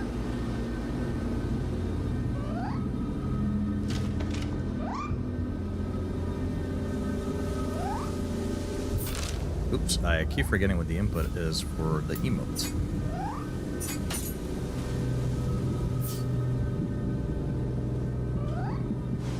It's such a shame that it's such a long, extended process to get to photo mode. And by the way, chat, thank you for sticking through the ads. Appreciate you.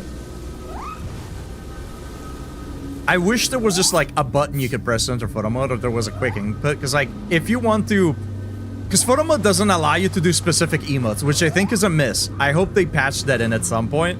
But like, say you want to do an emote here. Let's say you want to do nice. You have to go nice. You have to back out, quickly open the option menu, quickly go into photo mode, and you're just too late. I really wish they could, they would add like a emote menu or something like that. Maybe there is. Maybe I just haven't paid attention to the UI all that well in photo mode, but it would be nice to have, I think. The short answer is yes. What's the long answer? I need the details.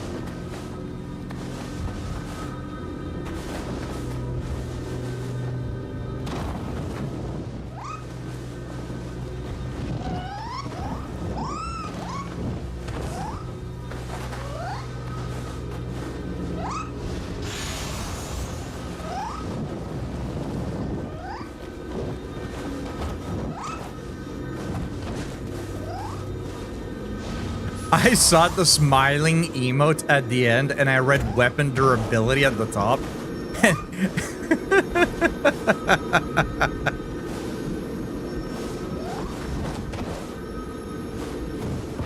Alright, let me see. I really enjoy games that add weapon durability for realism.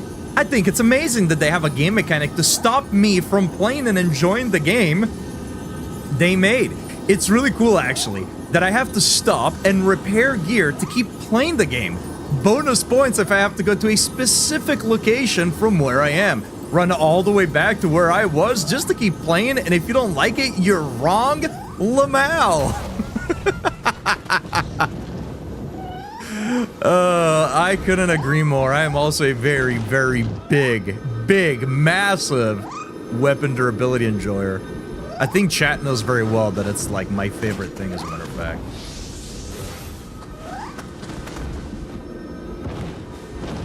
I'm not gonna lie, like talking about Ghost of Tsushima and talking about like the aesthetic of like rocky areas with like the trees growing off to the side and the moss green contrasting with the Torii gates really makes me want to play Ghost of Tsushima again. I've been wanting to do another playthrough because it's a game that I really enjoy, but I want to save that playthrough for when we actually get to play Ghost of Yote. Not that they're like direct sequels of one another or anything, right? They take place like 100 years apart or something like that. But we'll probably do a Ghost of Tsushima playthrough when we get around to playing Ghost of Yote.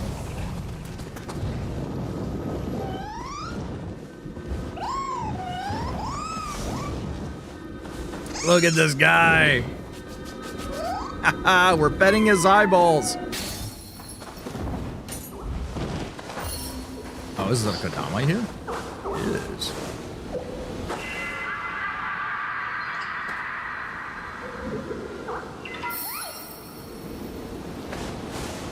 Longer answer. They do have circuits and a power cell. The energy is forced through Kyber crystal, which then is sent through a focusing lens to keep the blade from being more of an expulsion of energy. But in addition to frying the circuits or draining the energy cell, you run too much energy through a Kyber crystal too fast or for too long, it'll explode very, very violently. Like, take out an entire Star Destroyer violently. Holy shit! Really? Damn, alright. So, could you, like, turn on a lightsaber and, like, stash it somewhere as, like, a stealth op? Just flick on that lightsaber, toss it in there, and then just, like, bail out, and it's basically like a timed explosive? Yo, that's what they gotta do. See, they need somebody like me in the Star Wars universe.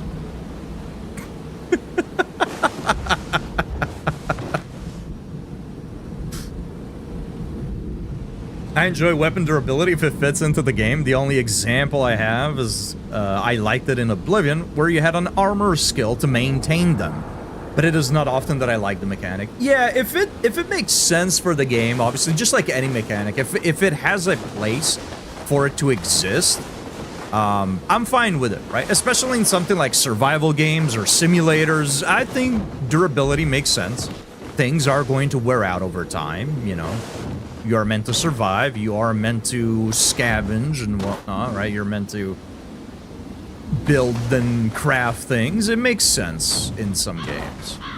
But just like with any mechanic, it has to make sense. There are some mechanics that I feel like are just remnants because, well, it's been this way for this long, so we're just going to continue the process. And then a lot of action RPGs, it very much feels like durability exists because it's just always been a part of the genre for the most part. So it always feels like it's included because, well, we've always have it. We might as well just keep adding it. Search the surroundings.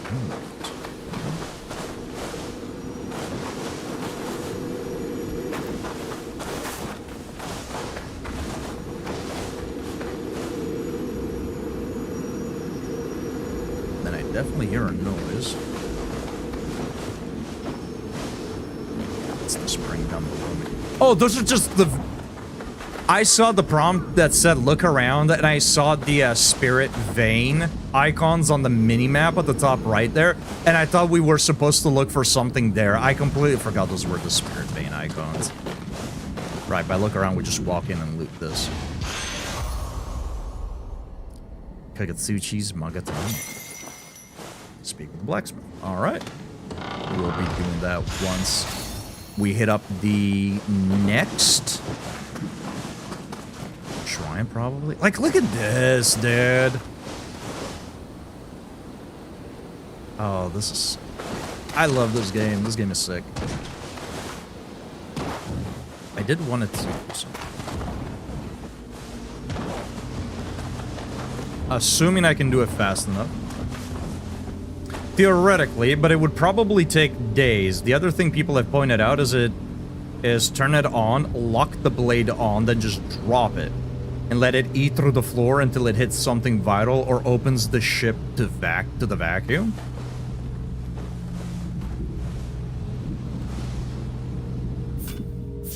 See, they need more thinkers. They need more thinkers.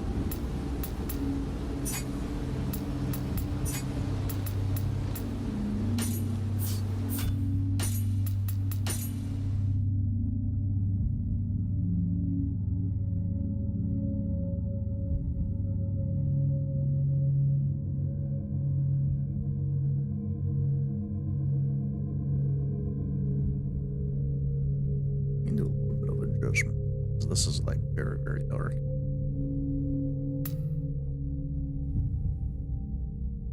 Expose.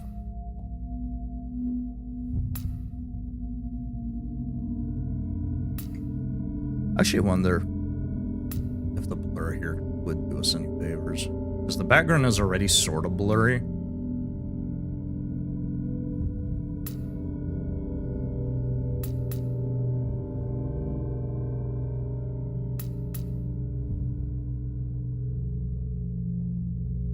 I might move this just because I don't want my character to be lit up, because being that she doesn't have a top on,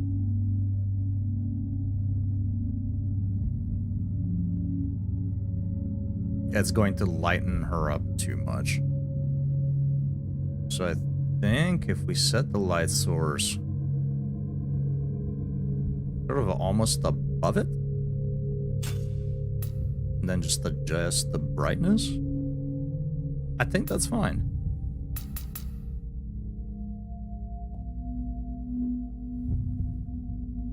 And it might even be better just without the blur effect. The blur effect makes a lot of the edges look really, really messy.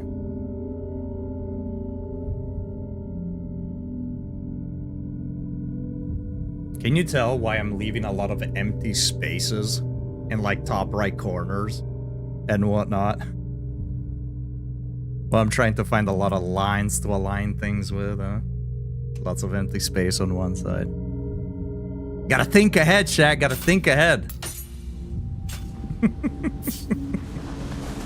You gotta envision the thumbnail for when you never upload the video. You know what I mean? Oh man, some people are still waiting for that Shadow of the Erdtree playthrough. Man, that one is gonna... That's a slow burn if I've ever seen one. Please get me back up. There is a crazy amount of energy potential in Kyber. That was what the Death Star was powered with. Oh, that I did not actually know. It's basically the galaxy's largest lightsaber. At least until the sequels made an entire planet. Well, alright then.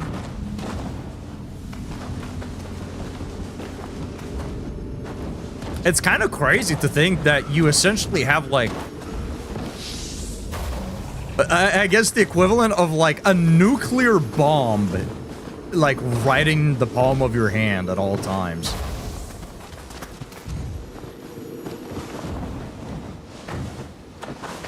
Oh, well, I guess we don't have to run, right? Oh, but I don't want to run out all the way from over there. Yeah, this is fine.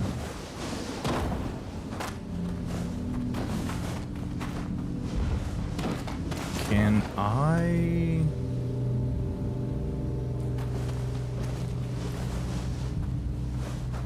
Let me look at the next door gate.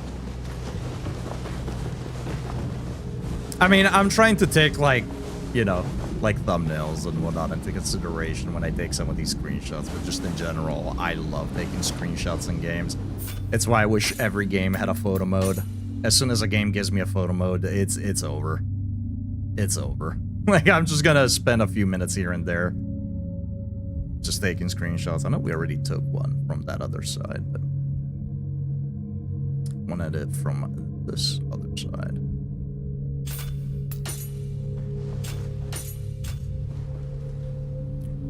What the fuck? Wait a minute.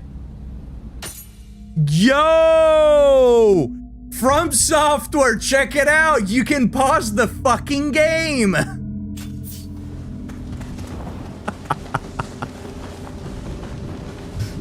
Oh man. I really can't believe that that's still like a debate somehow amongst the Souls community. That like pausing a game should or shouldn't be a thing. Like, it's beyond me. There's legitimately a part of the Souls community. I love the Souls community, but man, some people in it are just... Some of the opinions make you eye roll really hard. And the idea that somehow having a pause button makes the game easier is so beyond me. Like, there's nothing inherently easy or hard about being able to pause a game, right? Monster Hunter lets you pause. I guess now Neo lets you pause. Sekiro lets you pause the game. The argument is always that, like, well, in Dark Souls, right, multiplayer, okay, but you can play offline, so that argument is null and void. If I am playing offline, I should be able to pause the game. There's no worry about multiplayer if I'm playing offline, right? And even if I am online, I should still be able to pause the game unless somebody's actively, you know, connecting to invade, or unless I'm summoning a player, then yeah, just don't, you know. Sorry, game cannot be paused at this current time, right? I have a little message pop up or something. But, yeah, there's really no excuse why you shouldn't be able to pause a Souls game. There's no real good argument for it. I mean, the only real good argument is gonna come from the developers if they just say, like, oh, we just don't want to do that. Then it's like, all right, fair, bit weird, but hey, it's your game. I can't really argue with that, can I? But from, like, the player base trying to defend the fact that, like, you shouldn't have a pause button is so silly. It is so silly.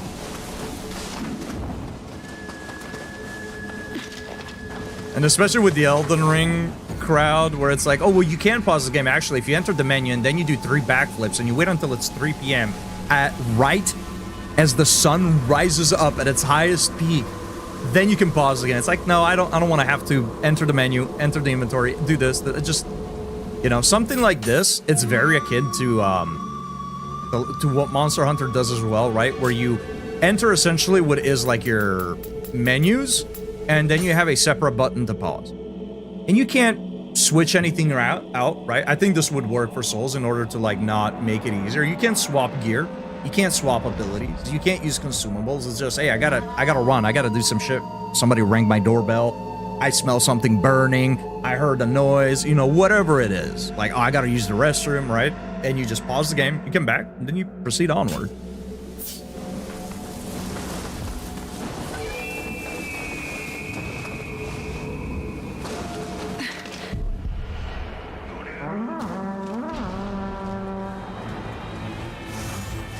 That's on me for letting that even happen.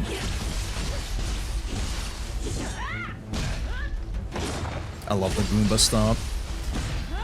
Makes me feel like I'm playing Sekiro a little bit, speaking of.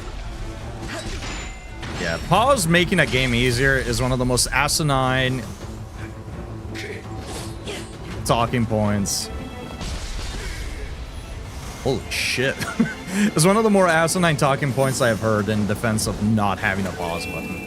I don't think anybody would tell you that Sekiro is an easy game, but you can pause the game, right? And in Sekiro, you can even pause the game, right? You can bring up the inventory menu and use consumables.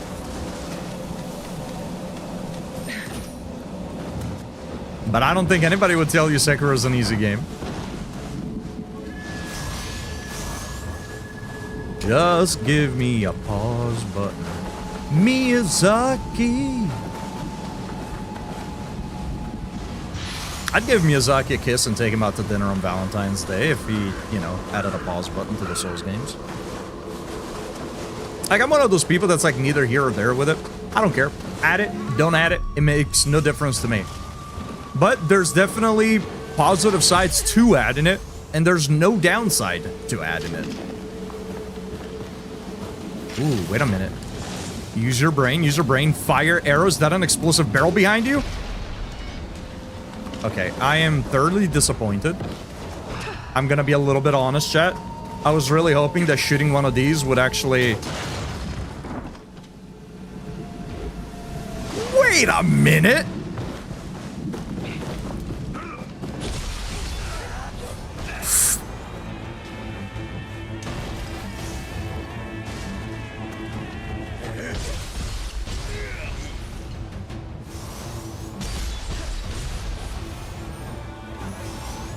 Is there anything at the end of those roads?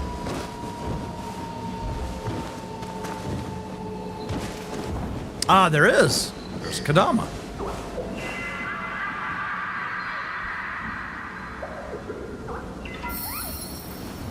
And I've been yapping randomly about this, but how do you feel, chat? How do you feel about a pause button in Souls games? Fuck. What the? Holy shit. Is that the afterlife? How do you feel about it? Are you pro? Are you against? Do you not care either ways?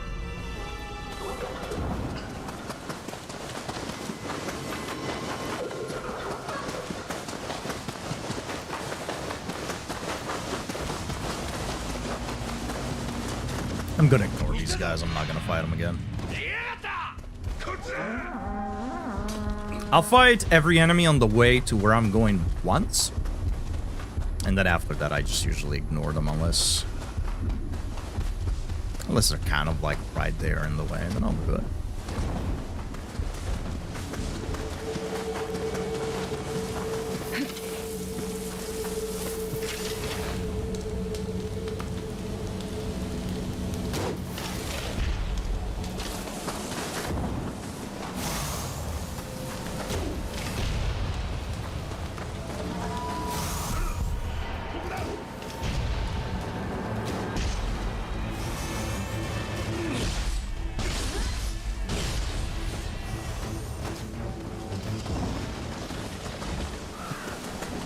There was anyone back here.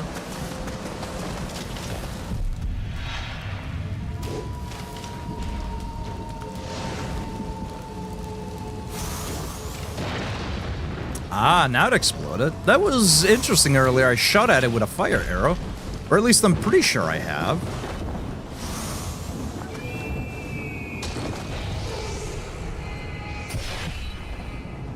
And it just kind of broke instead of exploding. I wonder if maybe instead of hitting the barrel, I might have hit, like, the dude's leg and it pushed him back and he hit the barrel and it broke. Maybe that's what happened. I did get the Kadama. I also hear a... Oh, it's way up there.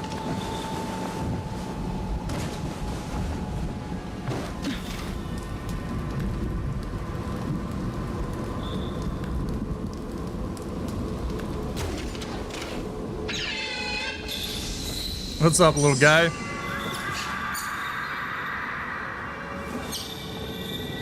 The argument against them is silly. Sometimes life happens, and I would rather be able to make sure I don't lose progress because I suddenly need to go to the bathroom, or someone knocks at my door. Yeah, I know you need me to sign for that package, but I'm on phase 2 of Melania, so could you chill for a minute? You just open the window that's next to your computer so the fucking delivery guy can watch you do phase 2 real quick.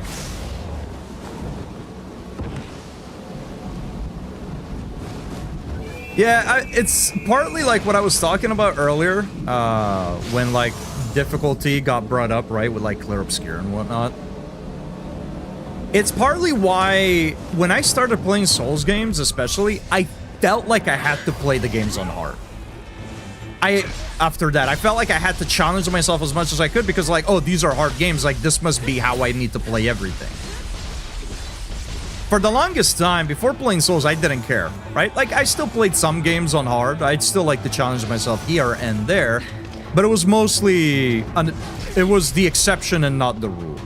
once I started playing Souls games, I don't know what it was, but part of me was like, oh, this, you gotta do this. Like, every game needs to be hard. Like, you had fun with this, it must be because it was hard. And starting off, part of me was kind of like that, where it's just like, oh yeah, use this, use that.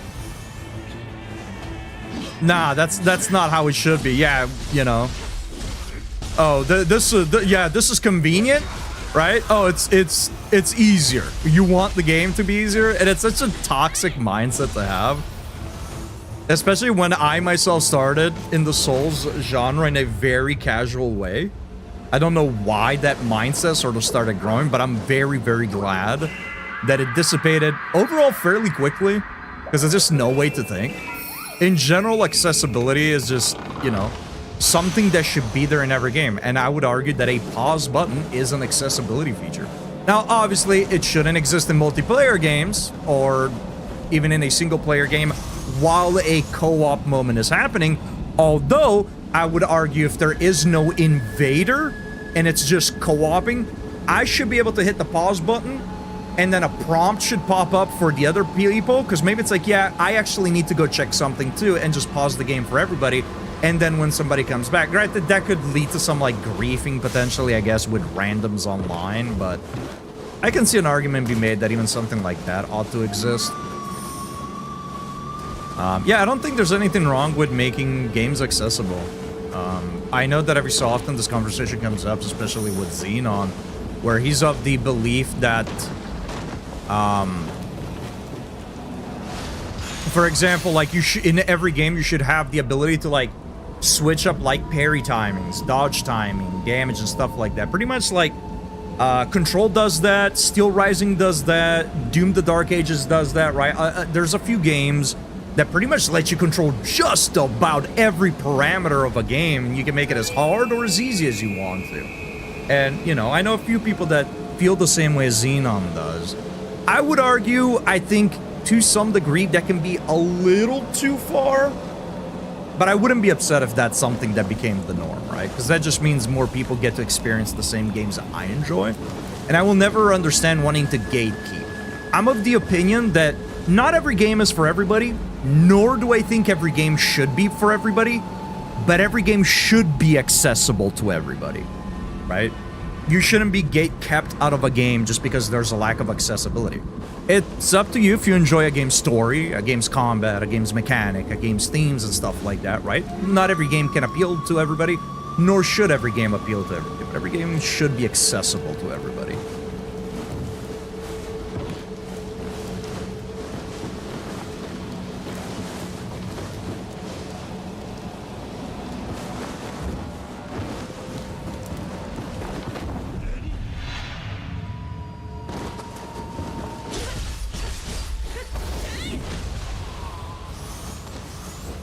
Man, I really like the one that... I still think I prefer the one that moves you away from the enemy, but being able to just catapult yourself as a projectile is so sweet. I love it so much.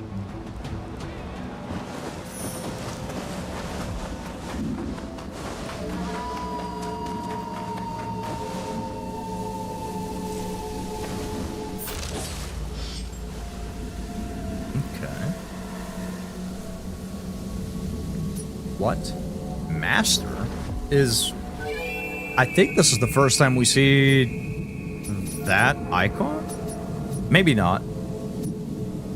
No, because even back here, it doesn't have the master icon. That was like a NPC boss, right? Humanoid NPC boss. Interesting. That's... Actually, can we climb this? Oh, it almost looks like you could? Right? Like, it almost looks like a little step that you could, like, bounce your way up. But it doesn't seem like it. Although I presume we'll be able to come back around, you'll be able to drop off. Because this seems very intentional, so the drop isn't too big.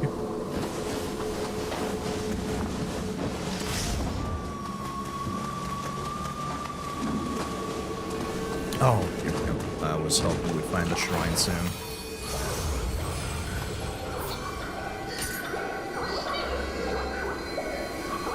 Increased damage versus saturated enemies. 6%. That's not bad.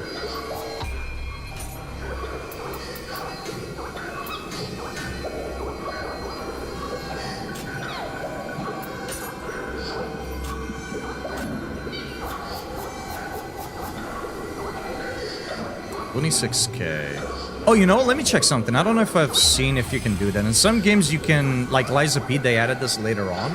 You can consume. Speaking of Liza P is a great example of an accessible Souls-like. Oh, you can use the Spirit Stones right from here. That's sick. Okay, I love that.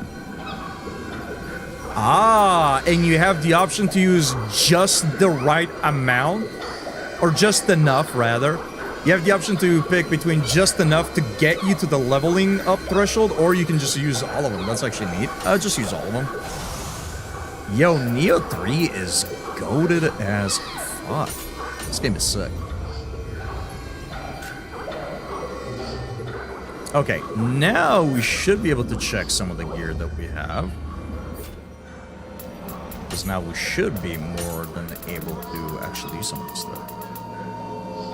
Yo, the game really hates giving me dual swords. It's like my main weapon, and it just really doesn't want to give me any. That attack bonus B+ is nice.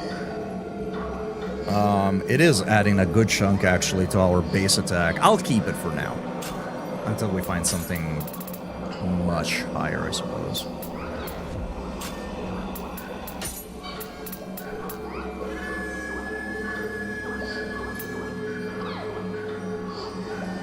This is nice. Just the quick attack heat consumption is really nice. 8% is pretty big, I think.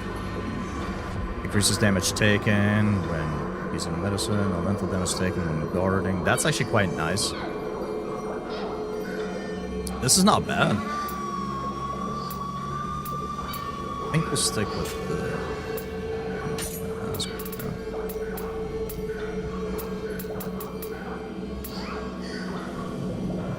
Increases damage taken on purification. I mean, we do have the ability to purify on a dodge right now. That could be quite nice. These relays and the billions of parallel circuits following them sure get confusing fast.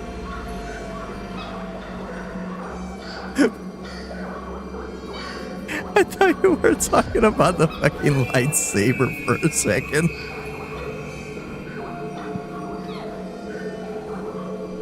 Oh man, I thought that was like a random, like, late add-on to the lightsaber conversation that happened earlier. Something else I love about Neo 3, if you do a stat reset, the game will tell you to level the level requirement for each stat for the equipment bonuses you have on. That's nice. Yeah, I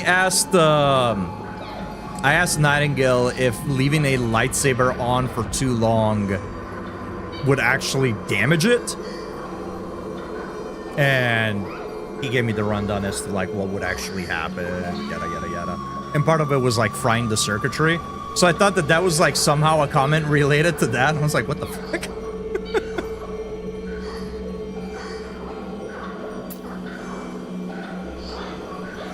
Your recovery speed unscathed is really nice as well.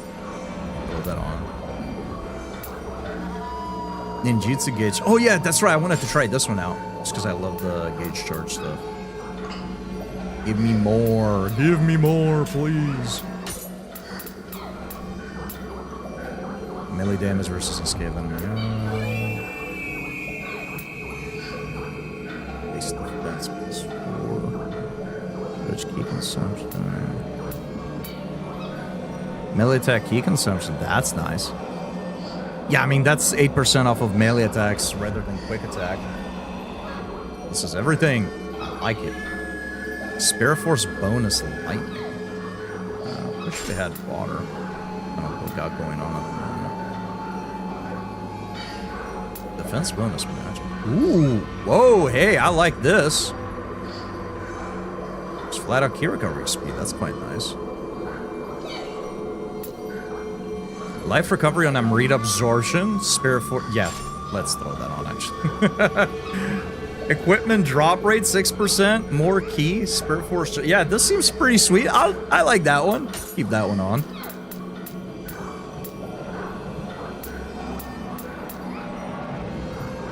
Increased luck and unread absorption. Damage reduction. Reduces damage taken. Purification. Critical speed. Not bad. Does more defense anyways. The other one didn't have a whole lot that I cared about. Gain a read on strong attack. That is really sweet, especially pairing it up with the life recovery on read absorption. It speeds it up a decent bit, I think.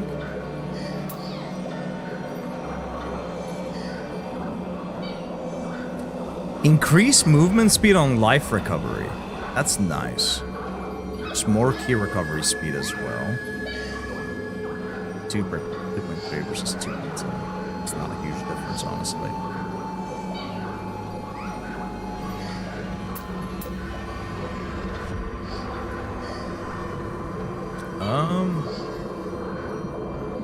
Life drain on ranged weapon hit. That's neither here nor there. I'm gonna throw this on just because we're still early game, and that equipment drop rate is kinda nice.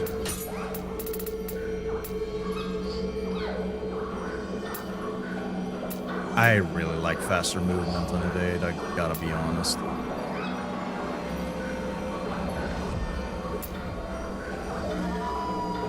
I don't remember what blade this is. Increases the unrated gauge charge rate. Got it.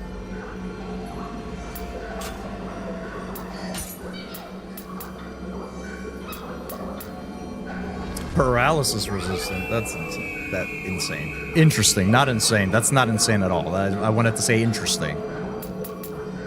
Yo, the Spirit Force? Is that like the Speed Force? Increases maximum Spirit Force. Okay.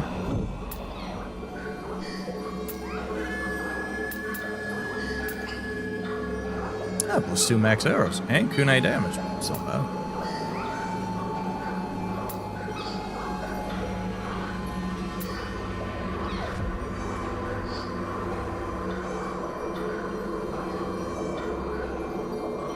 This could be something. It could be something. I'll throw it on. Why not? It's not half bad.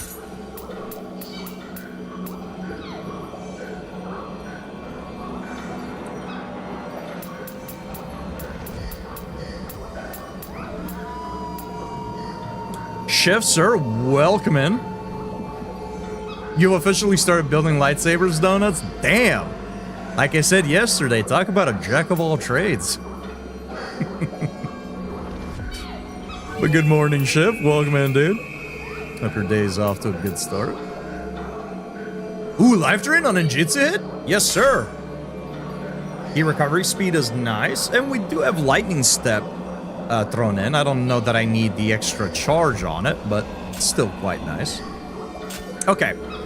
And now, since we got our little resting spot, instead of continuing forward, what we're gonna do real quick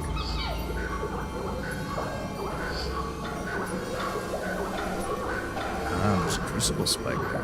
What we're gonna do real quick is actually go to the rift and do some cosmetic stuff. And we also have to talk to the smith to turn in the quest. I mean, I have work, but besides that, I'm fine. How are you? I is. Therefore, I am. Think.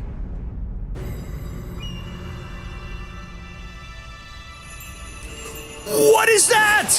What is that? What is this? Yo, big Scampus mode!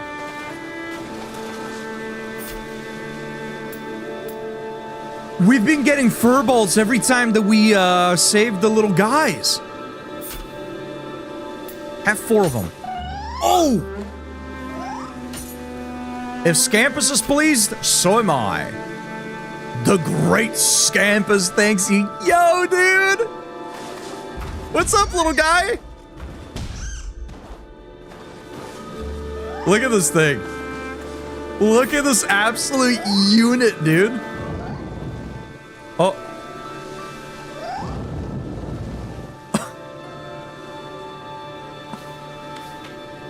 It's upset. I don't... Oh, I do have one to give you.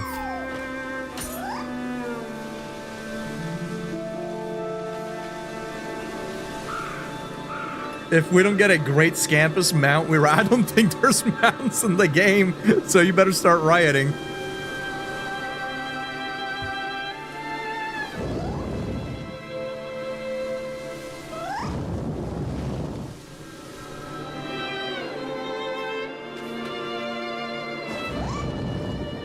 Okay, we don't have any more to give. Do we have a level 20 Scampa score? Let's fucking go. Reason number 3,359 why Neo 3 is just such a goated game. Yo, little guy, where did Hattori Hanzo go?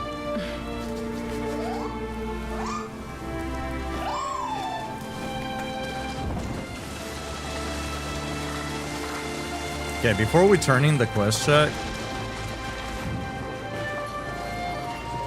we still can't do anything here, right? Yes.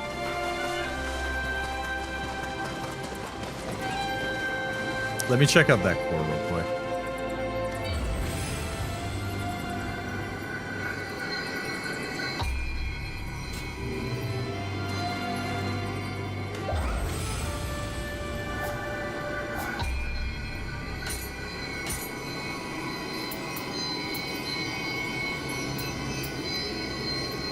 It gives us 24 luck, 2.8% spirit gauge, or sorry, spirit force charge. Oh, look at that, dude! You can summon Scampuses!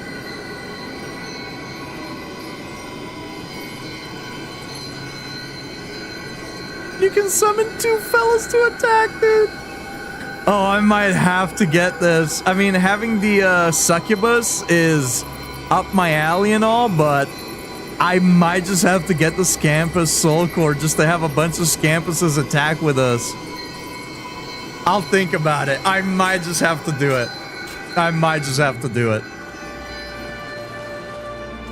Can we talk to you at all? No, he just keeps saying that. Okay.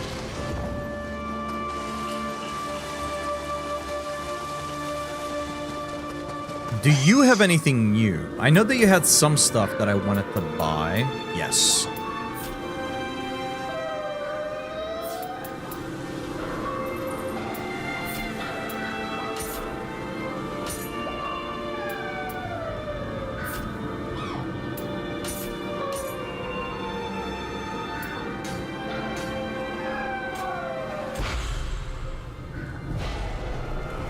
Okay, let's go ahead and turn this in.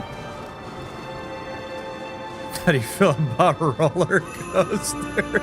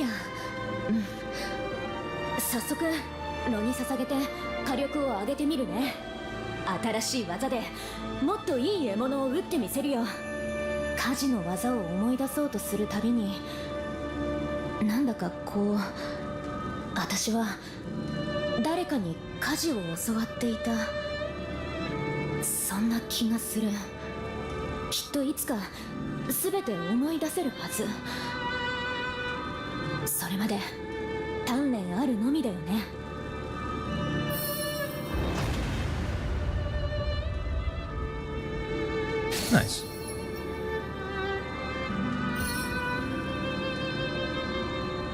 Get the hammer. Soul match and soul extraction.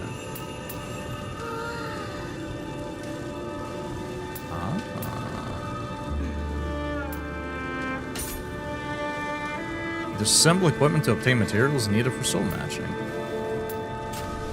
Neat. Neat. Anime, enjoy your insight.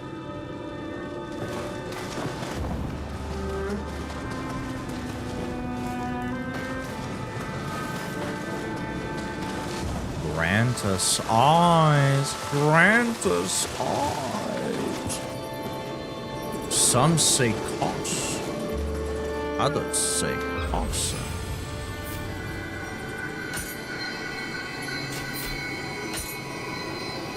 A hunter is a hunter even in a dream. Oh.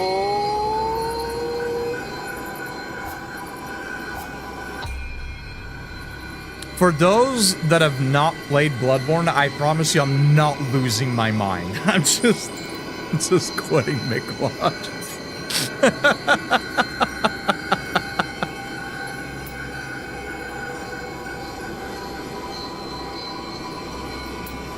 This would be nice. I don't know. It's not a platform. Majestic. I like this one. I'm starting to not feel the biggest need for it.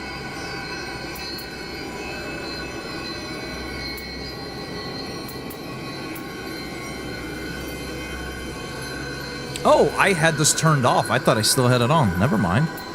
Yeah, we might turn that on. We could also do this as well, actually. Increases the amount of damage by 50% when attacking with Shadow Arts Ninjutsu while afflicted with a status element. I might do this one, actually.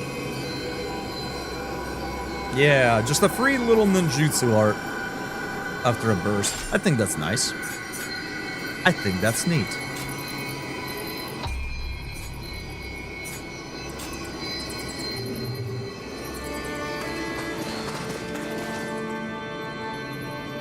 For those who haven't played Bloodborne, get out. No, you can stay here. You can stay here. Just know if you haven't played Bloodborne, you're just really missing out. Please stay. Please. Don't leave.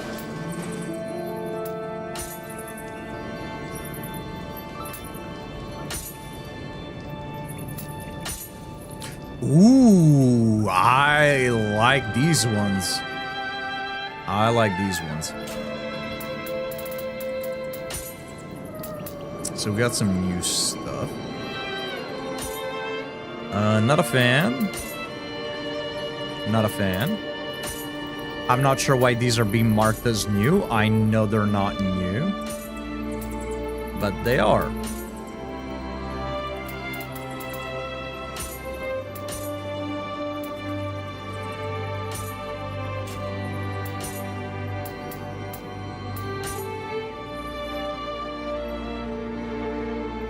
People who haven't played Bloodborne just have a neat game they can look forward to. Indeed. Indeed. Ooh, I like the shinobi robes. It won't show off my back tattoo, and it won't show off my belly tattoo. But I do like that it's still, we're able to wear a top, and it still shows off the arm tattoos. Now get out and come back when you've played it. No, please stay, please.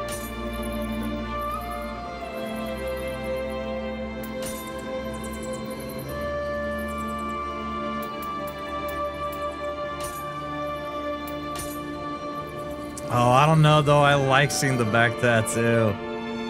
Our character just looks so sick. I do like the shinobi robes. Very Italian. I think I'm gonna stick with no equipment for right now, but if I was to put on something, as of right now, it probably would be that, I think. Oh, this one actually shows it off a bit, too. But yeah, I think it would probably be this, just to match the rest of the outfit, but for right now, let's stick with nothing.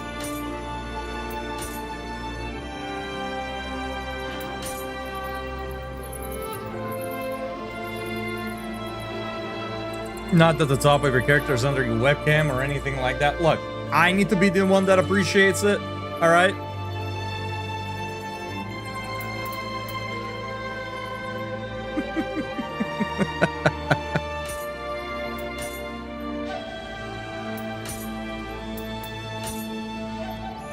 Okay, let's stick with these gloves. Oh, whoa. Come back out too quick. Yeah, see, like, this one is just not new. I think something is bugged with the game. It keeps showing some things as new when they're not new.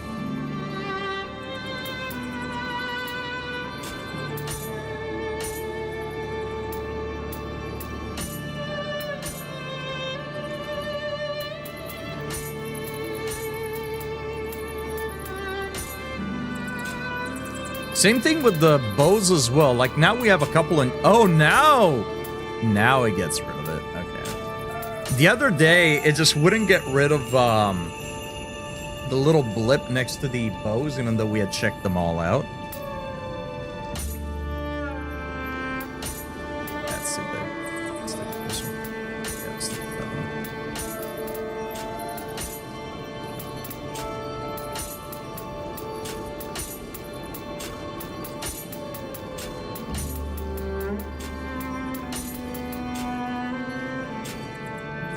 Okay, so we checked a lot of stuff out, and I have changed nothing about my character.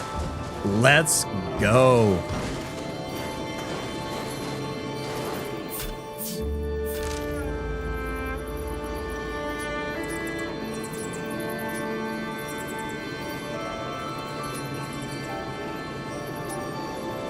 Oh, this game is so good. This game is so damn good. All right. Let's go back. Why is that locked? Oh, because we didn't actually make it that far. Whoops.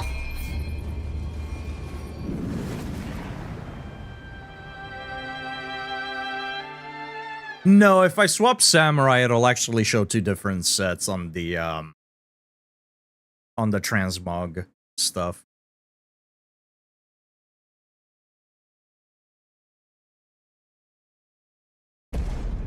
Yeah, all of the stuff that we had there in Ninja.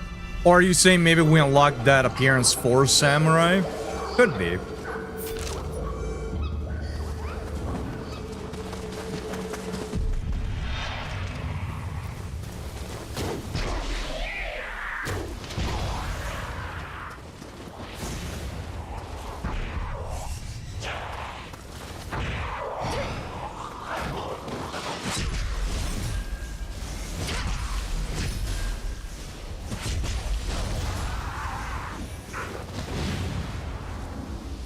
Yeah, it's pretty expensive. I keep telling everybody that this game is super fun and that they should try it and this and that, but yeah, I mean, it's expensive. It's expensive.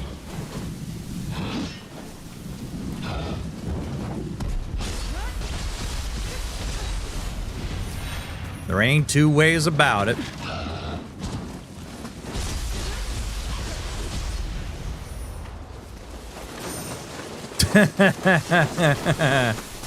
I agree with you. I agree with you.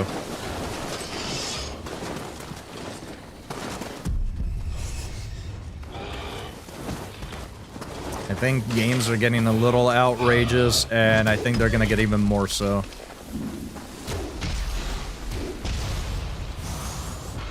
You know what's always fucking funny to me? When something like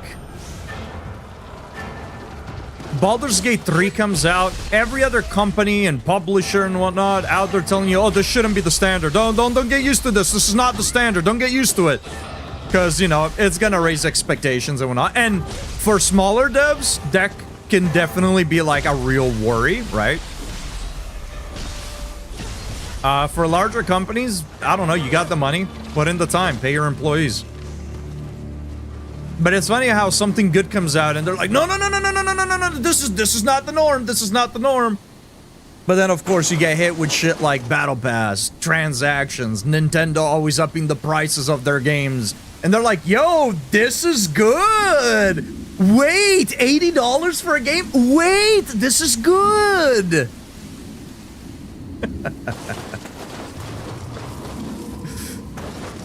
Dude, what if we locked half of our cosmetic contents instead of making it earnable? What if we Game Pass $10 every time? Basically, this game has a subscription system. Yo, what if we... Yes, I like that. More of it. But a game that raises expectations comes out, no, this is not the norm. Nah, you guys shouldn't get used to this. Man. But, I mean, to a degree, yeah, like, it's true, but not every company can achieve everything that, you know, somebody else does, but at the same time, come on. Yeah, games are getting really expensive. We're getting more games, and they're getting more expensive. And it kind of sucks.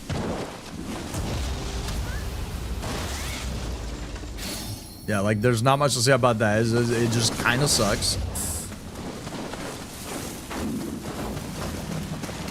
But as always, the best we can do is vote for with our wallet. I mean, that ship has long sailed. You know, premier titles are $69.99, and that's that. With some Nintendo titles being $79.99. But yeah, as always, I mean, if you're not excited for a game, don't buy it, right? Like, unless it's your job to play games and you can, like, you know, knock it off your taxes or some shit like that, right? Yeah, don't buy it. Don't use your money on games that are gonna go on sale after a bit.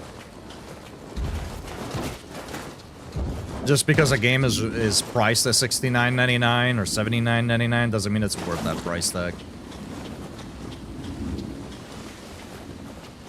Some games are.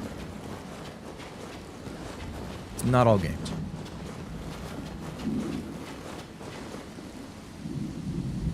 They're getting more expensive with less performance. You're paying to be a goddamn tester.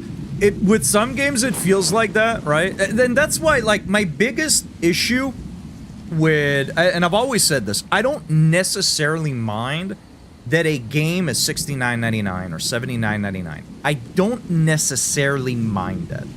The problem is our currency has less buying power because things are getting more expensive, but everybody's pay is staying the same. So we're making the same and everything else is getting more expensive. So our money has less buying power. Because everything else is getting more expensive, we are forced to now not be able to buy as many games. We have to sort of limit ourselves and pick and choose. And of course, there's also groceries and other shit that's getting more expensive too. So we have to limit ourselves in that extent. In that sense as well. But not only that, companies are constantly shutting down studios out of nowhere. We still have studios crunching devs. We have these games that are rushed out to please the expectations of investors, but they are not polished. They come out and they have tons of bugs and they have performance issues and stuff is broken and basic features are missing, right? Like, we shouldn't have to wait 3 months after a game's release to have New Game Plus. The game should have just have been released 3 months later, right? You know what I mean? Like, obviously, like, I can play a game and wait and live without New Game Plus, right? Like, it's not a necessity. But, like, something like New Game Plus shouldn't be released 3 months down the road. It should just be with the game. That's it. So if it's gonna take you 3 more months to release the game, then that game should have been in the cook shop for 3 more months. Obviously, there's always going to be issues. The ability to be able to update games is good, but it should be there to fix issues that were missed. It shouldn't be there to fix issues that just could have been fixed had the game waited a little bit. But obviously, investors pressured the publishers pressured the devs, and so on and so forth. That's why I really hate, even though now we are where we are, but when that trend started coming, I avoided every game that was $69.99, and I kept harping up, trying, to push for as many people as I could to not follow suit. But, now it is the norm. Before it wasn't the norm, now it's the norm. You're not changing that, unfortunately. Not unless something else happens. But yeah, that's why I hate the high price tag for games. That's why I hate high price tag for games. Because everything else surrounding it. And sometimes we don't even get more than we used to, right? Sometimes we get less. Sometimes we get less features. We get less modes. We get less content. So, if you're able to offer me the same or more and you're raising the price, I can be okay with it. If you're not fucking your devs over, Xbox, you piece of shit, then I'm fine with it. But if you're fucking your devs over, You're putting out a product that needs patching time and time again just to get to a functional, playable, regular release state. And then it's not okay. Just like these ads. Get hit with the ads, chat. These ads are not okay either.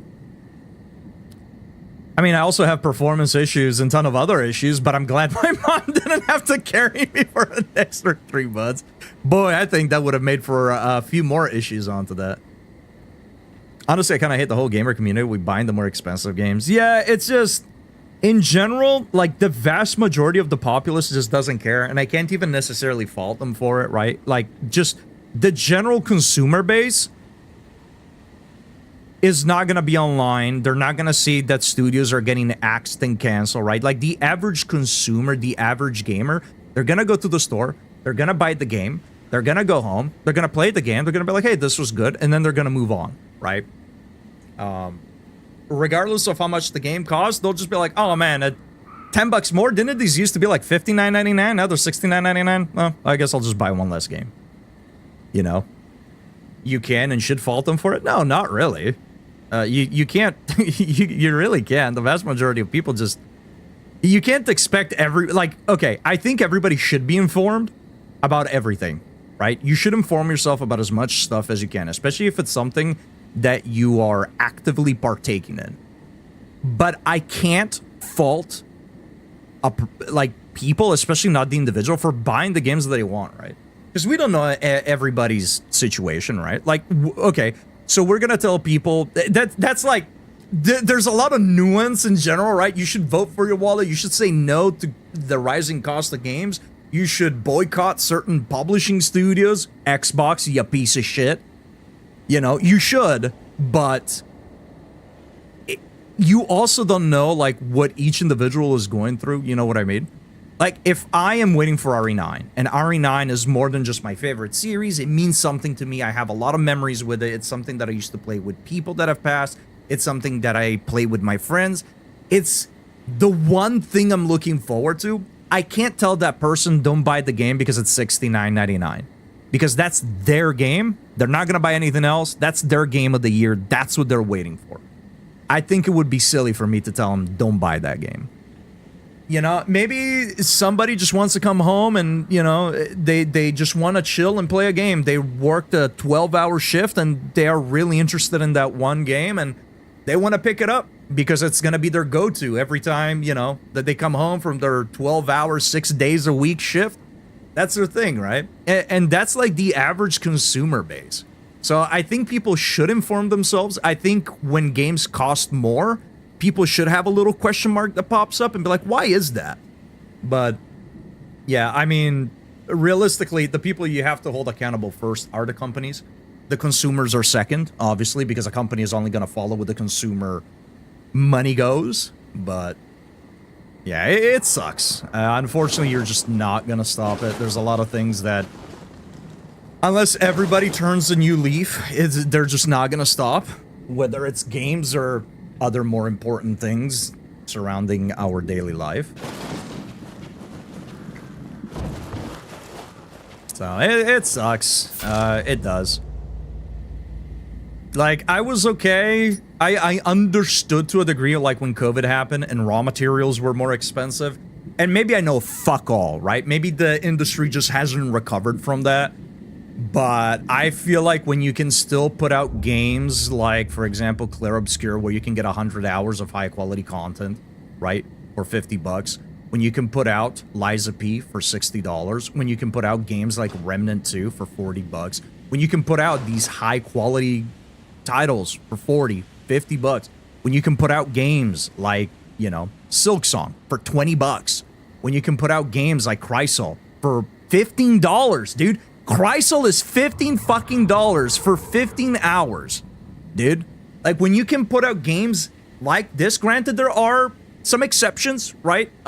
You know, Team Cherry is a very profitable studio. They definitely made their money. They can afford to price their game less, right? When it comes to indie studios, they're a bit restricted on what they can charge, I suppose. Like, where they need to price themselves versus how much time they spent and how much of their own resources they need to recoup and what have you. But even now, it's still hard to justify some cost when you can get amazing experiences that give you free content, free updates, several dozens of hours of gameplay for half or less the cost of a new AAA game. Now, I feel like I am no longer in the room to talk because I bought Silent Hill F, I bought Neo 3, I'm gonna be buying Resident Evil 9, right? Like, now I've become part of the problem. Again, I tried my best, and for a couple of years, I didn't purchase a single game that was priced at the new point of $69.99. I did what I could. Now it's the norm. Now every fucking game is $69.99.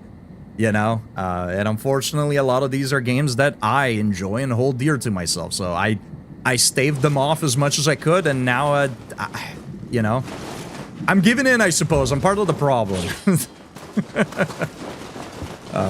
So maybe it's a little hypocritical of me to, like, yap about it, but yeah. And I'll do the same thing. If it goes from $69.99 to $79.99, I'm not gonna buy a single fucking game that's $79.99 until that becomes the new norm. Then it's like, okay, well, fuck. You know, I tried. I spoke about it.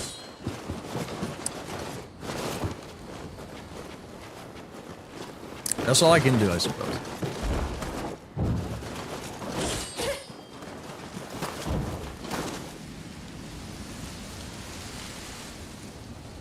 Not gonna lie, that mindset is also an issue, though. You're not gonna chance it. And way too many people have that mindset. Yeah, I suppose so.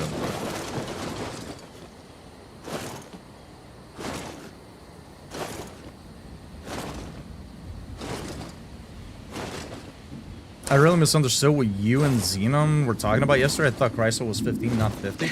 I thought he said 15. Did I misread what he said?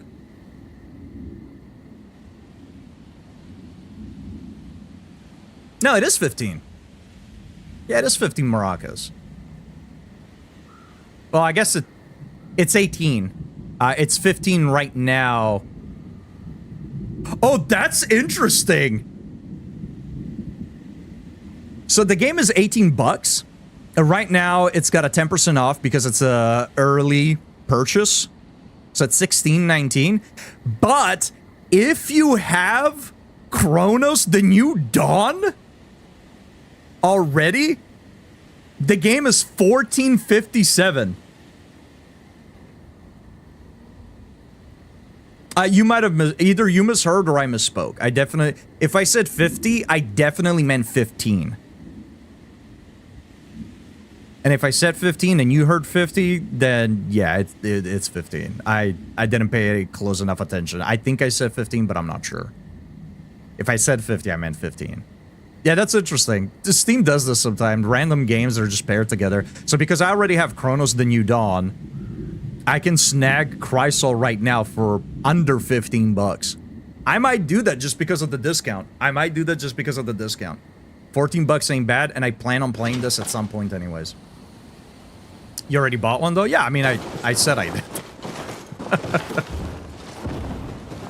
I listed 3 as a matter of fact, you know. Again, I tried to stave off as much as I could for a couple of years, but, you know. I tried what I could.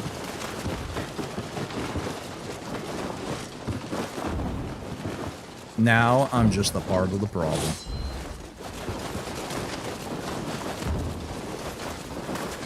Oh, interesting. I still try my best here and there, right? I avoid shit like battle passes. I avoid in-game purchases when I can. I definitely don't pre-purchase a game or get the deluxe edition or whatever just for the extra, you know, for the 24-hour shit. That shit needs to stop too, chat. That's another fucking horrible trend. Now every game makes you want to pay like an extra $20 just so you can play it 24-hour early. And like the idea of FOMO, I know a few people that buy the deluxe edition to play it early because they are afraid that people are gonna spoil the game for them. And that's such a ridiculous fucking cycle, dude. That is a trend that really needs to fucking stop. The idea of paying more to play the game early needs to fucking stop.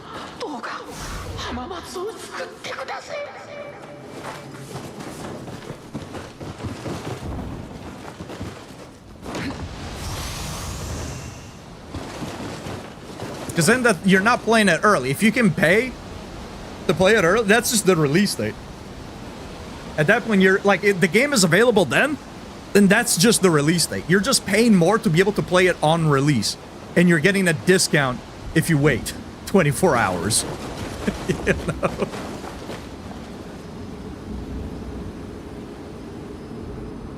Fair enough. And I do love that you still get the bundle savings even if you own one of the games in the bundle. Very cool feature. Yeah. Steam is the GOAT. Try harder. Honestly, I could. You're not wrong. I could try harder. What? Hold on.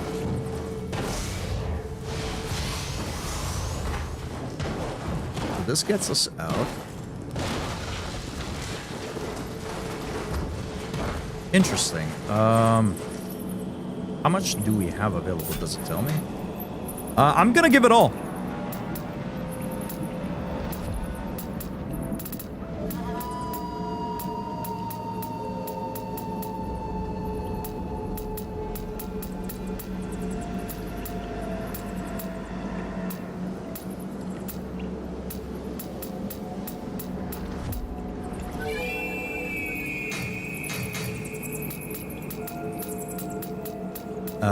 Is there a max?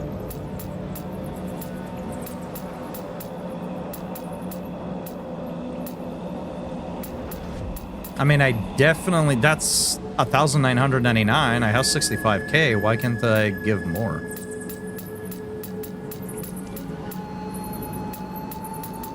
Can I only give like 1,500? Is that a max?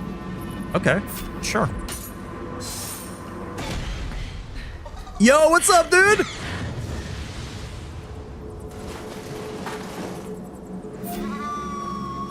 Yes, sir.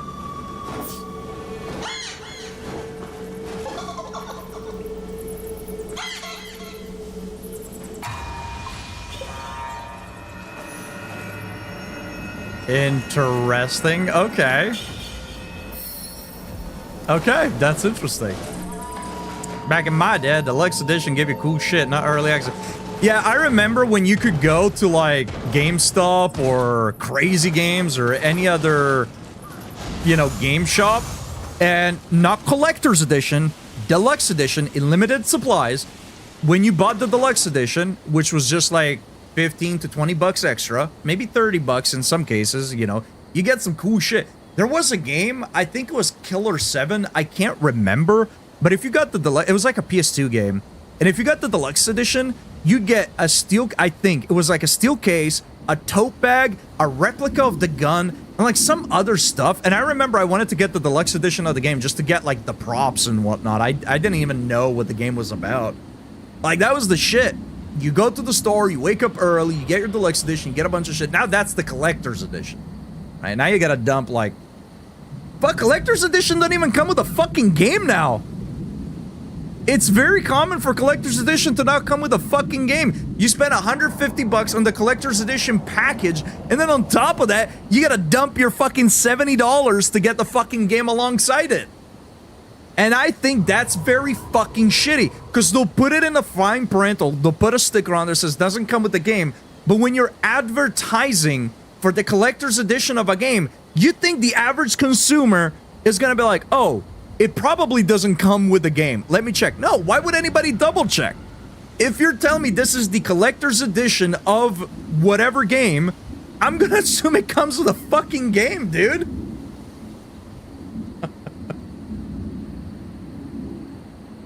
Oh, man. Yeah, that's been happening for a few titles recently. I think Borderlands 4 did that. Oh man, I can't remember. There's a couple of them that did it. There's a few of them that did it, and it seems to like becoming kind of the trend, unfortunately, where you'll get the Collector's Edition. And I guess the reason they do it that way is because they give you a digital code, right? A lot of people buy games digitally, especially on PC. I mean, PC, it's the only way, really. So, before they would give you a digital code anyways.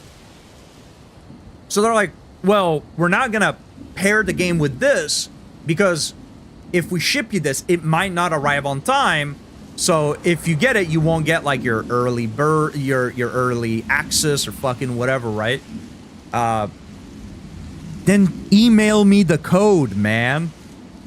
Like, just email me the fucking game code, right? I don't know. I don't know. I think it's goofy.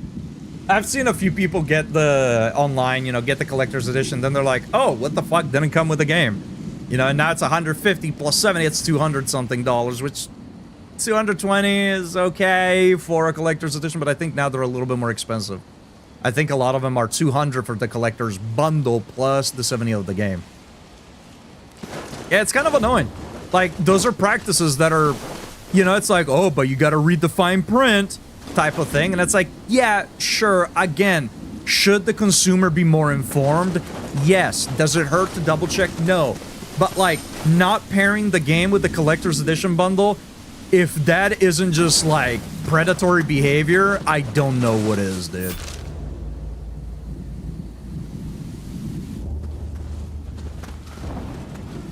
It's really goofy stuff. I would actually crash out. Yeah, me too. I'm good with paying extra for deluxe upgrades that just pass cosmetics or things like that if it is a company that I want to support more. Yeah, I mean, if you're just getting like a few extra goodies, you know, as long as you care for them, yeah, go for it, you know. Get your fancy suit and whatnot, right? I think those should all be unlockable things, I'll be honest. But, you know, I don't particularly have anything wrong with just cosmetics and little goodies, you know, as an incentive for the deluxe edition.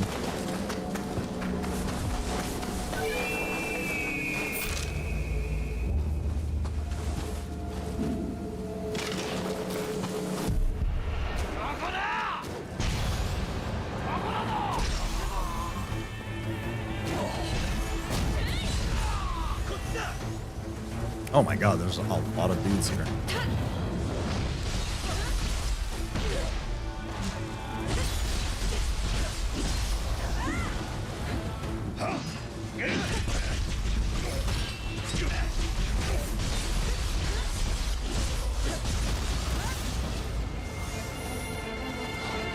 Honestly, I thought it was only Borderlands 4 that pulled that shit. I'm pretty sure there was another company. It was either shortly before or shortly after. I know for a fact it's been at least 2 or 3 that have done it. Maybe it's stopped. Maybe it's not as getting as far spread as I thought it would be. Maybe that's a bit of my doomer mentality, I guess. But I know it's at least a couple that have done it. It should be illegal to mark your product as a collector's edition game if it doesn't come with a game. At that point, call it a collector's bundle or something, but saying the game is towing the line. Yeah. Yeah. And that's where my issue lies. If it was advertised as, you know, something else, then yeah. Spartan, welcome in. How's Neo 3 going? It's fucking amazing. It's game of the year. Then again, it's the only 2026 release game that I've played, so it wins by de facto. But, yeah, no, it's really fucking fun. But thank you for the 41-month resubscription. You didn't have to do it, but you did it anyways. I appreciate it, dude.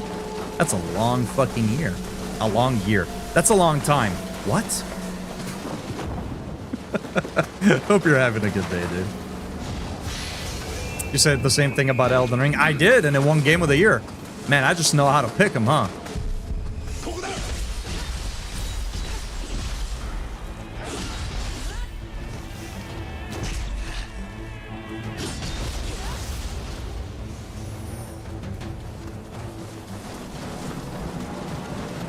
41, yeah, it would be a really long year. Oh man, isn't that close to like, how many years is that? Like close to 3, right? Or something? I don't know. 4? It's close to 4 years. Oh shit, it is close to 4 years. What the fuck? Yo, math is crazy.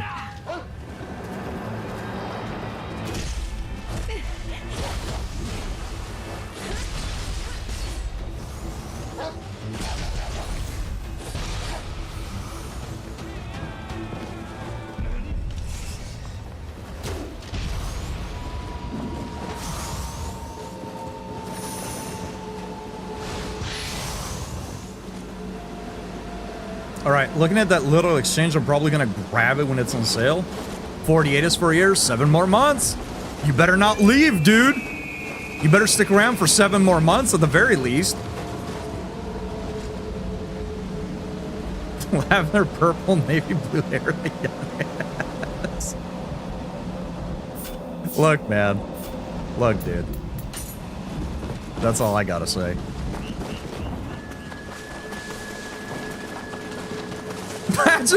Wait a minute.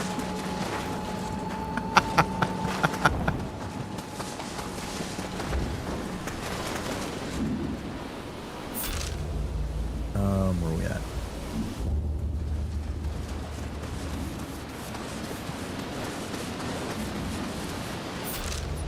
Okay. This right here. What the fuck? Oh, oops. I did not mean to go into samurai mode. My bad.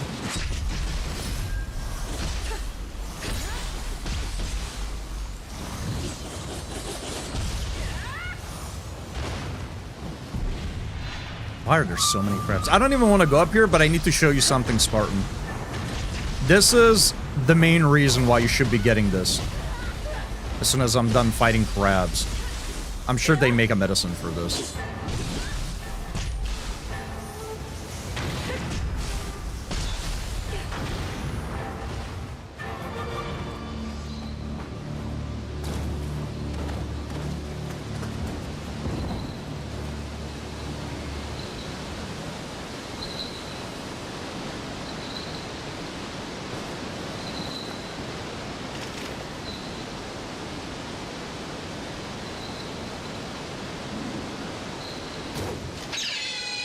This is why you need to buy the game.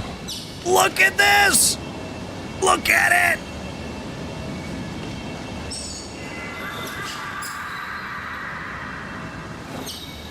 This is enough of a reason to buy this game, honestly.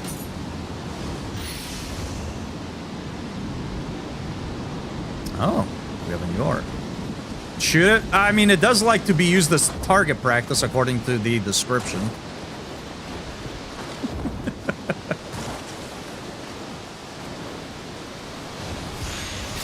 I did not mean to go into samurai. Dude, you're playing Neo. The fuck you mean? Because I am ninja mode right now, dude.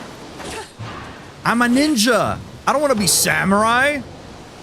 I am ninja. Also, have her face the camera. Sure thing, bucko. Let me go where there's... Oh my god, I paused the game again.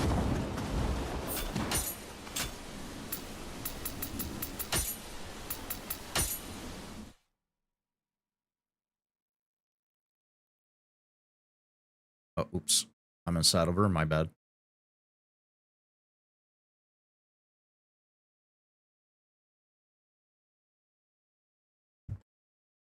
Face the camera and check DMs.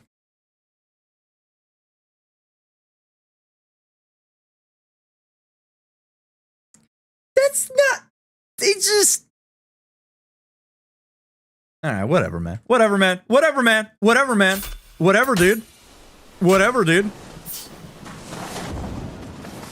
That's all I gotta say. Whatever, dude. Let me...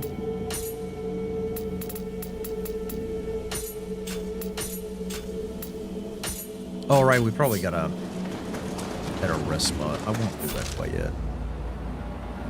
That leads back out. Let's go ahead and go there real quick. Just to unlock a door if there is one to unlock.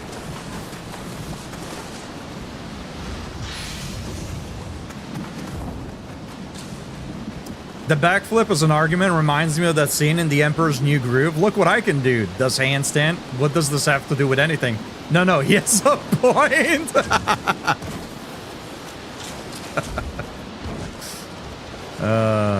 What a movie that is.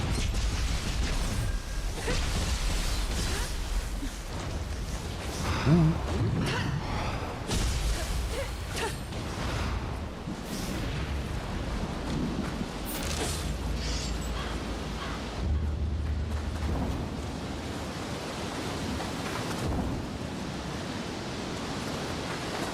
So we're kind of gonna have to go up anyways. I'm inside order, my bad. Sometimes we say things without thinking. All I can say is at 360p, that shit looks the same. Fair. Mine isn't black and white, his is colored. That's all I gotta say.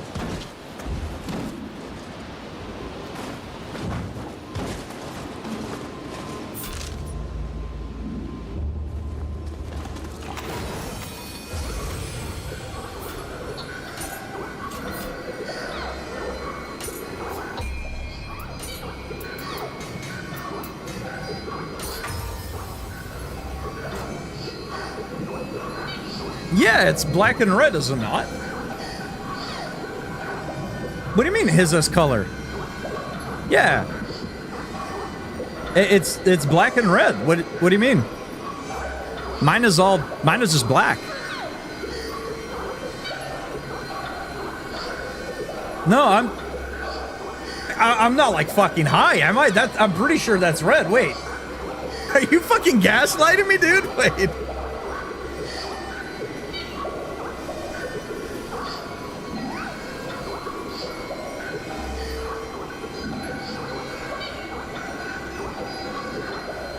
Yeah, no, that is red.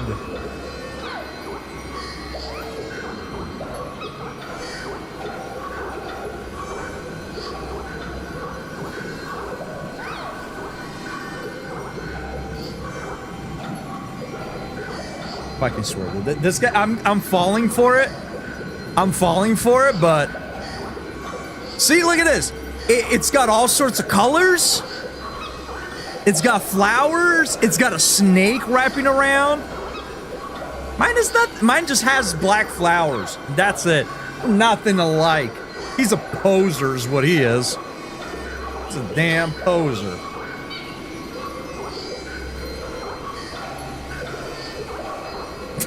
Really is, gentlemen.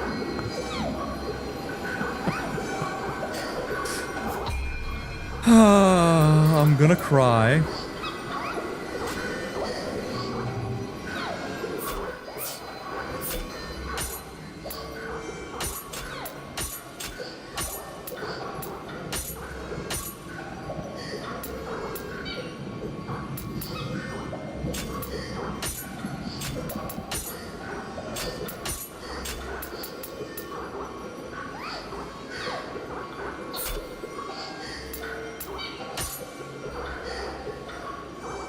Interesting. You can change where you can do it.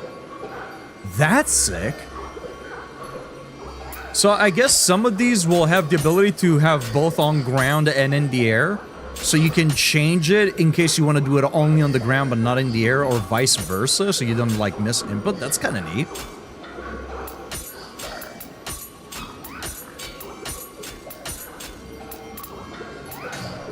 Okay. Interesting enough.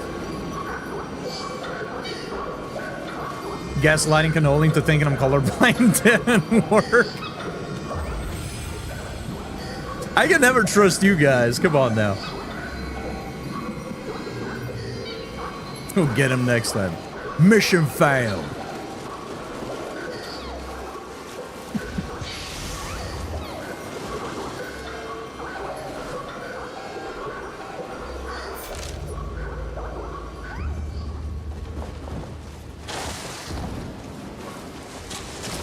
Slow walk.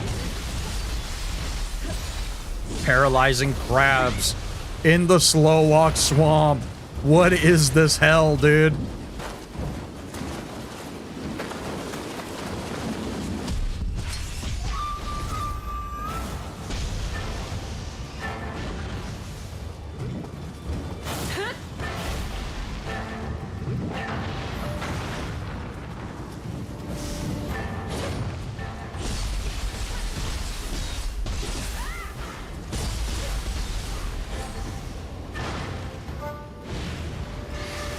I'm going back to lurking because you're spoiling the game for me. My bad, dude. Let me just switch it up.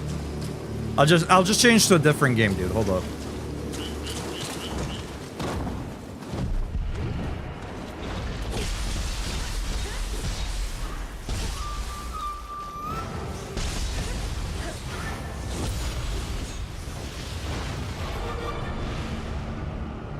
Interesting, you can change where you do it. Cannoli figuring out new procreating tech. Oh, man. I'm always like this in other people's chats, full of sass and jokes. Then when I stream, I shut the fuck down. Honestly, I'm kind of the same way. Like, when I watch other people stream, I'm such a sarcastic dickhead in the chat. Well, it depends on who I'm watching. I can be a well-behaved boy, depending on where I am, but in people that I've known for a bit, I'm a sarcastic asshole, and then on stream, I'm just kind of like, haha, yeah, I can't think of a fucking comeback. Ooh, all right, yeah, so the game is cool.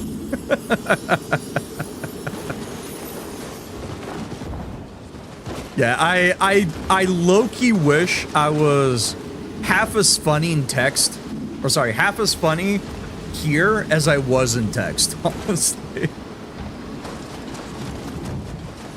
But I get time to cook. Oh, that's right, we can't exceed a certain range, unfortunate.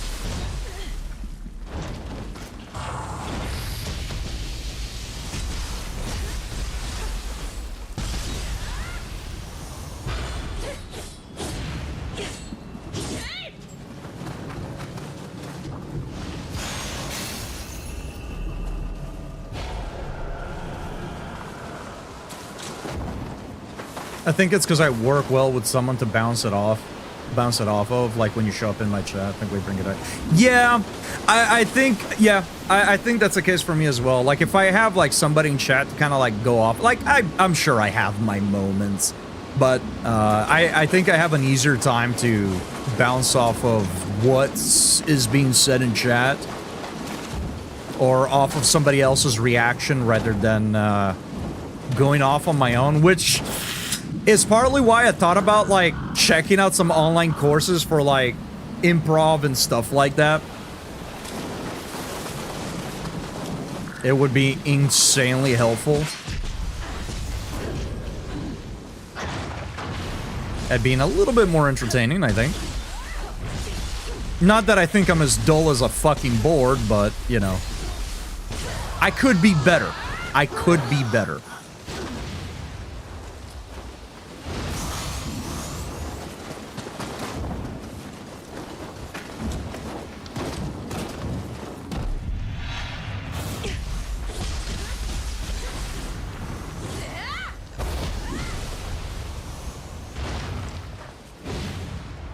You're quite well behaved on my stream, and I applaud your behavior, but I feel like I tolerate a lot. There's definitely a lot of streams where I'm like well behaved, where, you know, like I feel like I'm pretty good at not overstepping boundaries, depending on who I'm talking to, you know. There's some people I watch that I know they don't like a lot of cursing and profanity, and they don't like certain jokes, especially of like a sexual nature, for example. And I don't do any of that, right? Like, I'm not an asshole. So there's definitely some streams where, like, if you saw me chatting in there, you'd probably think it's somebody else behind the keyboard.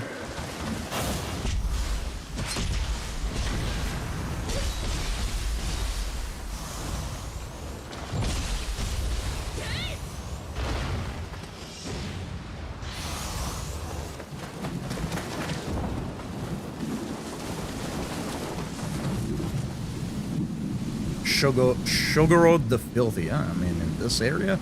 Nasty. He's always mean when I stream. That is not true. Right. There was that one time that I asked somebody, who the fuck is Francois again?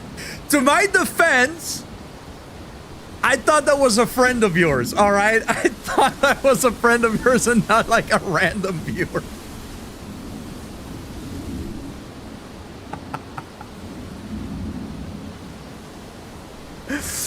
Oh, man.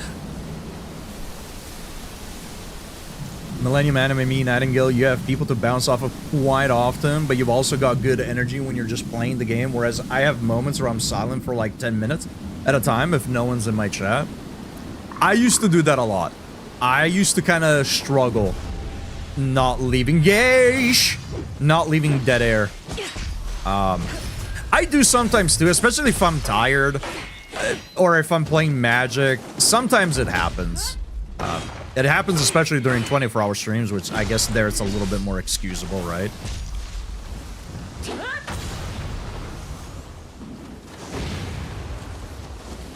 But yeah, no, it still happens to me sometimes. I'll go like maybe 5-10 minutes of just like not really saying anything.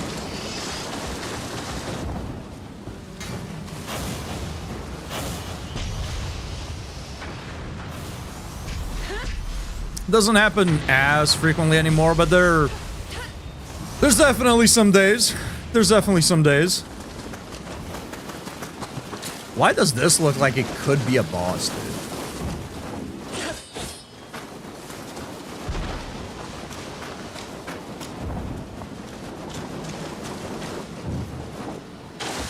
Could have been my golden goose. Francois Baguette has subscribed to Anime Lado. I can only... Who the fuck is Francois Baguette? Francois Baguette. How do I refund my subscription? I don't remember how the interaction went. Like, I felt bad almost immediately. We were all in a voice chat. I think Anime had just decided to go, like, live randomly. I think they were playing Dark Souls 3, and this person popped up named Francois Baguette. And I forgot what they said, and I don't know why. Maybe it was, like, because we were all fucking delirious. I forget exactly the circumstances, but retrospect, rude as shit. The moment, funny as fuck. But yeah, I don't know what gave me the impression that this had to have been one of Anime's friend, and I just blurted out, who the fuck is Francois Baguette? And everybody immediately just burst out fucking laughing. So, hey, it's a zinger. I'm not really gonna apologize for how funny that was, but yeah, I felt bad because I don't even think they said anything after. So I feel bad. I definitely haven't made that same mistake again, but yeah, I mean, hey, sometimes, you know, you gotta roll with it, I guess. Sometimes you gotta roll with it.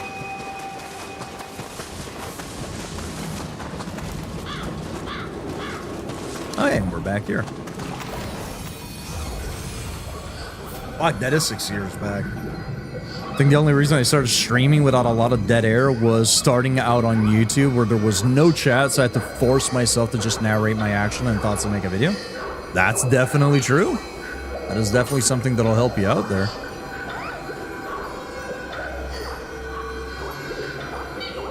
Okay, hold on. Let me back out so we're not next to this thing. That's loud as hell.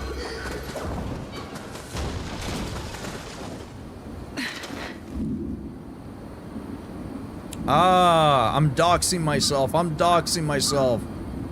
Where did it go? What the fuck? Oh, there it is. Oh, it's an OBS window. I forget.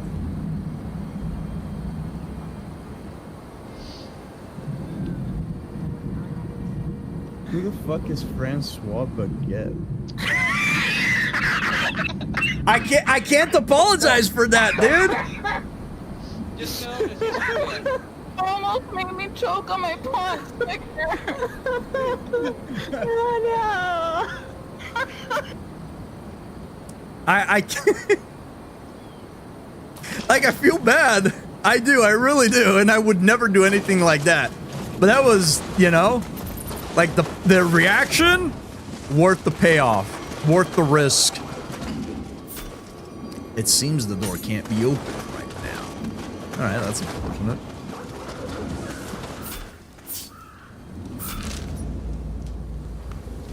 Okay, so I'm gonna see if there's like some loot up here, and then we'll just return to explore the rest. We don't have a lot of time left on stream, got about 40 minutes. The timing reaction overall shit was fucking funny, but horror. Yeah, it's one of those moments where like, you're like, hey, look, everybody found it funny, so I'm just gonna go with it, but also I'm just never gonna do this again because it was kind of fucked up.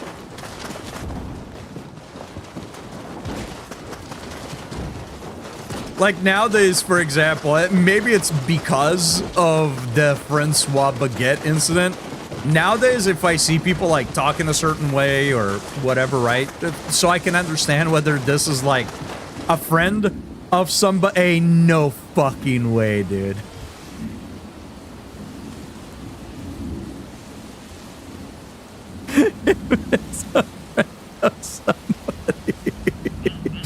Or not, I'll click on their name to see if they are following or how long they've been following. That way I can be like, okay, this is, you know, this is like part of the community. You know, like, you know, that way I don't say something goofy to somebody that's new. Francois Baguette, who the fuck is that anyways? Enjoy your badges, the emotes, and a whole month of ad-free entertainment, courtesy of Nightingale, a 6-year running gag. Nightingale, you didn't have to do it, but you did it anyways. I appreciate it. What? Why are you here? What?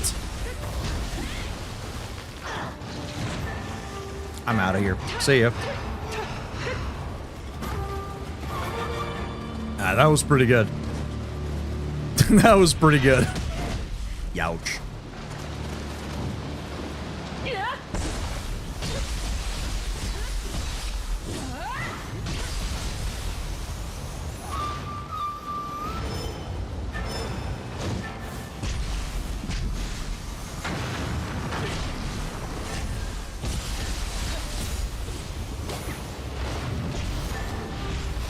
Well, errors do absolutely nothing to them. Let's move on.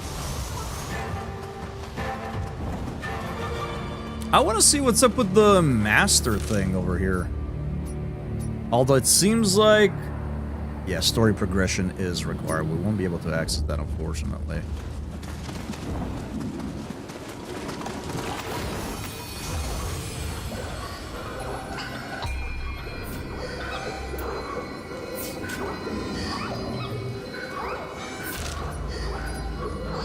Okay, so we continue up this way. I still want to go over here, check it out, see what it looks like. Yo, it's a rat.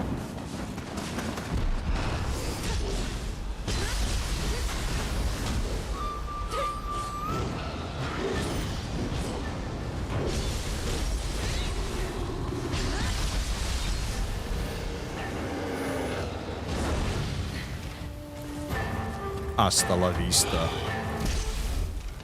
Okay, well, he made me miss the headshot. That was a little anticlimactic. I apologize.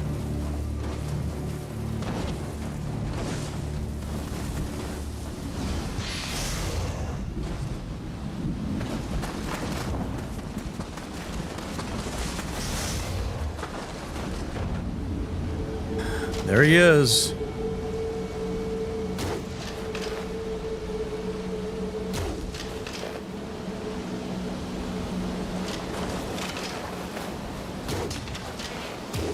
Okay, it's just because of the distance that I was aiming at. I thought the arrow was going a little to the left. To the left, to the left.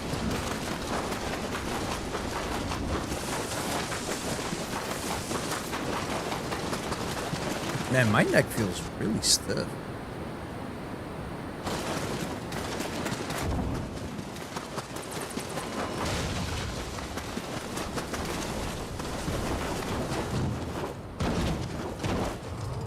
This place is interesting.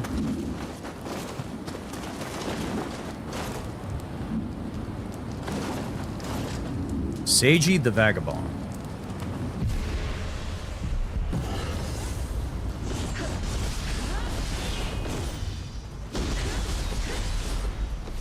That was absolutely unnecessary, but I felt like it was needed nonetheless.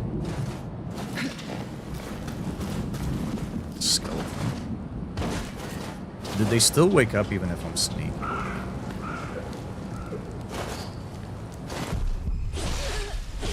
They do.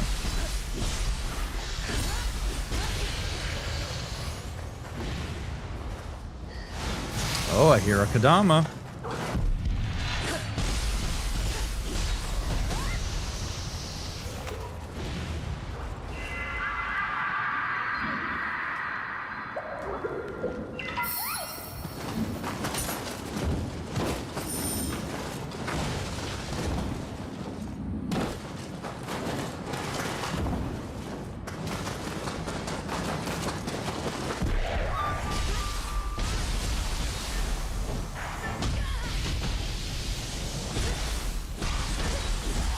I really want to try the... Yeah, I really want to try that one on the boss fight. It seems like the duration is less and less depending on the yokai, but... Just the fact that it is an insta-paralyze, even if for a short duration, is still really sick. I wonder what the arrow means.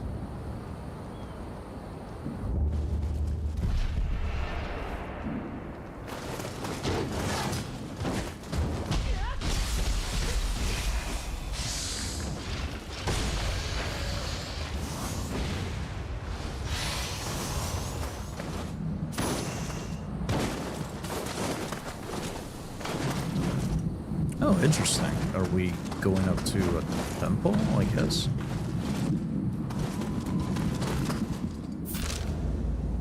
Oh, is this showing that I can, like, cross? No, never mind. How's the magic in this one? Because I remember liking it in Nioh 2. In this one, it's a little bit different. I don't know if you can fully lean into doing, like, a full-on magic build.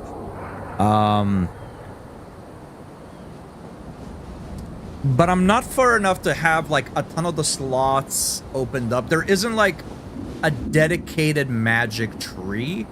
There is stuff that empowers Omnio Magic. I assume you can still very much do a magic-oriented build. I think it'd be silly if they removed it, because it was, you know, one of the more popular builds in Nioh, right? One of the, I feel like, 3 core builds that you could do, essentially, right? Omnio, Ninjutsu, and other stuff, right?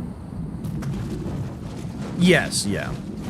The way it works in this one... we're not next to a shrine. So the way it works in this one is, the soul cores from, like, Nioh 2, now you can slot them in either... in a specific slot. They're called the yin and yang slots. And if you place it in the yin... Is it yang? Or yin? I can't remember which one's... Let's say yellow and purple, because that's how they're denoted color-wise. If you put the soul core in the yellow slot, you will be able to summon the creature for an attack. It essentially replaces the yokai abilities that you had in the second game. But if you put it in the purple slot, you get Omnio Magic Talismans.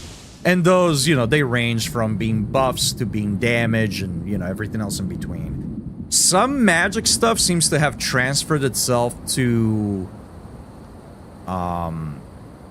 some ninjutsu a little bit. So you can very much do a focused build. You can unlock more slots. You start with only 1 slot, and then as you put points into the main magic stat, you unlock more slots of things that you can carry. So yeah, I'd say you can probably do it, just now you have a little bit more freedom, I guess, rather than being hard locked into, like, specifically Omnio Magic if you don't want to be. I can't really say because we're not too far, so I don't know exactly. I haven't seen, like, set bonuses related to it or anything like that, but yeah, I presume you'd still be able to.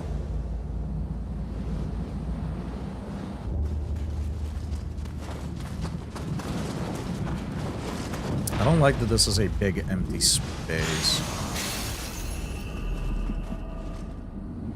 Oh.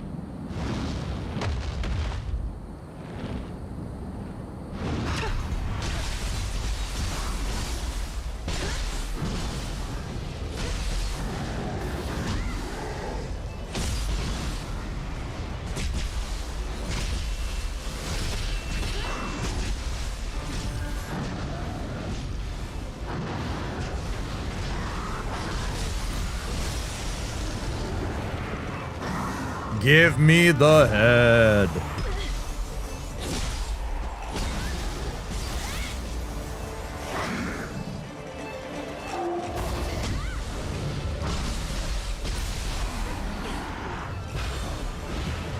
Down they go.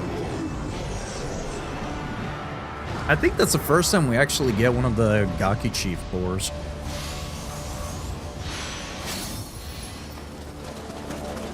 Oh, we have a new ninja skill.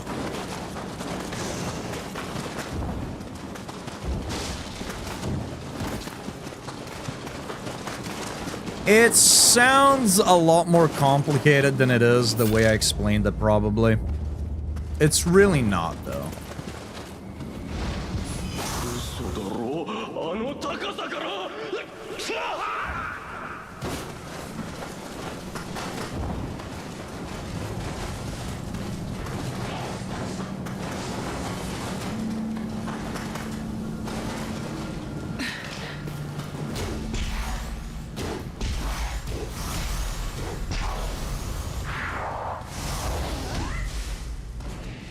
I like that we just used them as a trampoline. We just bounced right off of them. That was sick.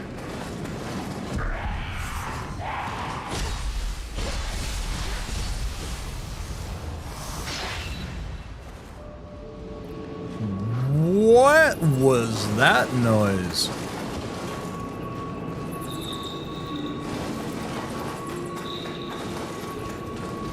Aha. Ah, missed.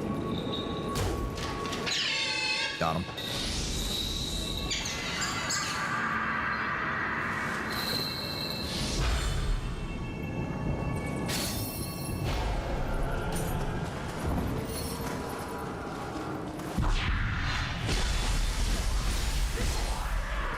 Also, as we learned recently, the Gakis are forever hungry. So it's kind of a neat detail that a Gaki would be over here trying to eat up any of the offerings that are left. Cool detail. Good game design.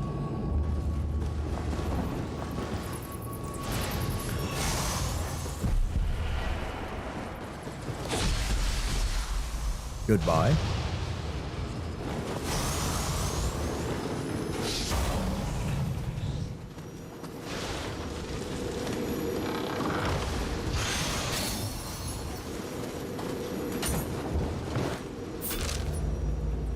Oh, this carries us.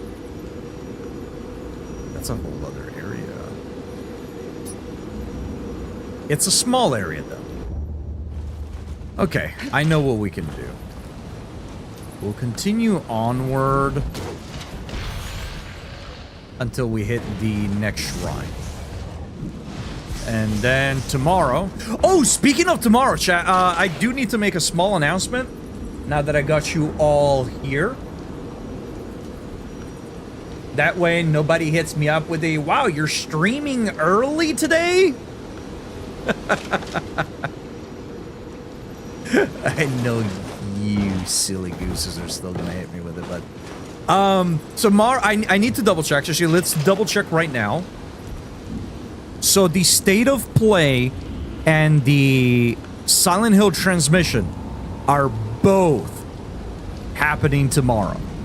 The State of Play is at 2 p.m. Let me double check when the Silent Hill transmission is happening.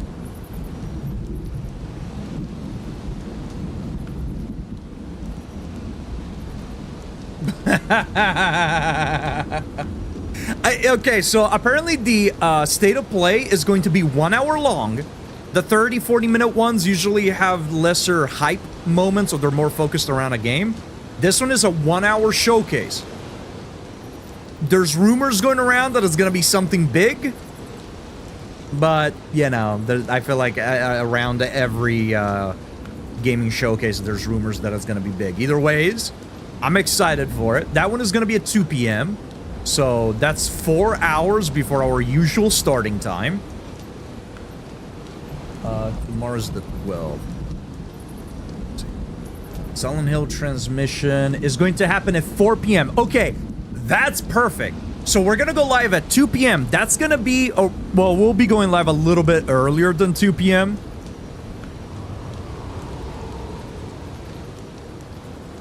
I posted this 5 minutes before the top of the hour. This wasn't 5 minutes before the top of the hour. There's no way you typed that 27 plus minutes ago. There is no way. There's no way. I don't believe that.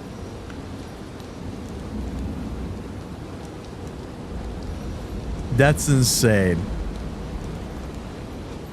Well, I mean, I'll be live all throughout the day, right? It'll probably be like a 12-hour stream is what it's going to be like. So it's like tomorrow's going to be a long fucking day, chat, for me. Yeah, we'll go live at about 1:30 1:30 p.m., 1:45 p.m., something like that. I'll make sure to mention it in the Discord as well as the socials. So if you're not in the Discord, you're not in the social, you should probably, you know, hop in some of those and take a gander. I'll announce in the Discord, well, the Discord should have the auto live thing, but either ways, check the live roll. If you see me live, I'm gonna be live, and I'll post obviously on the socials as well. Yeah, we're probably gonna be live at around 1:45. I mean, we're not ending right now. Like, this is not like an end stream speech. I'm just mentioning it because we got people here, so everybody's aware. We'll probably go live at around 1:30 Pacific Standard Time, I want to say.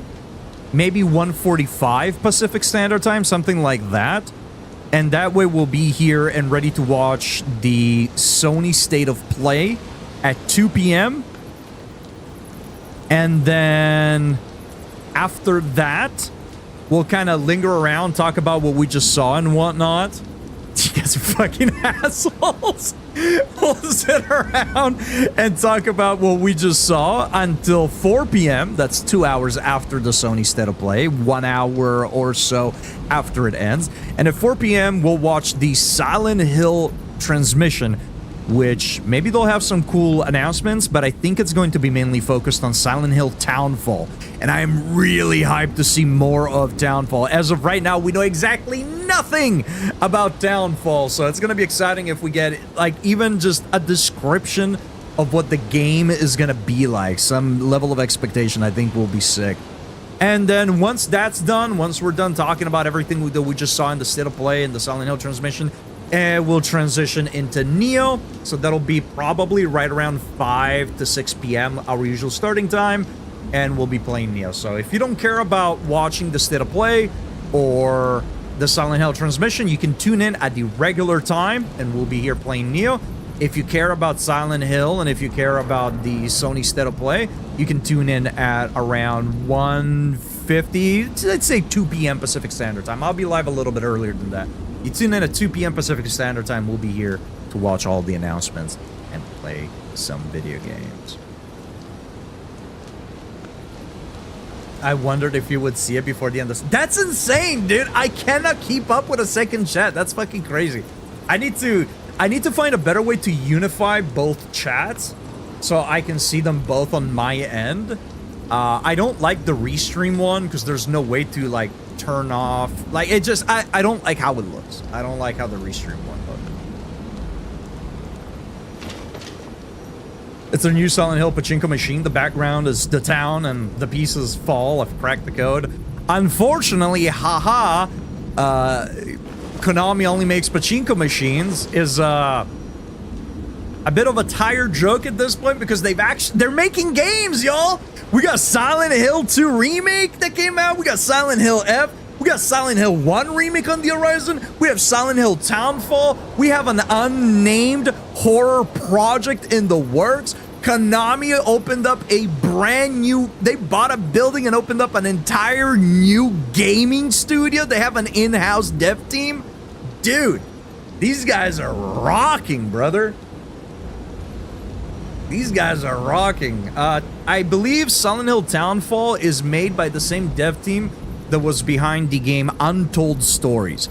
And Untold Stories, chat, if you've never played Untold Stories, please check it out. It is a fantastic game. If you love puzzle-based, suspensey, atmospheric horror games, do it. Check it out. Untold Stories is really good. It's more of a thriller than a horror, but it's good. I recommend it. Me? Reuse a joke? Never. By the way, you want some soup? It's jar cannon flavor. Thank you for the soup biddies. And we're gonna have to sit these ads out. I know we only have 30 minutes left on the stream. I'll go ahead and continue here. I'm not gonna pause for them, but if you need to take a quick break before the end of the stream, go ahead and do so. I'll pause if I think there's a mini boss or something like that coming up. That way you don't miss anything. Okay. But otherwise, we're gonna have one last ad break before the end of the stream, so sit on tight, chat. Sit tight.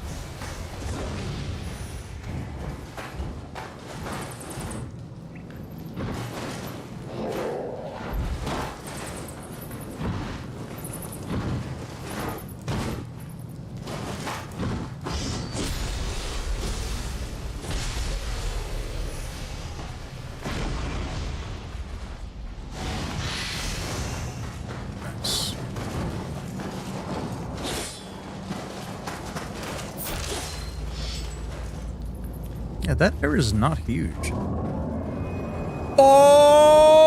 Okay, I had no idea that was gonna happen. What the fuck?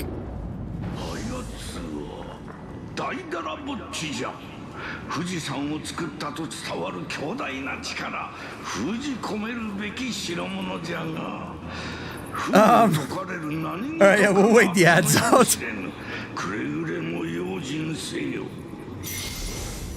Yeah, I was just not expecting a fucking building to rise to life in front of us right here, right now. Oh, he's packing for sure. He's got a whole log cabin. Yeah. You know, while we're waiting for the ads to be over, let me see if I can find this raid target. Prep up.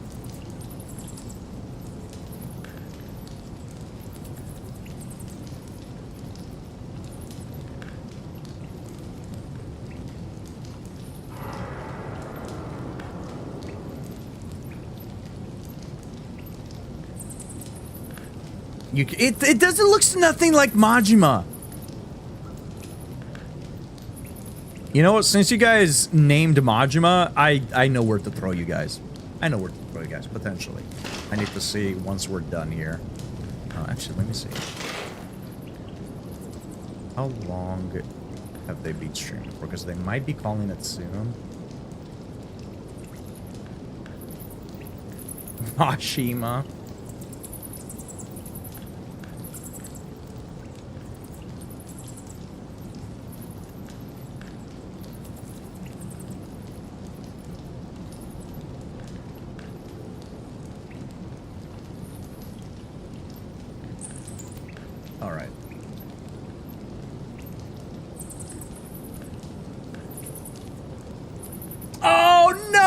Raiding out. I thought it was gonna be perfect for us to raid somebody that was playing Yakuza with Spartan making the damn Majima joke, but they are raiding out right now. Unfortunate. All right, we'll find somebody else after we're done, I suppose. Yeah, so that's just the whole ass building. Jesus Christ! Help me! Oh, see, we're safe.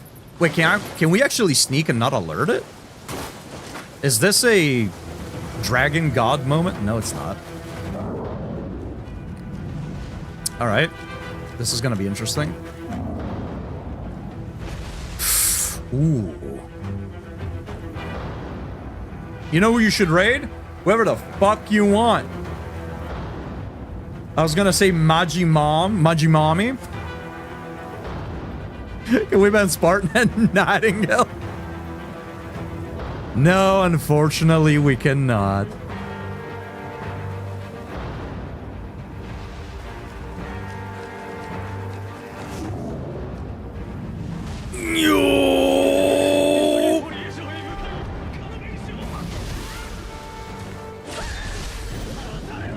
Can they get hurt by it? Because that would be kind of sick. They can! Not as much as I thought they could, but... Ooh, get nuked.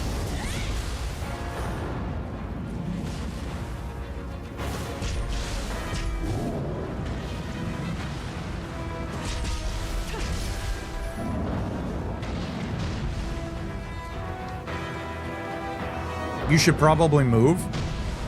You should probably move out of the way, just saying. Quick shift it. Like, he's about to go to work, brother.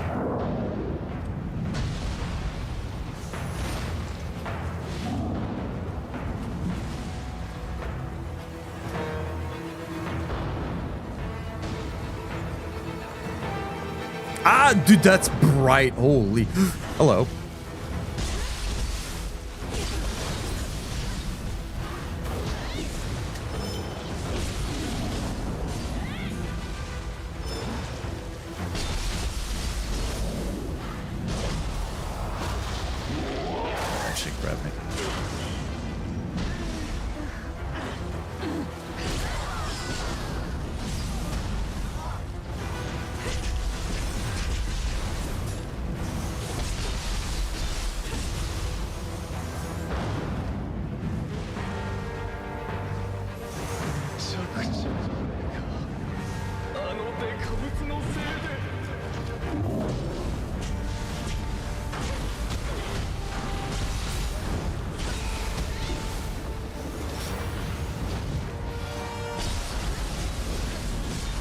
Ah, I fucked that up. I fucked that up twice. I'm dead! JK. The I'm dead shield works every time, chat.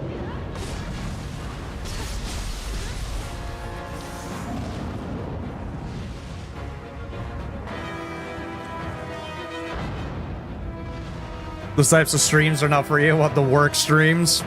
I think I would probably get less done. I still want to try to do a few, like, editing streams in the morning when I'm actually editing. I think it'd be kind of neat to go vibe and chill with some music.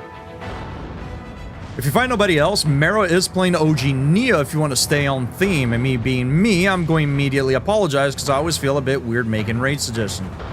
Promoting other streamers, huh? I don't even know this Mero individual. I don't follow them. What's this about, huh? Trying to steal my viewers? I knew a couple of people who did that, but they turned out to be crazy. So you won't. That's fair enough. Yeah, next thing you're gonna do is what? Use their emotes? Huh? Self-promoting with others' emotes? Unbelievable. I normally wouldn't ask, but I was made aware of this female wrestler with a pretty cool finisher with the most fucking badass name. Her name is Sol... Her name is Sol Ruka. Okay, I thought I was gonna fall into a These Nuts jokes for a second. Her name is Sol Ruka. Moves called Soul Snatcher. Right, that's pretty good.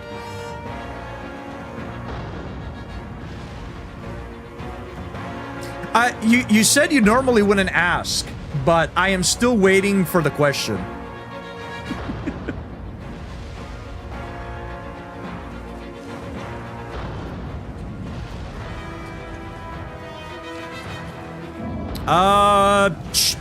Sure, why not? As soon as we make it to the next shrine, and I'm not being bombarded by a building.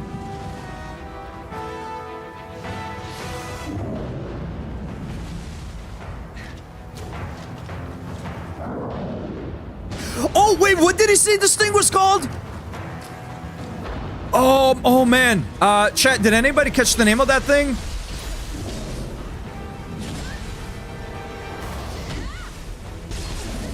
I think this was actually something that was supposed to be in Elden Ring, if I don't remember wrong. Agamemnon. Ain't no way.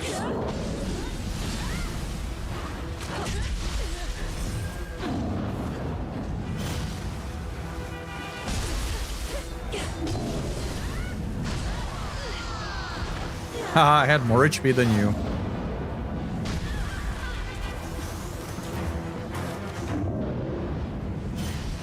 Apparently, yes.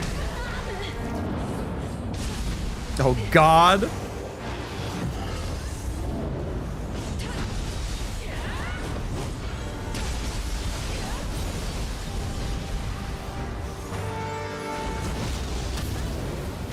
All right. I'm glad that I came to check back here. Otherwise, we would have missed the Crucible spike.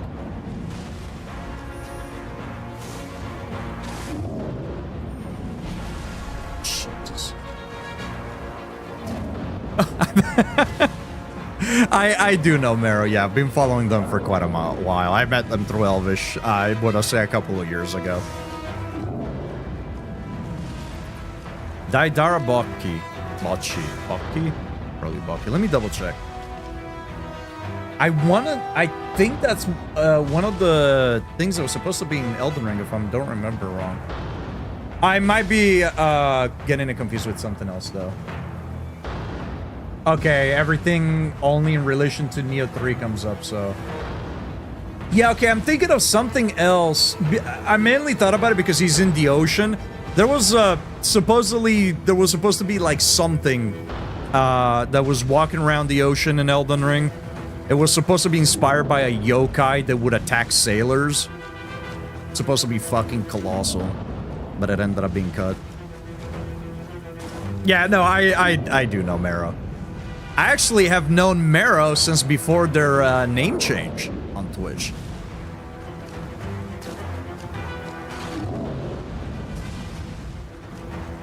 Fight me! Youch! Can we block this? Okay, we can. Can I deflect it? I can! You'll get fucked.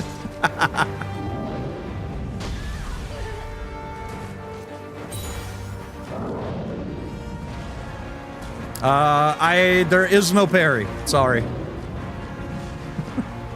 Or if there is a parry system, we don't have it. We can deflect it. That's the best we got. In Samurai, there is. It's not really a parry. It's a deflect followed up with a counter attack. I'm fairly certain. But yeah, I mean, I'm not in. Let me see.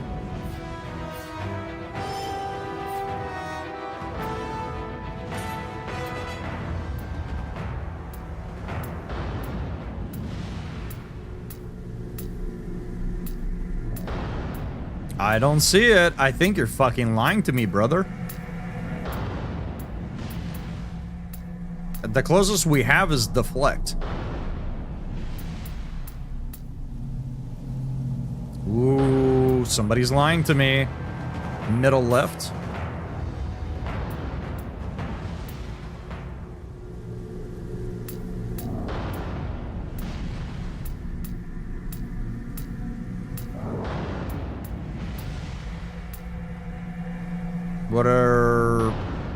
What are we talking about? I think you're fucking lying to me. I think you're lying to me, dude.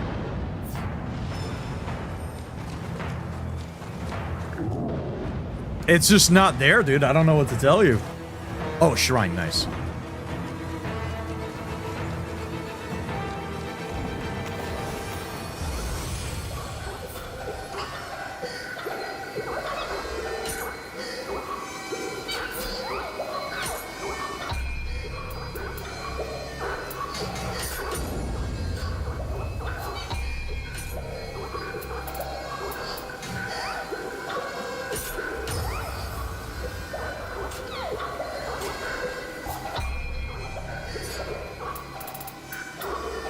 Increases ninjutsu damage by 8%. Yeah, I'll take it. I'll take more. Oh, but it's 5. I think I'm just gonna remove the backstab life siphon. I just don't think it's that necessary for us. We'll just keep this. More ninjutsu damage and a free ninjutsu use. Alright, let me back away from this.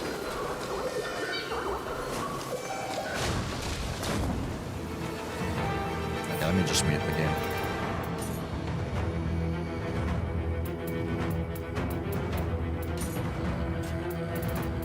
Ah, where is audio? Help me.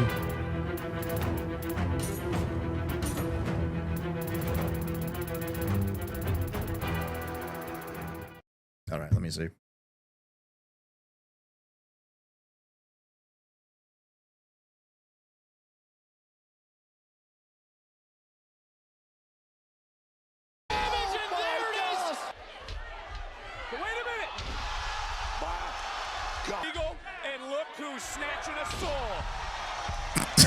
And look who's snatching a soul. Down a Denny. And look at Soul. Oh, there it Man, I would get so fucking dizzy doing all this shit, dude. Like propelling yourself forward and then like going into a backflip, going backwards is. I get a headache just thinking about it. I gotta be honest. And there it is. The Soul. Just in general, man, this is why, like, I really hate when there's always, like, the dork that's like, you know that that's fake, right? It's like, can you do it? Then it doesn't matter, dude. The level of athleticism that some of these people have is fucking crazy.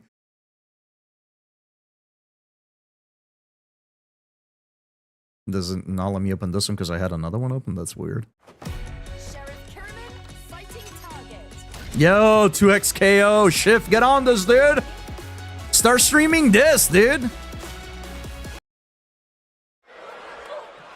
Trying to hold on, trying to do anything she can to keep her. Snatching the soul of Izzy Dave.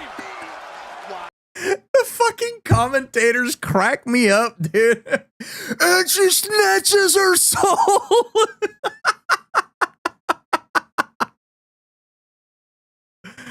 Oh, man. That's crazy, dude. That's kind of nutty. Yeah, like some of the shit that people pull off in these is nuts. Yo, Jimmy, welcome in.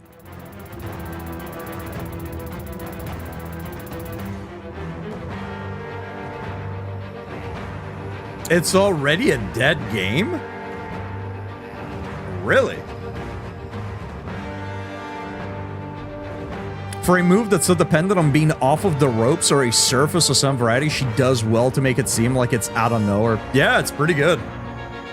I used to watch wrestling way back when, before I moved to the US. So like when I was about 12, like between the ages of 11 and 13, I want to say. Somewhere around there, I was, well, maybe not. Maybe let's say 10, 13. I was following wrestling. Never really got into it too heavily, but I used to watch it in like those couple of years. I'm familiar with Jeff Hardy, yes.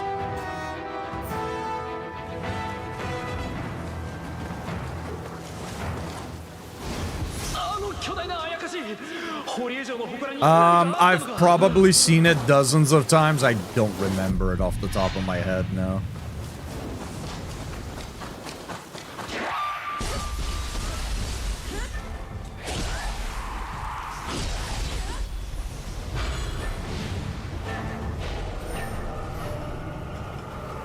When did you start wrangling pasta, dude? Since the day I was born. Actually, not even joking. I was born with the umbilical cord wrapped around my neck. My face was purple when I came out of the womb, apparently. My parents were freaking out. I was just chilling. So I guess I've been wrangling pasta since day one, dude.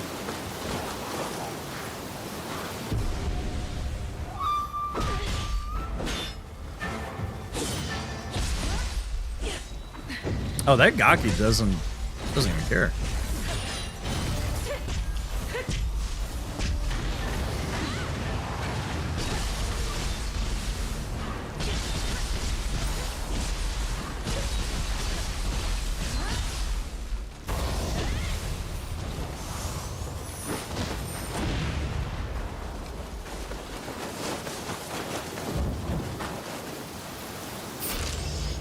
Oh, it's just gonna be that? Okay, we might just finish this up and then call it. We'll be going for just a little bit. The Joe Hendry biddies, appreciate it.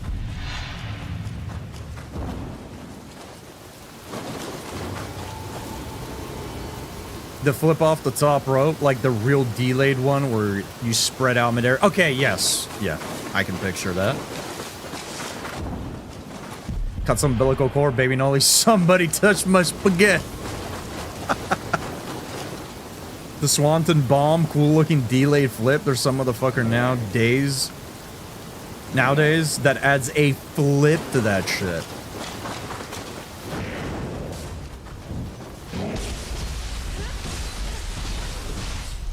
How far can moves evolve? Right? Because like a lot of that stuff, right, on top of being like, you know, cool, obviously it has to be doable.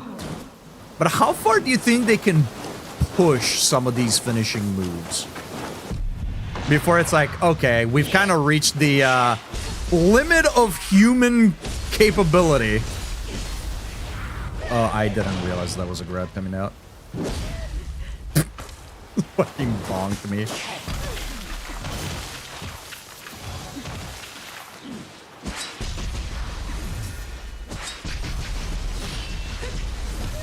Oh, do I just... Oh, I just hold it. God.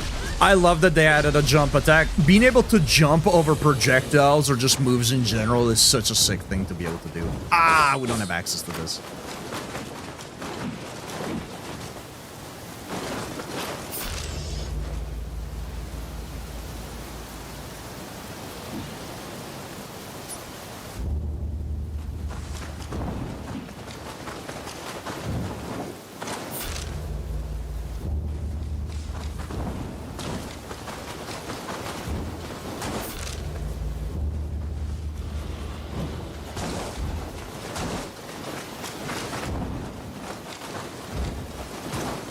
I had to double check something, chat. Oh? Oh? Oh.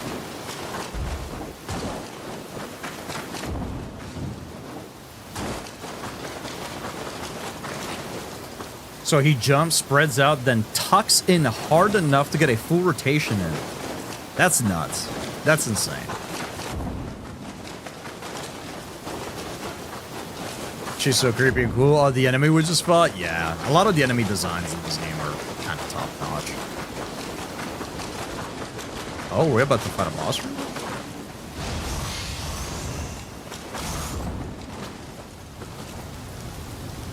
After seeing that shit, I'm honestly not sure.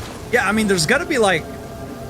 I'm sure you can like add to it, right? It's a lot like dance moves, I guess, to a degree, or like ice skating routines where, you know, like now you do the flip, and now you do the flip backward, and now you do the flip sideways, and now you do the flip and then follow it up with like another thing. I'm sure there's like a ton of different variations and combinations that you can do. But like, I feel like at some point you're gonna reach like a limit where like, if you push it further, it's just way too dangerous to like attempt over and over. And it's gonna kind of like circle back and probably just like repeat some of the older moves, I suppose. I just wonder about that because like just some of the ways that these athletes push their bodies is honestly mind-boggling how they're able to keep it up. The answer is easy, Cannoli. It's drugs. It's lots and lots and lots and lots and lots of drugs. I am merely joking. 50-50. Yeah. You showed me videos of Darby Allin. It's your profile picture on Discord, right?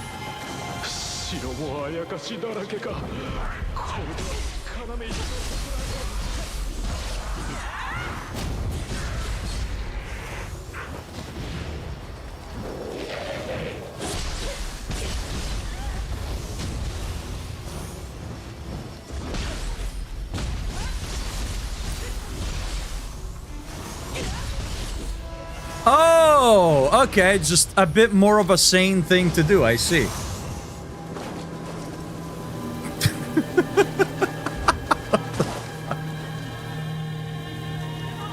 I'm merely joking. I mean, yeah, that's why I said sort of 50-50. I don't want to like discredit those that are obviously not on anything, but yeah, unfortunately in those industries it's gonna happen. Do the flip, then break it down. I'll check out the video in a minute. I want to make sure, since this is kind of a short area, I want to see if we can actually clean it up.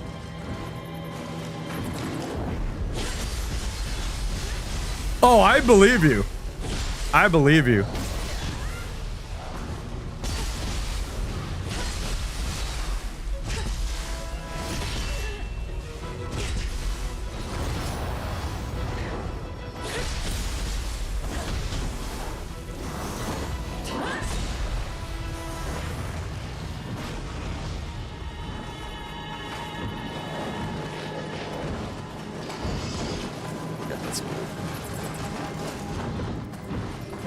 Assume up is the way to go. So let's check for this one.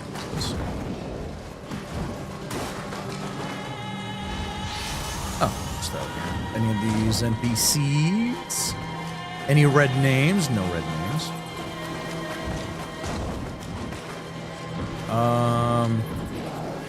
Can we see you from here? Ooh, maybe it's probably easier to just do out there. No, we should be able to get it from here.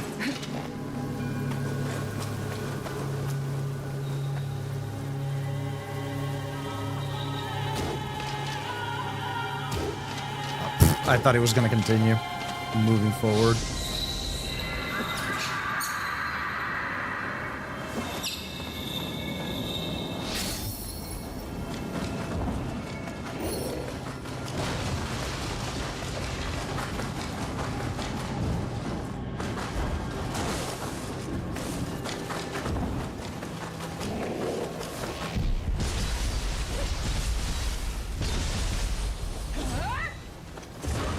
absolutely shredded that guy.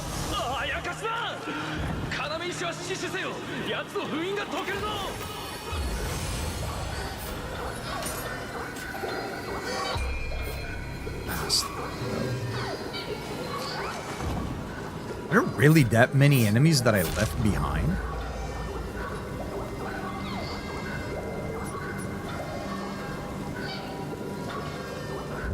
Shot.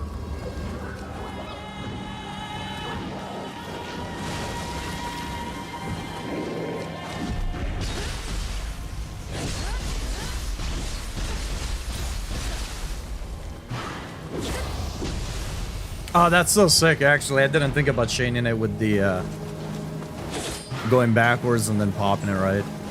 Attack, dodge attack, close gap again.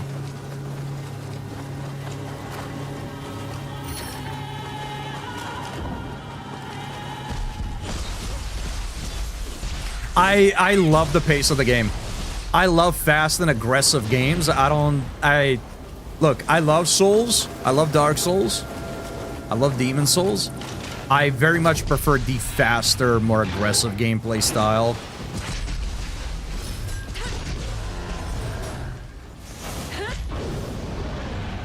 I misread the attack. I thought it was just gonna do like a hop forward, not dash all the way to me.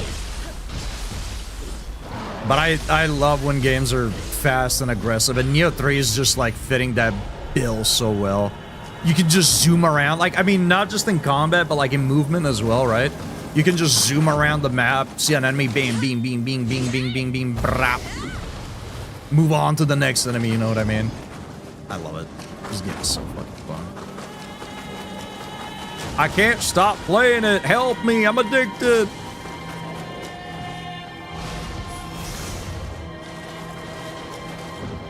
Shortcut.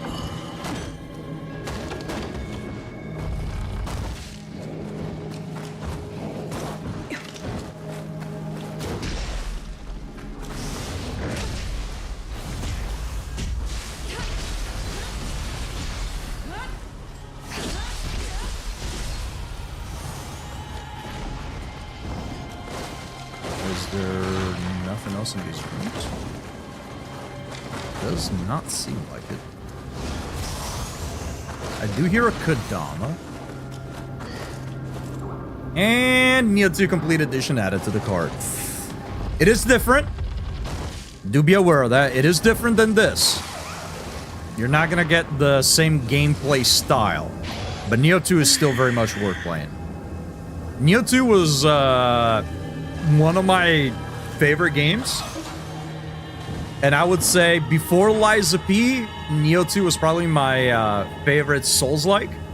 And then Liza P came out. I enjoyed this more than Neo 2. If that just says anything. Yeah, I mean, 1 is not a bad game. It was just more of a personal preference. I didn't vibe with it. It's not necessary to play 1. I think 2 actually, story-wise, is a prequel. So honestly, chronologically, it's not even a bad idea to start with 2 and then go back to 1 if it's something that really interests you. But yeah, you could honestly jump straight into 3, which, I mean, yeah, it's a little expensive. So jumping into 2 doesn't hurt.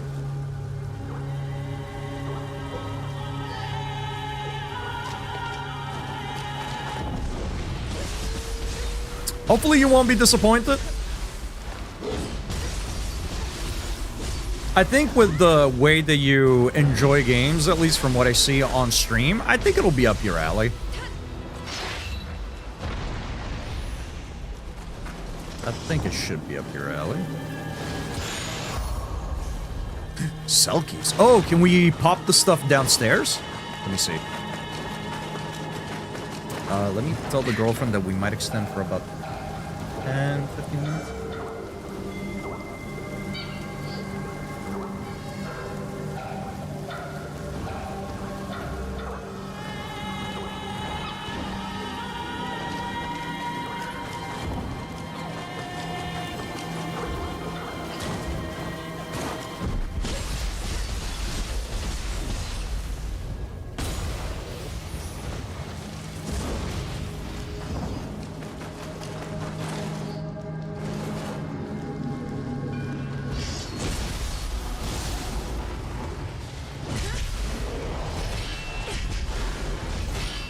that's how we do it. You can perfect time the throw, and if you catch it when it comes back, you can toss another one right away.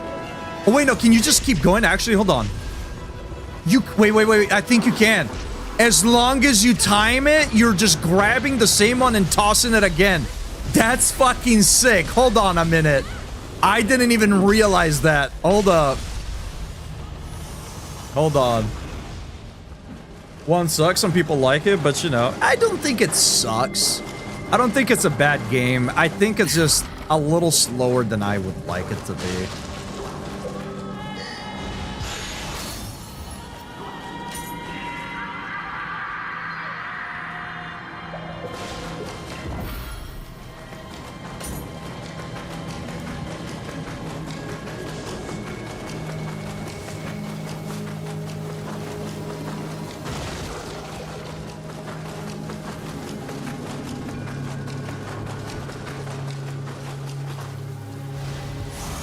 Yeah, so let me try it here without hitting anything. Okay, I fucked it up. All right. Nice talk. Looks like something can be placed here. Interesting. Last time the thing that we needed to place there wasn't that far away from the shrine, so I assume it has to be nearby.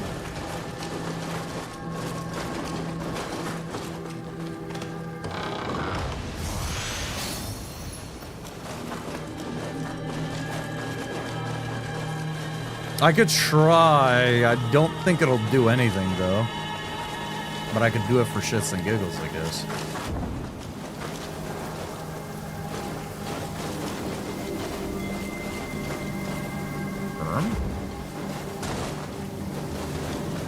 Oh, we could have just used this as a shortcut to get downstairs. I see. So we didn't have to, like, run back. By any chance, is what we need anywhere on these boats?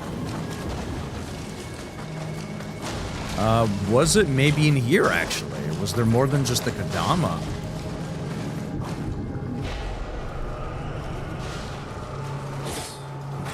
Okay. So, I'll continue forward. We'll come back for it. I don't think I saw anything that I could interact with. The head for the Jizo statues that we had to pick up and fix earlier, while it didn't give you, like, it didn't stick out, it did get sort of outlined in white when you got close enough to it, so I presume we're expecting to see a similar effect here. If we get close enough to something like it.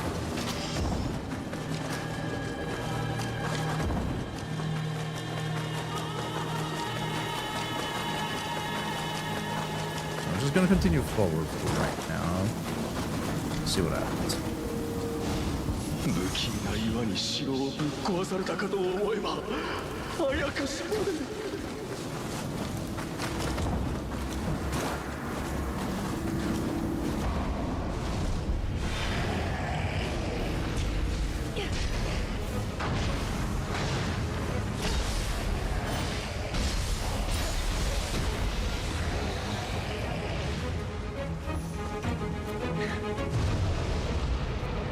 Oh, look who it is! Too early.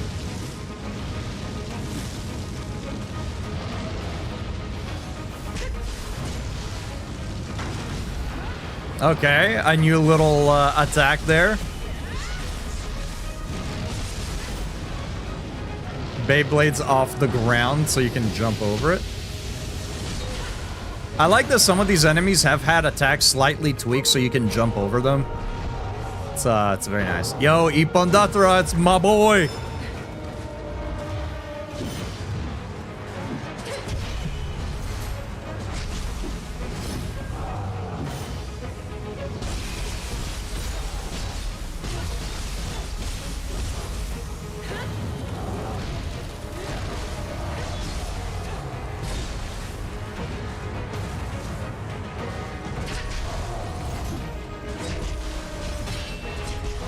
Yeah, we are throwing the same one. Okay, that's actually sick. So as long as you can keep timing it, you can just keep throwing it. That's dope. I like that. I like that quite a bit. Just double checking, and yeah, I was thinking about deflect when I said parry. Oh, hey. Look at that. Ah, look at the sprint, dude!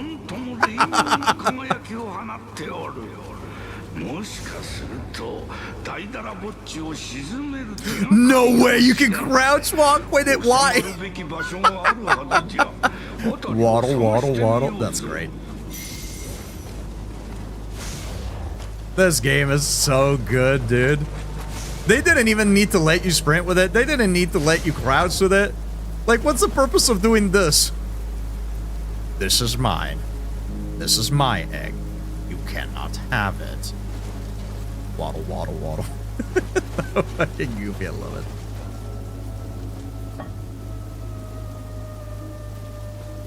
it. You gonna come over this way, big fella? Ooh, he is. Oh, no, we just put him to sleep, I guess. Oh, we got a score. Okay. Easiest boss of my life.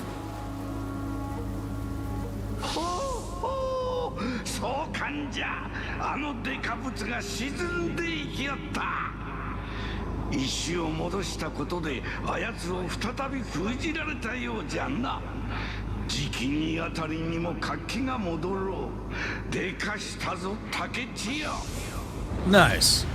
Hell yeah, Disaster at Lake Hamana. Done. Sick. And we should have this completed 4 out of 4. Hell yeah. Master. I completely whiffed that. Oh, I completely missed the Scampus too. Oh, we can snack these real quick.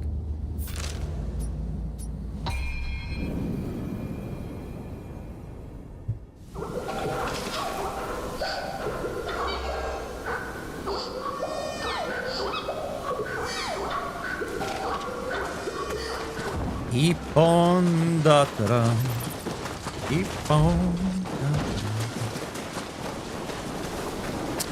Oh, so that's what it means by master. Okay, that's what they're called. I didn't actually know that. Oh, wait a minute. There's something a little bit more ominous about this one.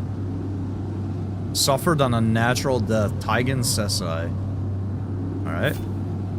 Something unusual seeks battle. Accept the challenge. Why is it giving me like a warning for this?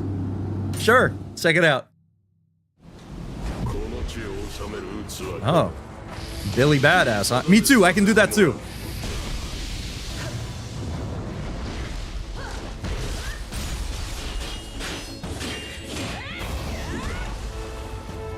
Hold this real quick.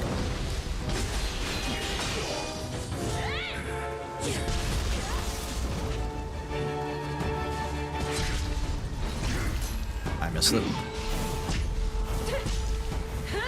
Yeah, your magic is cool and all, but I got fire bombs. So, like, magic versus technology, dude.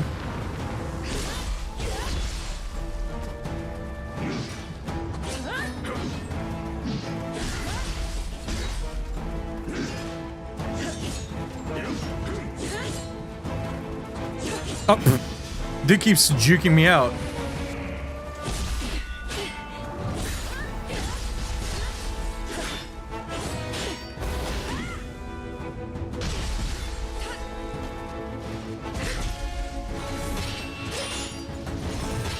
This is so sick. Oh, I missed it. That's so sick. I love that you can do that.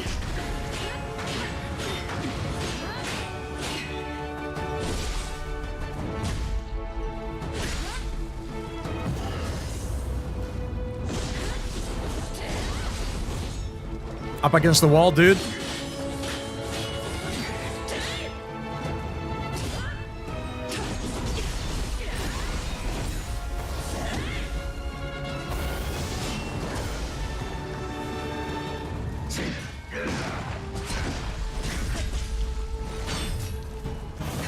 I keep whipping it. I think I gotta be not really standing still, but we do have to be sort of centered, I guess. Come on, man, you're getting hit. This is your stuff, dude. You opened up with this.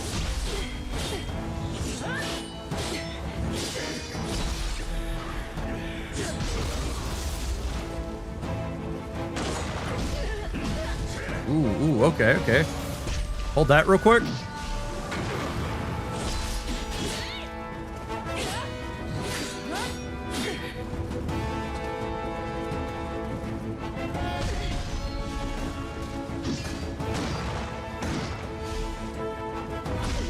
Okay, I'm gonna die because I'm trying to kill him off with the deflect.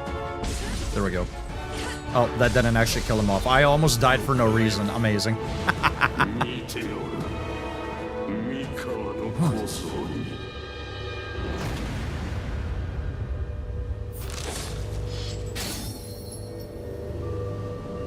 Interesting. Said something about the direction of my map. I mean, is that what those arrows are pointing me to? Are they all like converging to something specific? I didn't pay attention. I didn't get the little prompt. Alright. That's here. Get PvP'd. Honestly, I think PvP could work really well here. With the way that they changed up the combat a little bit, I think PvP could be sick.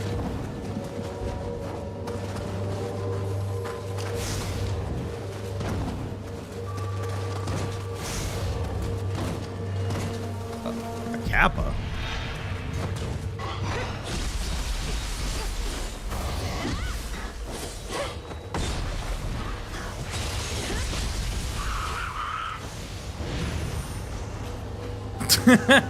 Squat Master Phil, welcome in.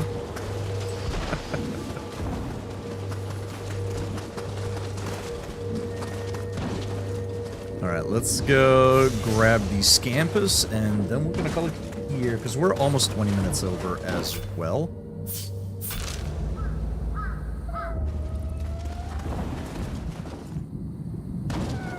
I'm a son, bro, so I will agree. Guy is gone. He's pretty good. He's pretty good. Come here, guy.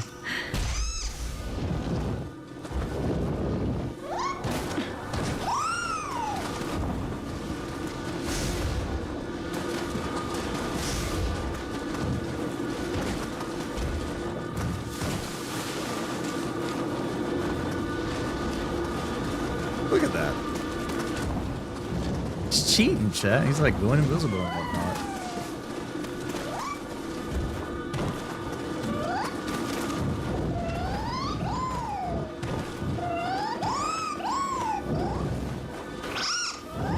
Nice.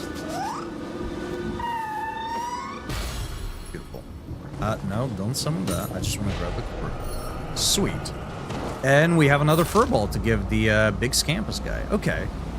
So, we cleared out quite a bit, actually. We did the Haunting Cave, and I forget her name, but we met the Succubi version of Japanese folklore.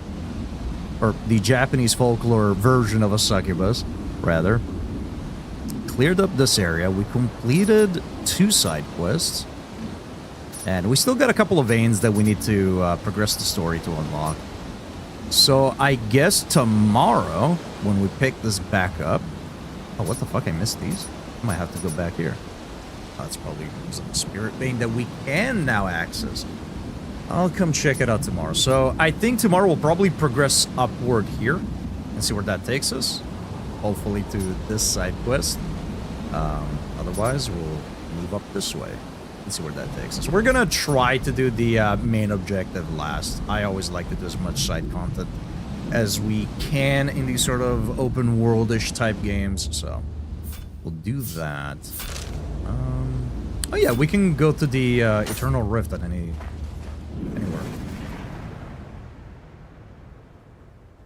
So I'm gonna place us here. We're gonna save. And then we're going to dip out. And as Nightingale said, they mentioned that Marrow is going through the Neo franchise. I believe it's probably in preparation for Neo 3. So if you want to see more Neo action, chat, stick around. Look at this big fella. Come here. Let me give you a hairball.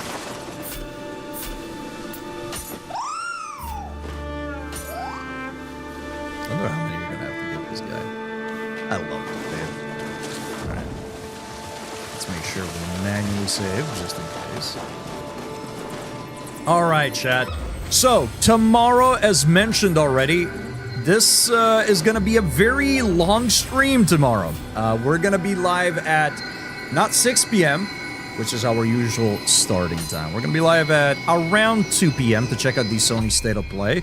And then after that, the Silent Hill transmission.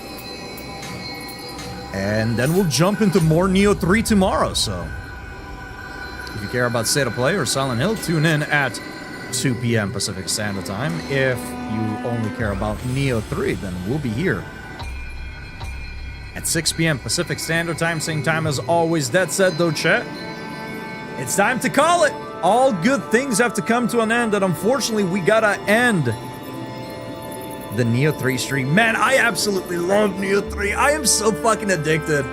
I love Neo 2. I didn't think Neo 3 could be better, but at least for me it is. I love how much faster everything is. I love how slightly streamlined everything is. So far, everything is much easier. But I heard there is at some point a difficulty spike that hits. I'm excited to see when that happens. And I'm excited to see what will deliver that difficulty spike. Either way, chat, let's begin the raid here. Let me start it up. No worries. I'm glad you guys are enjoying the stream, and I'm glad your stream could help make your evening a little bit better. Mirror. Oh, they're there. For a second, I was like, did they go offline? All right. Let's go ahead and begin the raid. Chat, as always, thank you all for stopping by. Thank you for giving me your time and hanging out. I very much appreciate it. If you have the emotes, that is our raid message. If you don't have the emotes, use whatever else you have available to you, because you got emotes. You might as well use them. I will be here again, not at 6 p.m., but at 2 p.m. Pacific Standard Time, same time as always. If you only care about Neo, I'll be here at 6 p.m.